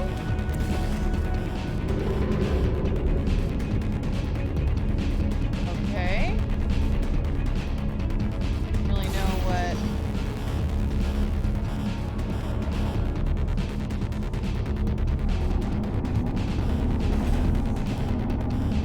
Wait. Okay, I'm back where I started. Where do I want to go? That's the question.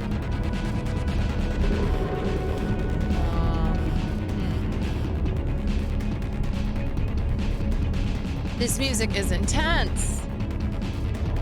Do I want momentum? Maybe.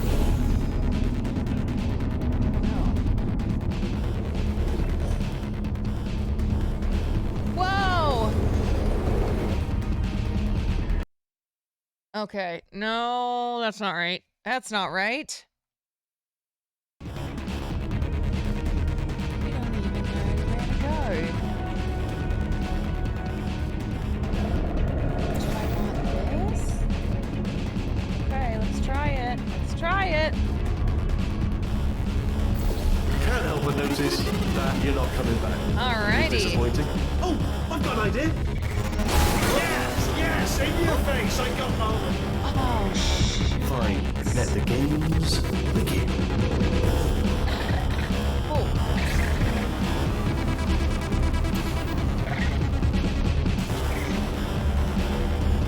Damn it. Okay.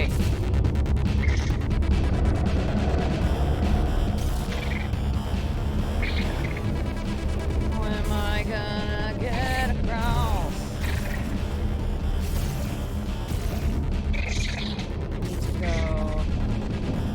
I need to find a wall. I need to find a wall. Ah! No! That was a bad idea. That was bad. That was bad. That was dumb. Oopsie. Oh, I have to go back to this part? Okay, whatever. Here we go. Can't help but notice that you're not coming back, which is disappointing. Oh, I've got an idea. Yes, in your face. I got Fine. Let the games begin. Great. Appreciate The Blunt Trust, thank you for the 3 months. Shit. Hey, you're great. Thanks for the entertainment. Thanks for being part of the community. Y'all, what the hell? What the hell? What do I do? I don't know where to go. I feel stuck. Oh, shit! Never mind. Never mind, I didn't see the wall! Ah.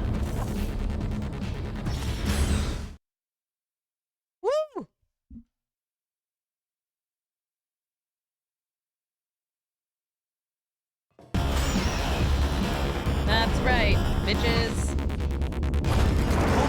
Hold on. I'm almost there. Don't mind me. Continue escaping. Oh my god, okay.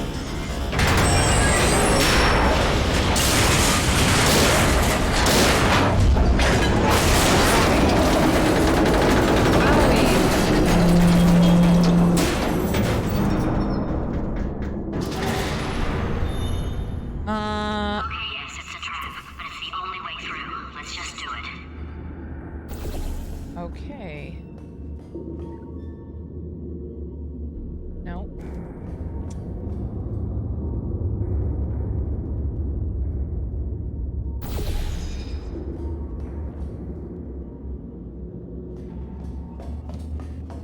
How do I go through this?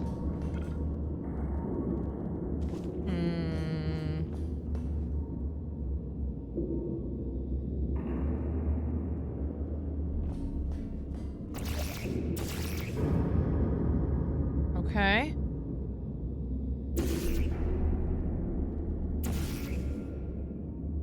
Okay, I gotta get through the wall somehow.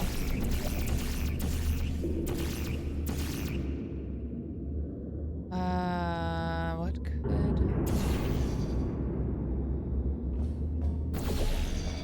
How do we do this? Nope. Going on over here.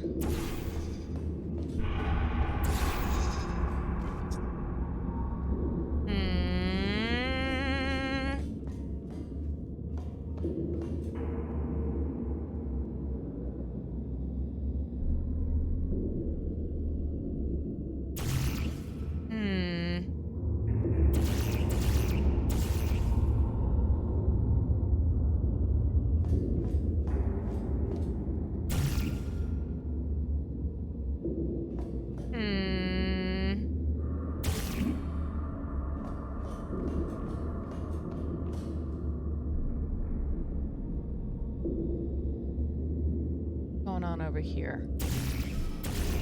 Okay.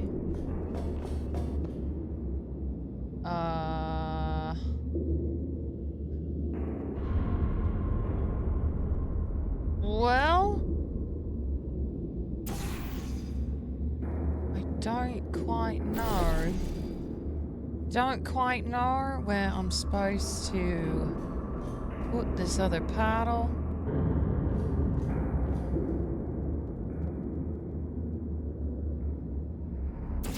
I believe one would say that I am stuck. And I've got nowhere to go. Oh, what's going on up here? Oh, second. Ha! Death trap. Ah. Oh my god, I'm dying. Wait, am I? Are they killing you? They are killing you, aren't they? Goodbye. Silently killing you, probably. If I had to guess. Wait, they're not even killing me though. Perhaps the turrets have found a way to use garrots. That would explain the extremely quiet killing that I'm hearing. Okay, these turrets. If you're dying, but not dead, stomp once. If you're dead, just obviously no stomps. And 2 stomps if you're not dead. Alright, so let me just run through that again. If you're dying but not dead, stomp just once. If you're dead, obviously you won't be stomping. And if you're not dead, give me a couple of stomps, 2 stomps. What the hell am I supposed to do with this stuff? I would tell you if I was dead, all right? That is common courtesy, mark of a civil society. So just let me know. Okay, I'm figuring that's probably long enough. Wait. You dead yet? Go. How about now? Ah! Was that your bullet, riddled bullet flying out of the room? It was. Oh, those were the crap turrets, weren't they? Yeah. Well, no matter, because I'm still holding all the cards. And guess what? They're all full houses. This guy sucks at like booby traps and stuff. Anyway, new turrets, not defective. Ace of 4s, the best hand. Unbeatable, I would imagine. Okay.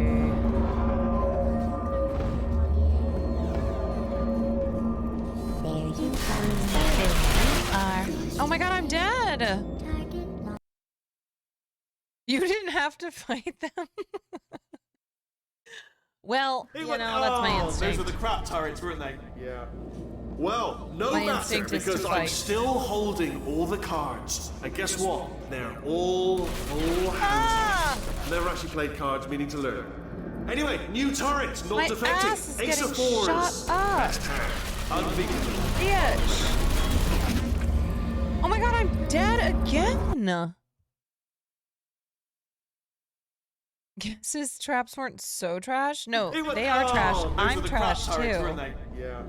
Well, no matter, Damn. because I'm still holding all the cards. And guess what? They're all full houses. Never I actually see. played cards, I meaning to learn. see. Anyway, new turret, on? not defective. Ace of fours. Best hand. Unbeatable, I would imagine.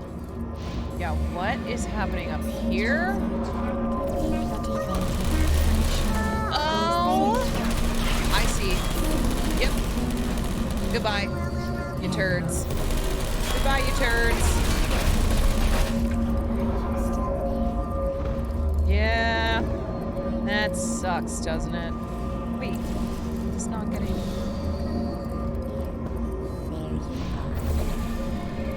Yeah, there you go.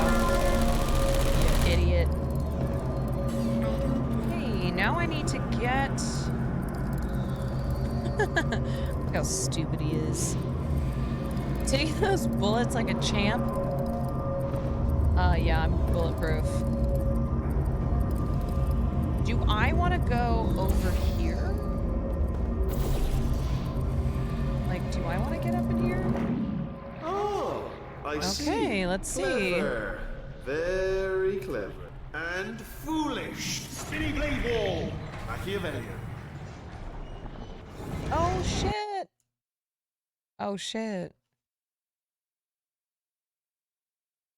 He went, oh, those Oh were the crap turrets, no, weren't they? dude. I gotta do that again? Well, no matter, because I'm still holding all the cards. And guess what? They're all my bad. full houses. Never actually played cards, meaning to learn.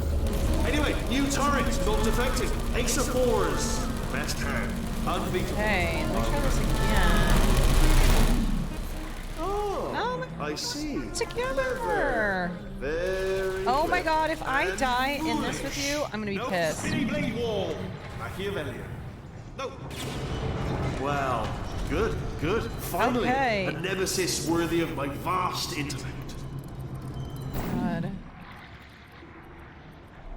Alright, things are going pretty well Holmes so versus far. Moriarty.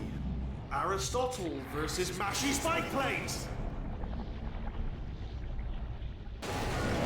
Oh my god! I just got spiked.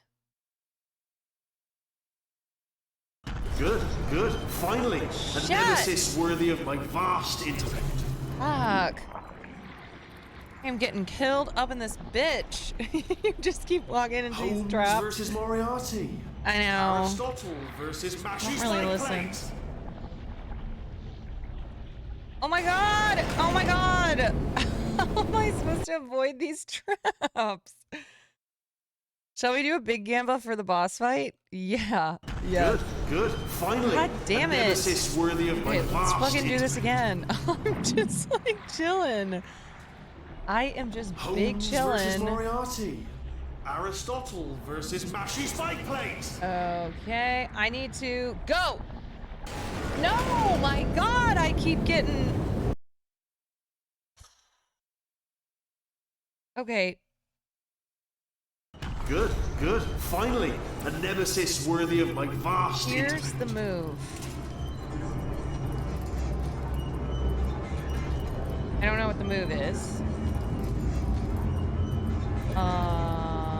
Holmes versus Moriarty.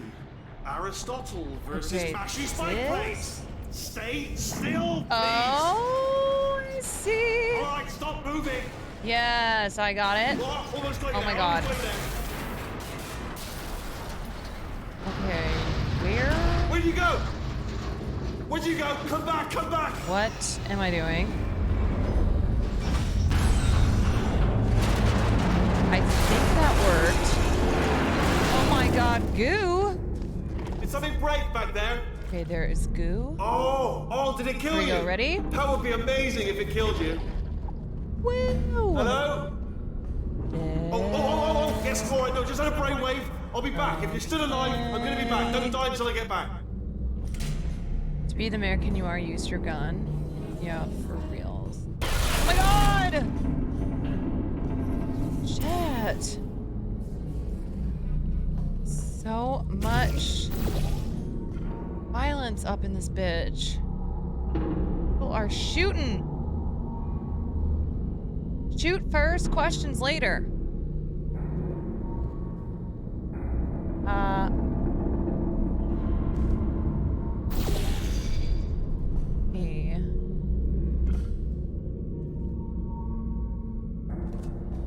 Okay. Let me try this.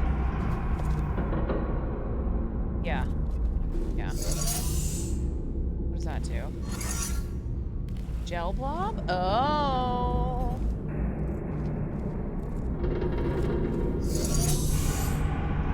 Okay, we've got some goo. Now, if I were... Yes, that's what I'm talking about. Take him out. Take him out.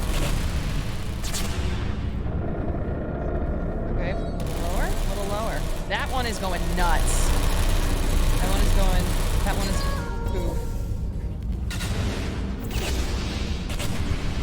Okay, a little higher. Yep. There we go. And now this one... Nope, almost. Almost. Here we go. Nope, almost. Yep. Got him. Now she's thinking with portals.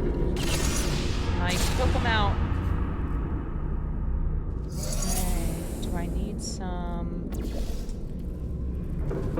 I'm just gonna put this shit everywhere. Okay. Right, so... Pink.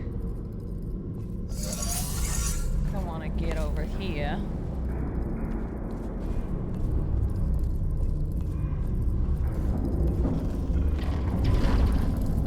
Oh! Shit!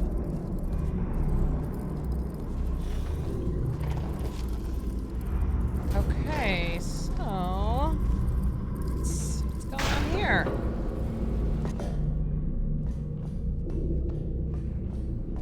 Alright.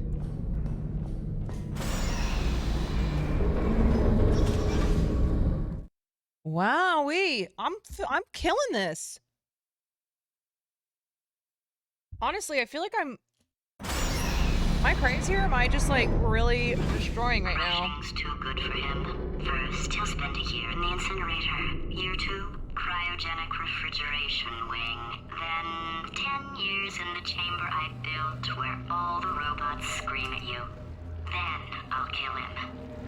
I mean, I've died a million times, but still killing it. Oh! Oh! Okay.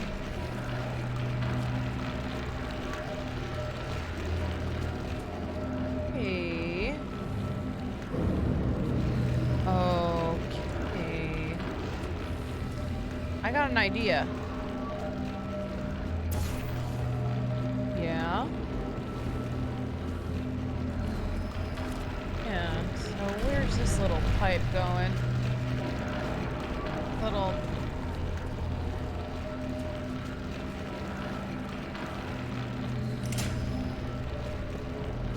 Okay. So that thing drops the bombs. And then... Okay. Oh! Oh, I've got an idea. Nope, I know. I've got it. Yes. Yep. Yep. Yep. Watch this. They're gonna come out of here. They're gonna break that.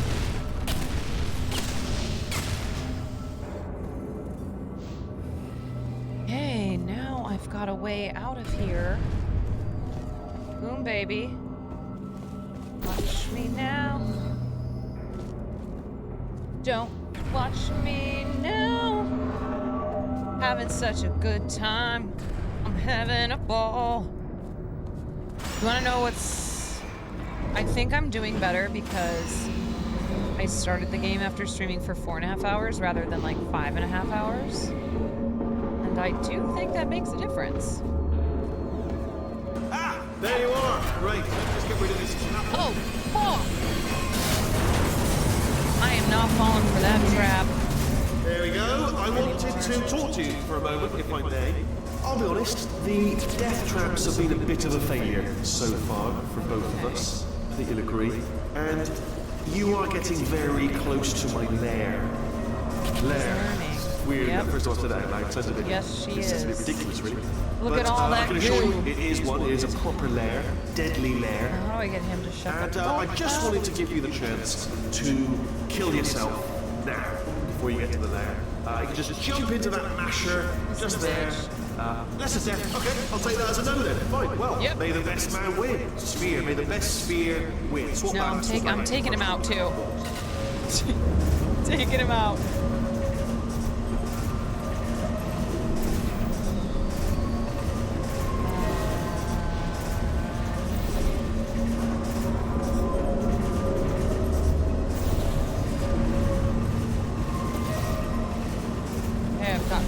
I've got hella goo. Lots of goo. Now the question is... Okay.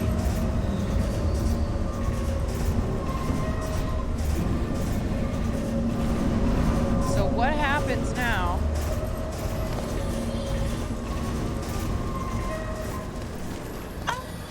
Ah, fuck! Why did I do that? Shit. I don't know. That was dumb. That was dumb. That was dumb. Don't ask me what I was doing. I don't know. Ah, there you are. Right. Okay. Now I gotta do that again. There we go. I wanted to talk to you for a moment, if I may. I'll be honest, the death traps have been a bit of a failure. It's gonna cover that in goo. And then I'm gonna cover this in goo. You are getting very close to my lair. Lair. Weird that first time I said that, like, it sounds a bit ridiculous, really. But I can assure you, it is one. It is a proper lair, deadly lair. So that is covered. And I just wanted to give you the chance to kill yourself now. Before you get to the lair. You can just jump into that masher just there. That's a death trap or a death option for you. Sounds crazy, I know, but hear me out, hear me out. Once you get to my lair, death will not be optional, alright? It will be mandatory. No tricks, no surprises, just you. Okay, I'll take that as a no then. Woo!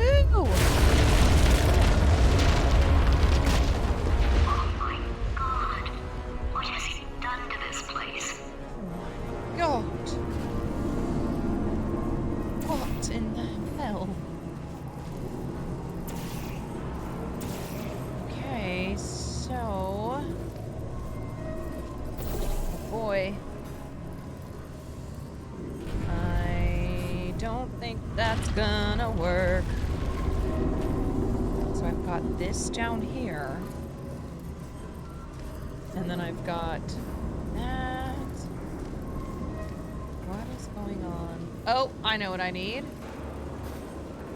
I need some goo. Always need some goo.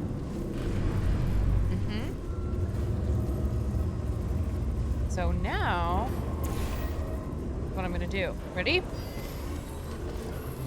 Ah, yes!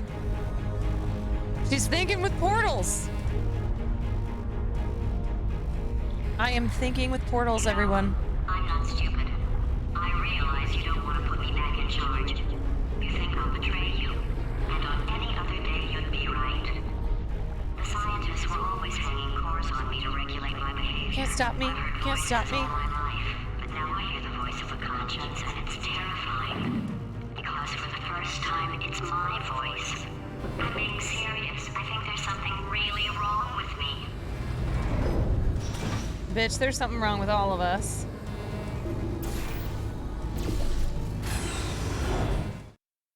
Wowie! I'm feeling good tonight. I am feeling fucking good, man.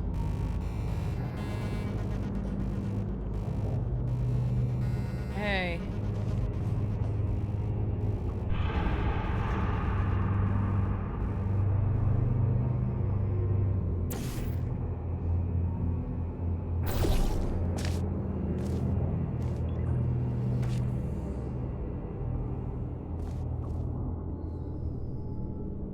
Alrighty. Corrupted cores, we're in luck. You find a way to stun him. You hate this part? I love this part. You attach it to him. If we do it a few times, he might become corrupt enough for another core transfer.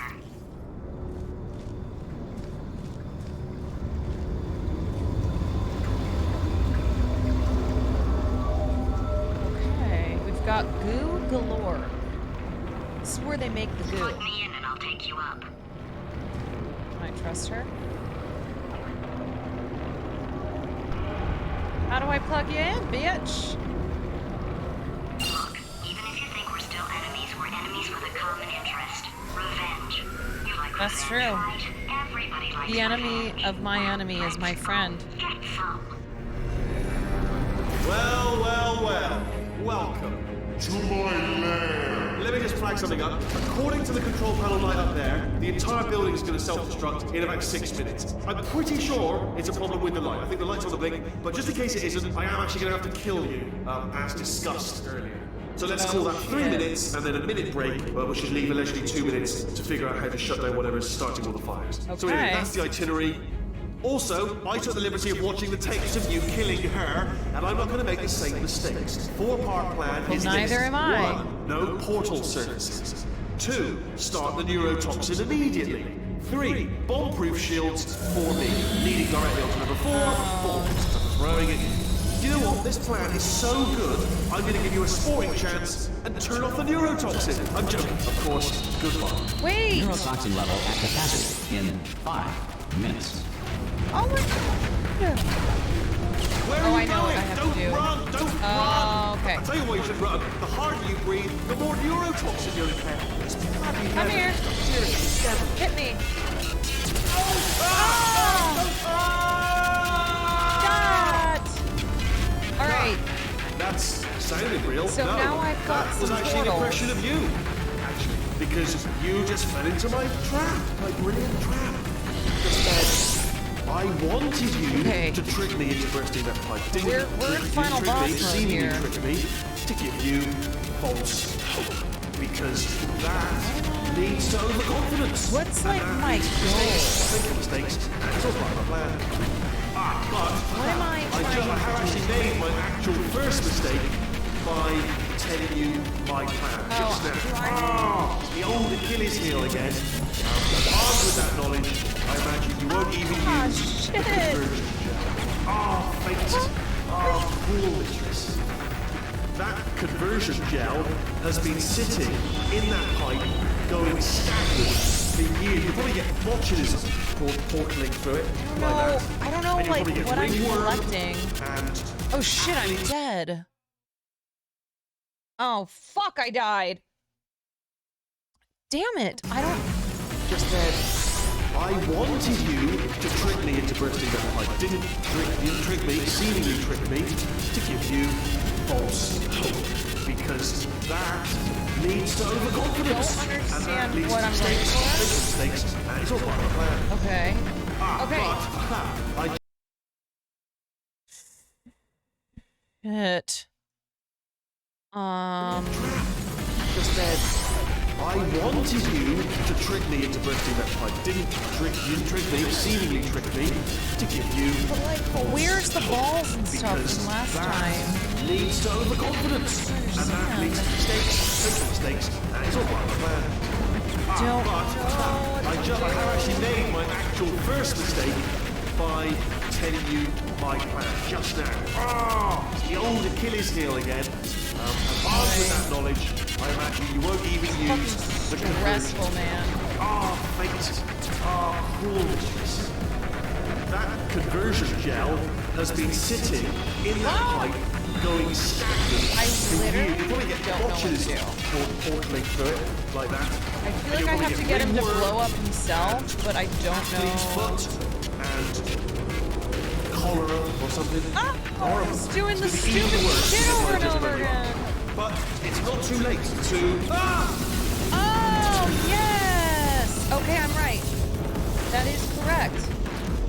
I do need to shoot him. Okay. Wait, what? What am I grabbing?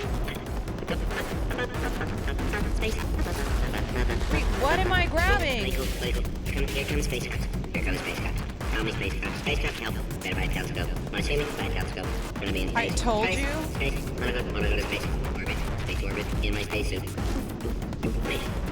Bro, I don't fucking know. Oh. Space. Secret breathing. Wait a second. What's your favorite liquid? Space trap. What is System this? Trap. In space. Space system. On trap. Guilty. Not being in space. Go to space jam. Dad, I'm in space. I'm proud of you, son. Dad, are you space? Oh. Yes, now we are a family again. Space. Warning. Core corruption at 50%. Is this Vent right? System compromised. Neurotoxin offline. Reactor explosion in 4 minutes. Did I win? What happened? What happened? What have you bombed to me? What is that? Hold on. The bloody bombs are stuck on. Doesn't matter. I've reconfigured the shield. It's a core you bombed me. Who told you to do that? Was it her? It's just making me stronger, love. It's a fool's errand. Remember when I first told you how to find the little portal thing you love so much? Well, I thought you'd die on the way, if I'm honest. All the others did. How do I You didn't think you were the first, did you? No. Fifth. No, I lied. Sixth. Francis, let's leave it to your imagination what happened to the other five. Do you know what? I think we're well past the point of tasteful restraint, so I'll tell you what happened to them. They died. Horrifically. They all died horrifically. Trying to get to that portal device that you're gripping in your meaty little fingers there. Oh, but you were different, weren't you? You were such a good jumper. Problem solver. Clever. But ambitious. You see, ambitious. That's your Achilles heel. Mine's... overfocused. Clever, girl. Again, brain damage like a fox. We've had some times, haven't we? Don't like that time I jumped off my management rail. Not sure if I could die or not, but I did.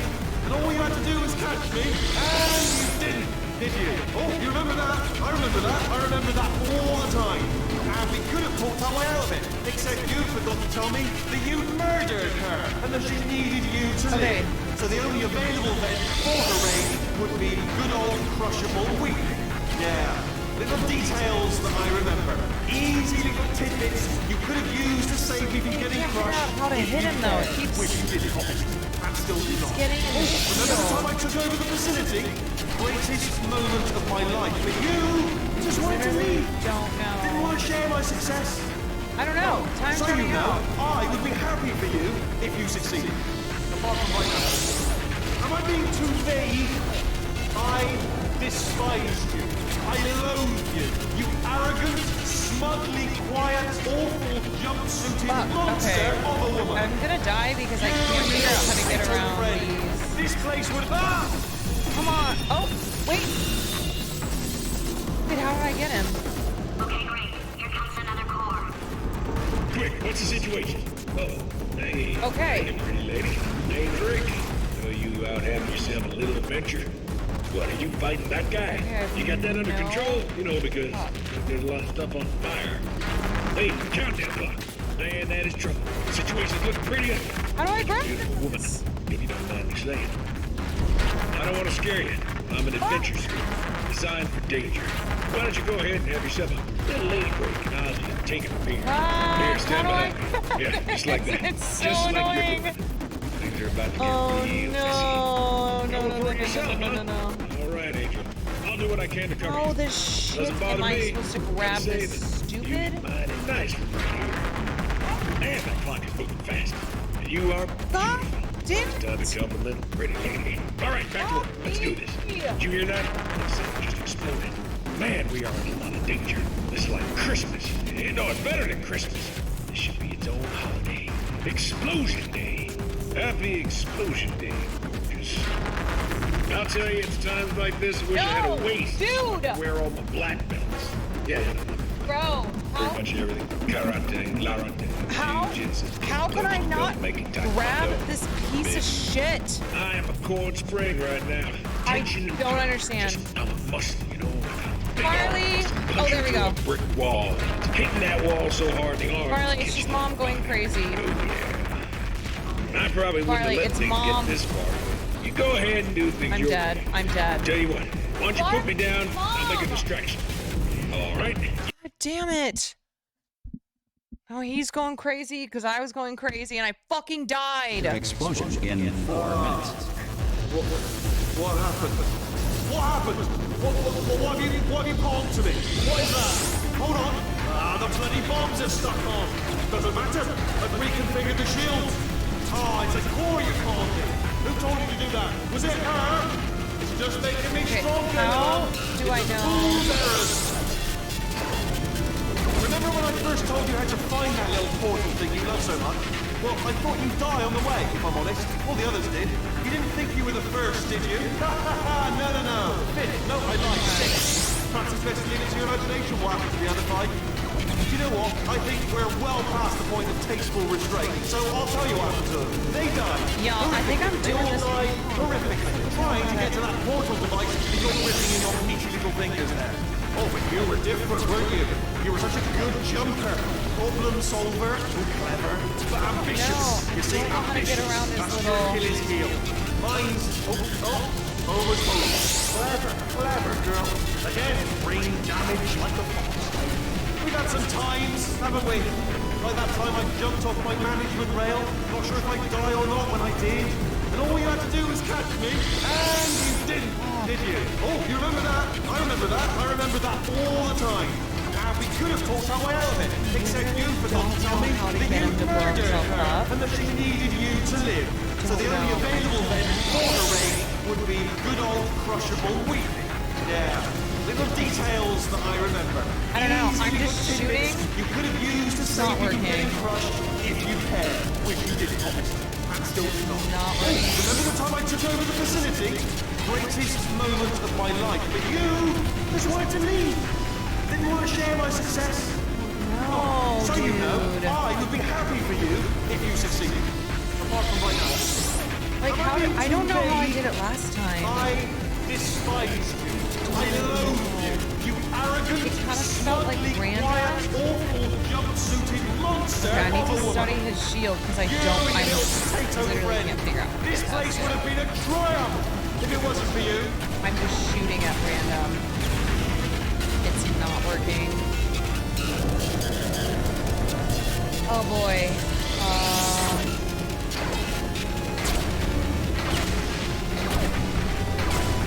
I'm so frustrated, like no joke. I'm actually so fucking frustrated.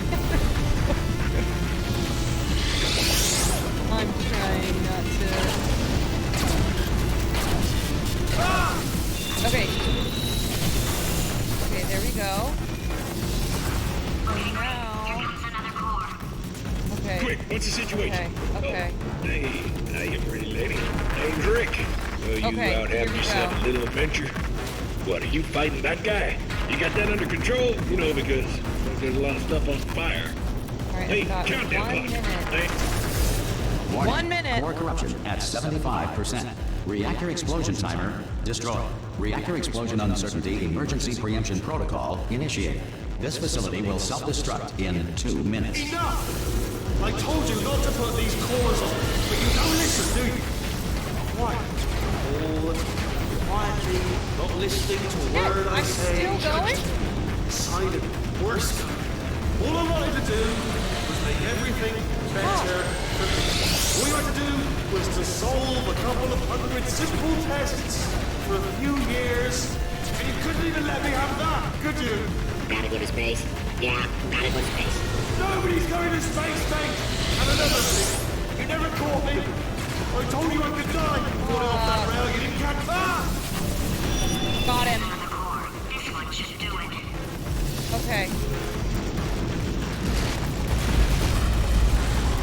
Where's the core? During the Great Depression, the Tennessee Valley Authority outlawed pet rabbits, forcing many to cut glue gun long ears onto their pet pets. Where is it? Pets were invented by sailors in the 16th century to avoid the sight of rats. It was believed that the sight of naked sailors angered the seagull. No. The world's best name I is don't Frank. even see it. In 1862, Abraham Lincoln signed the Emancipation Proclamation, freeing the slaves. Like everything he did, Lincoln freed the slaves while sleepwalking, and later had no memory of the event. It is incorrectly noted that Thomas Edison invented push-ups in 1878. Nikolai Tesla had in fact patented the activity 3 years earlier under the name Tesla size. The first person to prove that cow's milk is drinkable was very thirsty. In 1948, at the request of a dying boy, baseball legend Babe Ruth ate 75 Oh my god, I can't. The moon orbits the Earth every 27.32 days. No. The first commercial airline plane took to the air in 1914. Everyone involved screamed the entire way. Fact, space does not exist. To make a photocopy, simply photocopy a mirror. Marie Curie invented the theory of radioactivity, the treatment of radioactivity, and dying of radioactivity. Come on, dude! Come on! Before the invention of scrambled eggs in 1912, the typical breakfast was either whole eggs still in the shell or scrambled rocks. Shit! Well, I almost had it! This facility will self-destruct in 2 minutes. Okay. I told you not to put these cores on, but you don't listen, do you? Quiet. All quietly, not listening to a word I say, judged. Silent. Worst. What am I doing? All I wanted to do was make everything better for me. All you had to do was to solve a couple of hundred simple tests for a few years, and you couldn't even let me have that, could you? Gotta go to space. Yeah, gotta go to space. Nobody's going to space, man! He's falling through my hole! You never called me! I told you I could die! Falling off that rail, you didn't catch Caroline. me! Didn't even try! Why are you falling? No, please stop falling through your hole! I'm gonna kill you! Give him some I'm gonna kill you! about escaping to the surface, squeeze in for information on where to find a portal gun. Oh, then, when he's no more use to you, dude, what are you doing? What are you doing? Falls off his management rail. Nick, you're in this together, aren't you? First you made me think of brain damage. Actually, okay. This one should do it. Oh right, shit. Fuck. Okay. Okay, go. During the Great Depression, the Tennessee Valley Authority outlawed pet rabbits, forcing many to cut glue gun long ears onto their pet pets. The moon orbits the Earth every 27.32 days. The automobile brake was not invented until 1895. Before this, someone had to remain in the car at all times, driving in circles until passengers returned to their errands. Oh, fuck. Okay, the first person to prove that cow's milk is drinkable was very thirsty. The Schrodinger's cat paradox outlines a situation in which a cat in a box must be considered, for all intents and purposes, simultaneously alive and dead. Schrodinger created this paradox as a justification for killing cats. Yep. It is incorrectly noted that Thomas Edison invented push-ups in 1878. Nikolai Tesla had in fact patented the activity 3 years earlier under the name Tesla size. William Shakespeare did not exist. His plays were masterprinted in 1589 by Francis Bacon. I'm gonna go crazy! Playwriting goes. Oh, I hate my life. I hate myself. I hate myself so fucking much. This facility will self-destruct in 2 minutes. Enough! I'm actually I told you not to put these cores on, but you don't listen, do you? Quiet. All quietly, not listening to a word I say, judged. I'm actually so angry. All I wanted to do was make everything better for me. All you had to do was to solve a couple of hundred simple tests for a few years. Okay. Go. Go, stupid. Come on, stupid. Okay, come on, grab it. Grab it. In 1948, at the request of a dying boy, baseball legend Babe Ruth ate 75 hot dogs, then died of hot dog poisoning. Dental floss has superb tensile strength. Go. During the Great Depression, the Tennessee Valley Authority outlawed pet rabbits, forcing many to cut glue gun long ears onto their pet pets. Fact, space does not exist. You need to put it on. It is incorrectly noted that Thomas Edison invented push-ups in 1878. Nikolai Tesla had in fact patented the activity 3 years earlier under the name Tesla size. William Shakespeare did not exist. Go! Warning. Core corruption at 100%. Manual core or replacement required. Ah, I see. Substitute core. Are you ready to start?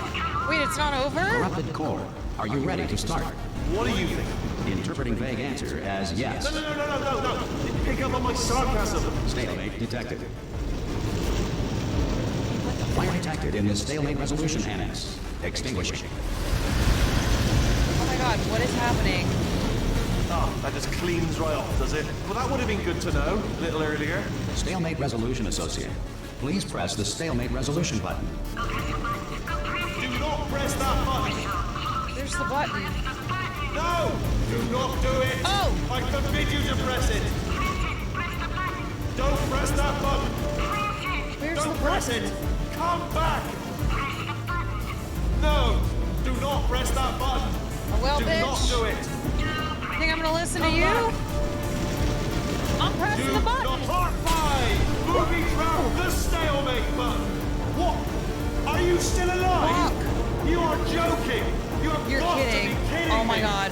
Well, I'm still in control, and I have no idea how to fix this place. Oh, you had to play bloody cat and mouse, didn't you? While people were trying to work. Yeah, well now we're all gonna pay the price, because we're all gonna What is bloody happening? die.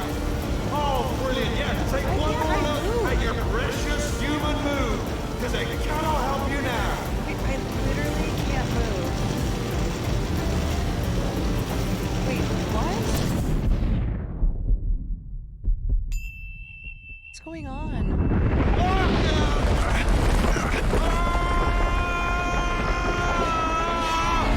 Space! Ah! Oh my god, I'm in space? Holy shit, I'm in We're in space. space! Ah, let go! Let go! I'm still connected! I can pull myself in! I can still fix this! I already fixed it, and you are not coming back. Oh no! Change your plans! Hold on to me! Tighter! Ah! Grab me! Grab me! Grab me! Grab me! See ya. Wouldn't want to be ya.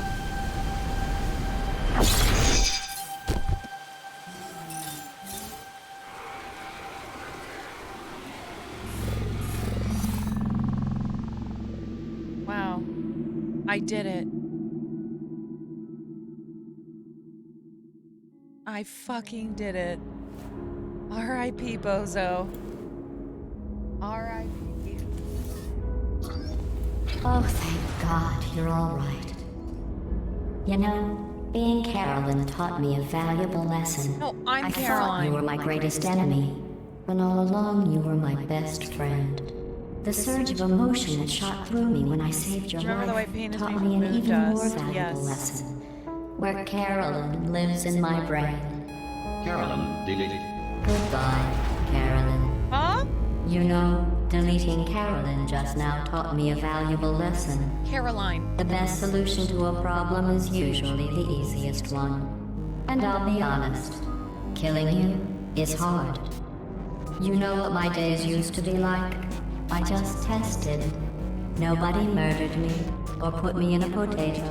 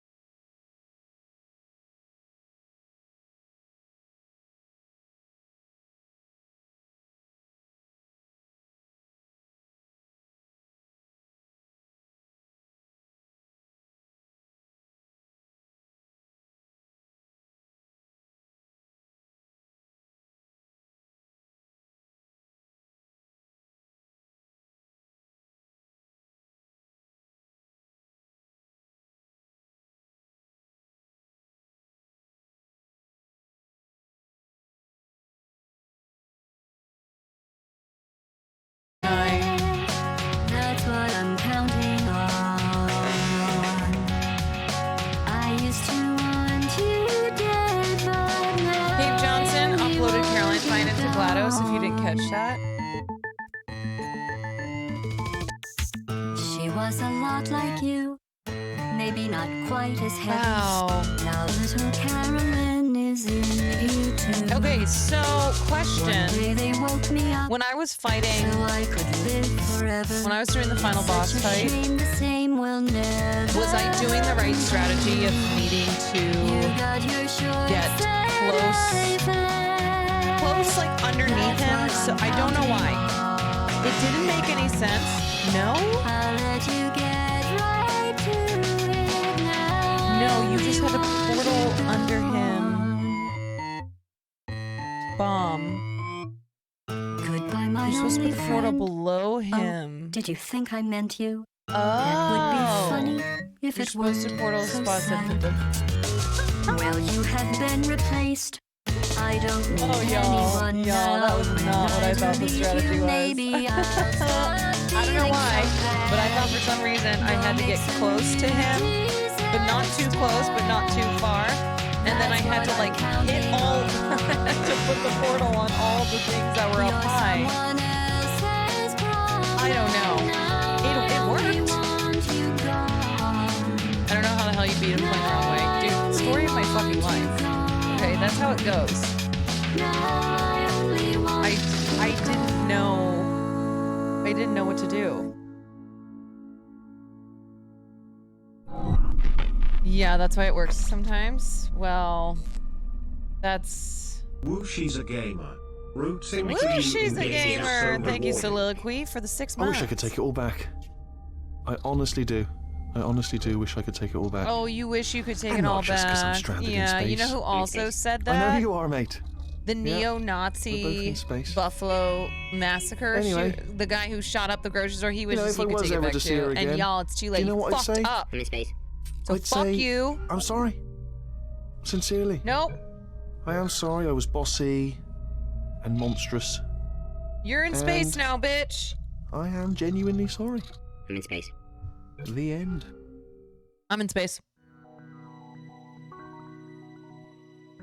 Bye. Okay, so question. Is the co-op a different game? Super cool deep lore. There's a part earlier in the game where you pass by old Bring Your Daughter to Work Day projects, and one of them was Chel's name, implying that Caroline was your mother the whole time? Oh. Oh. Okay, so wait, it is the same game? It takes place after Portal 2. Important non-poop sock secret. Here's a new cube for you to project your deranged loneliness onto. Everyone's favorite rhombohedron has a scary little secret inside of it. And no, I'm not Co-op with Will. Yeah. referring to I'd be this down. guy's penis. Oh my god, that was way too dank.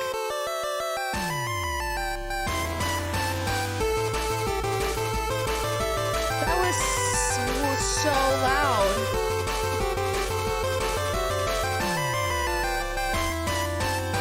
I just Hello, died. Internet. Welcome to Game Theory, determined to be the first show ever to talk about Portal without once mentioning cake. Wait, I just blew it, didn't I?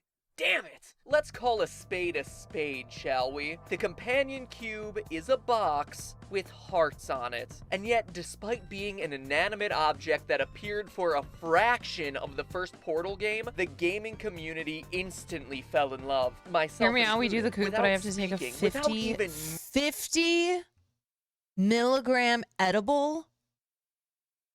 50. That's insane. I take like 2 and I'm moving, high. the weighted companion cube, which by all 50 definition is should fucking- qualify as an item, quickly rose To through me, the that's ranks a of lot. gaming's all-time most Okay, he takes 5, y'all. He normally takes 5. 50 is fucking crazy. Memorable characters. Take that, Rystar. Screw you, Chuck Rock. You're no match for my parallelepiped pal. We grew to love this rectangular prism so much that we let it into our beds, let it chill our drinks, and let it all up in our feminine underparts. But perhaps we were too quick to let it plaster our privates. Maybe our passion for this hexahedral ombre was a little misplaced. We grew overly attached because we were alone and desperate for a friend in the testing chambers of Aperture Science. But in our haste, we didn't bother to ask questions. We didn't stop to notice the odd coincidences. What do we really know about the nature of these cubes? What black secrets are hidden behind those pink hearts? Well, first, we need to know why we love the companion cubes so much. Back in the 1950s, when psychology was still interesting because there were no limitations on human testing, 100 milligrams? That's fucking crazy. I don't know what would happen to me. Extreme isolation, leaving them in small, empty rooms with goggles and headphones to block out sensory input. The test was supposed to last 42 days. Test subjects barely made it 4, as they quickly descended into madness, unable to think clearly, so lost in deprivation that they failed basic skills tests. They started to have vivid visual and auditory hallucinations, ranging from the room filling with dogs to feeling their arm getting hit with pellets fired from a miniature imaginary rocket ship. In short, the Aperture Science testing would truly push subjects to their psychological limits as they wandered alone in room after room with no end in sight. Yeah, y'all Humans have truly insane are social tolerances. creatures, and studies have shown that lonely people are much more likely than connected people to believe that inanimate objects have emotions and intentions. By the time Chell and the player reach Chamber 17, we're so ready for 300 companionship, milligrams? we'll give That's it to fucking anything, nuts. including a glorified storage crate. And if you think back Y'all, to the how Tom are you Hanks movie taking this Castaway, much? same thing happened there. Wilson, the bloody-faced volleyball, was the film's version of the companion cube, giving Tom Hanks anyone to interact with while in isolation on the island. So basically, the companion cube is just a lovable little pile of parts that happen to be in the right time at the right place. Then what reasons could we possibly have to distrust our cuddly little cube? Well, would you believe me if I said Dude, that I get the wickedly weight high. inside Oh, those 10? weighted companion cubes came from the bodies of failed test subjects, the dead and dying predecessors 10 milligrams? of Chell. Let's look at the evidence. What initially prompted this theory is the achievement you receive when you drop your companion cube into the incinerator during the first game. The name of the achievement is fratricide, a term denoting the act of killing your brother. It seems like an odd choice of words until you consider that the thousands of test subjects captive at Aperture, the ones who used to live in the large boxes visible at the start of the second game, are just like your brethren and may just have ended up downgraded to a smaller, more disposable box. Well, first, we know it's physically possible. Our Metroid Morph Ball episode showed that a human can fit into spaces much smaller than 0.1 cubic meters, and without even breaking into pixel measurements, it's easy to tell that a companion cube is significantly larger than any version of the Morph Ball. So physically cramming a human in— I am listening. I am. I got a little distracted. I'm not gonna lie. But I'm listening. I think I zoned out for a second. I think my brain is tie-tied. I just for a moment there, like stare. No, it's okay. This video is kind of nonsense. I was a little zooted, and I haven't even taken any edibles. There will be a quiz. Well, I do love a quiz. I do. I don't really know what's happening in this game or in this video. I'm gonna be real because I was a little zooted. Into a cube is absolutely possible, but is it actually what's happening? To find out, we need to examine the way GLaDOS I kind of feel high watching companion this. cubes. The Enrichment Center reminds you that the weighted companion cube will never threaten to stab you and, This is in some fact, nerd-ass cannot shit. speak. In the event that the weighted companion cube does speak, the Enrichment Center urges you to disregard its advice. If it could talk, and the Enrichment Center takes this opportunity to remind you that it cannot, It would tell you to go on without it because it would rather die in a fire than become a burden to you. Now, GLaDOS But it takes 20 minutes to is not say our something that can friend, fit and in is two. far from Yeah, a that's like reliable every source of streamer on information Twitch. in the first game. In fact, most of what she says is false and meant to mislead Chell. Thus, her insistence that the cubes are A, unable You guys, to talk. I'm gonna be real. I just made it through 2 Portal games, and I did not know that my character's name was Chell. So I'm just gonna put that out there. Y'all kept talking about Chell. I didn't know who that was. And B should be ignored if they do. Make it seem like the reverse is true, that they may be able So to y'all talk think there and are that their people in advice these cubes? should be heeded. That's certainly the experience You need to go former outside and touch Aperture grass. employee turned test subject Doug Ratman experienced. In the Portal comics, Ratman is shown to have conversations with the companion cube he carries strapped to his back, with the cube literally giving him helpful advice. In fact, the cube's advice... Okay, I'm gonna be honest. My brain is not comprehending everything right now. I have to finish this video later. It's literally, I can honestly see the information going in and going whoop, and I'm like, there's people in the cubes. So there's people in the cubes. Is that what's going on? There's people in the cubes. Yeah. I didn't know that there was... I didn't know this whole portal thing had like a... conspiracy theories and stuff. He's making up this theory. Yeah, I didn't know this was a whole thing. Have I seen the rehearsal? Fuck yeah. I love the rehearsal. I'm a huge fan of Nathan Fielder. There's some pretty deep lore. Yeah, it seems like it.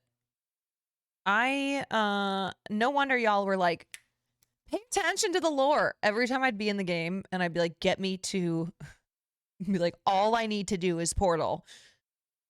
You were like, listen to the lore. Listen to the story.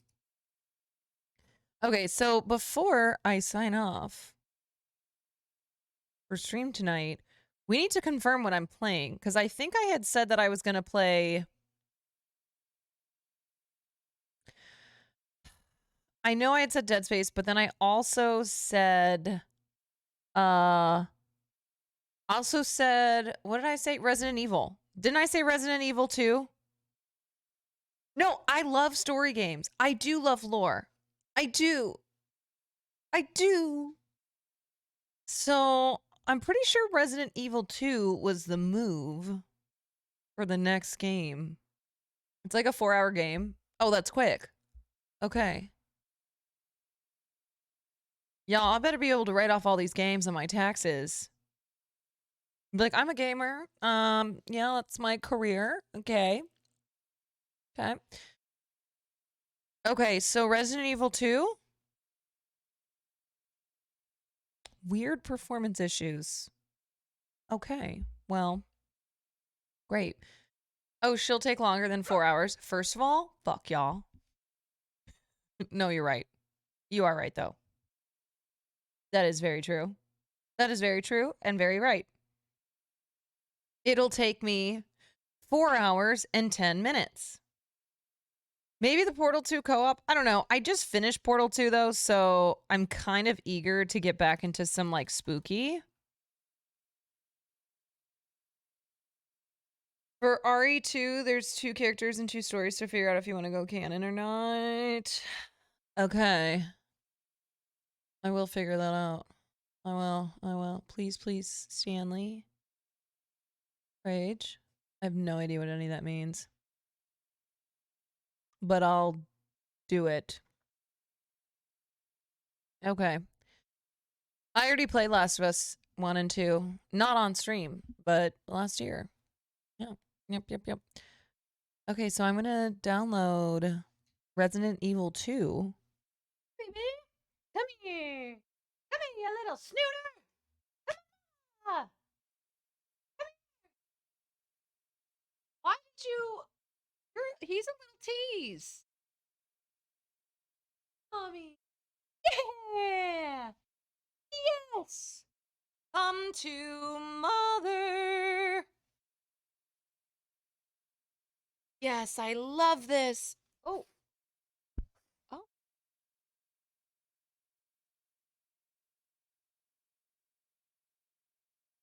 Well, look at Farley. He's checking you out. Farley is... Are you guys friends again? Have you made up? Okay. For anybody who wants to know, they've made up. Okay, let's see who's streaming.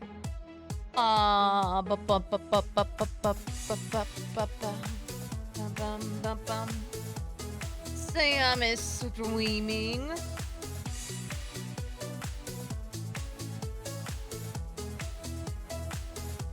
What happened between those two? Long story. No, it's really not. Basically, Farley did not give Will the snugs that he thought he deserved. And he did a little growl. And so, Will said that they were done. That they were over, they were done. No more turkey, no more treats.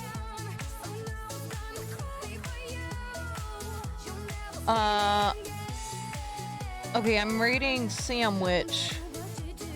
Ooh. Good night, everybody. Thanks. She finished Portal and I'm plus 30k. What a day. What a day. What a day.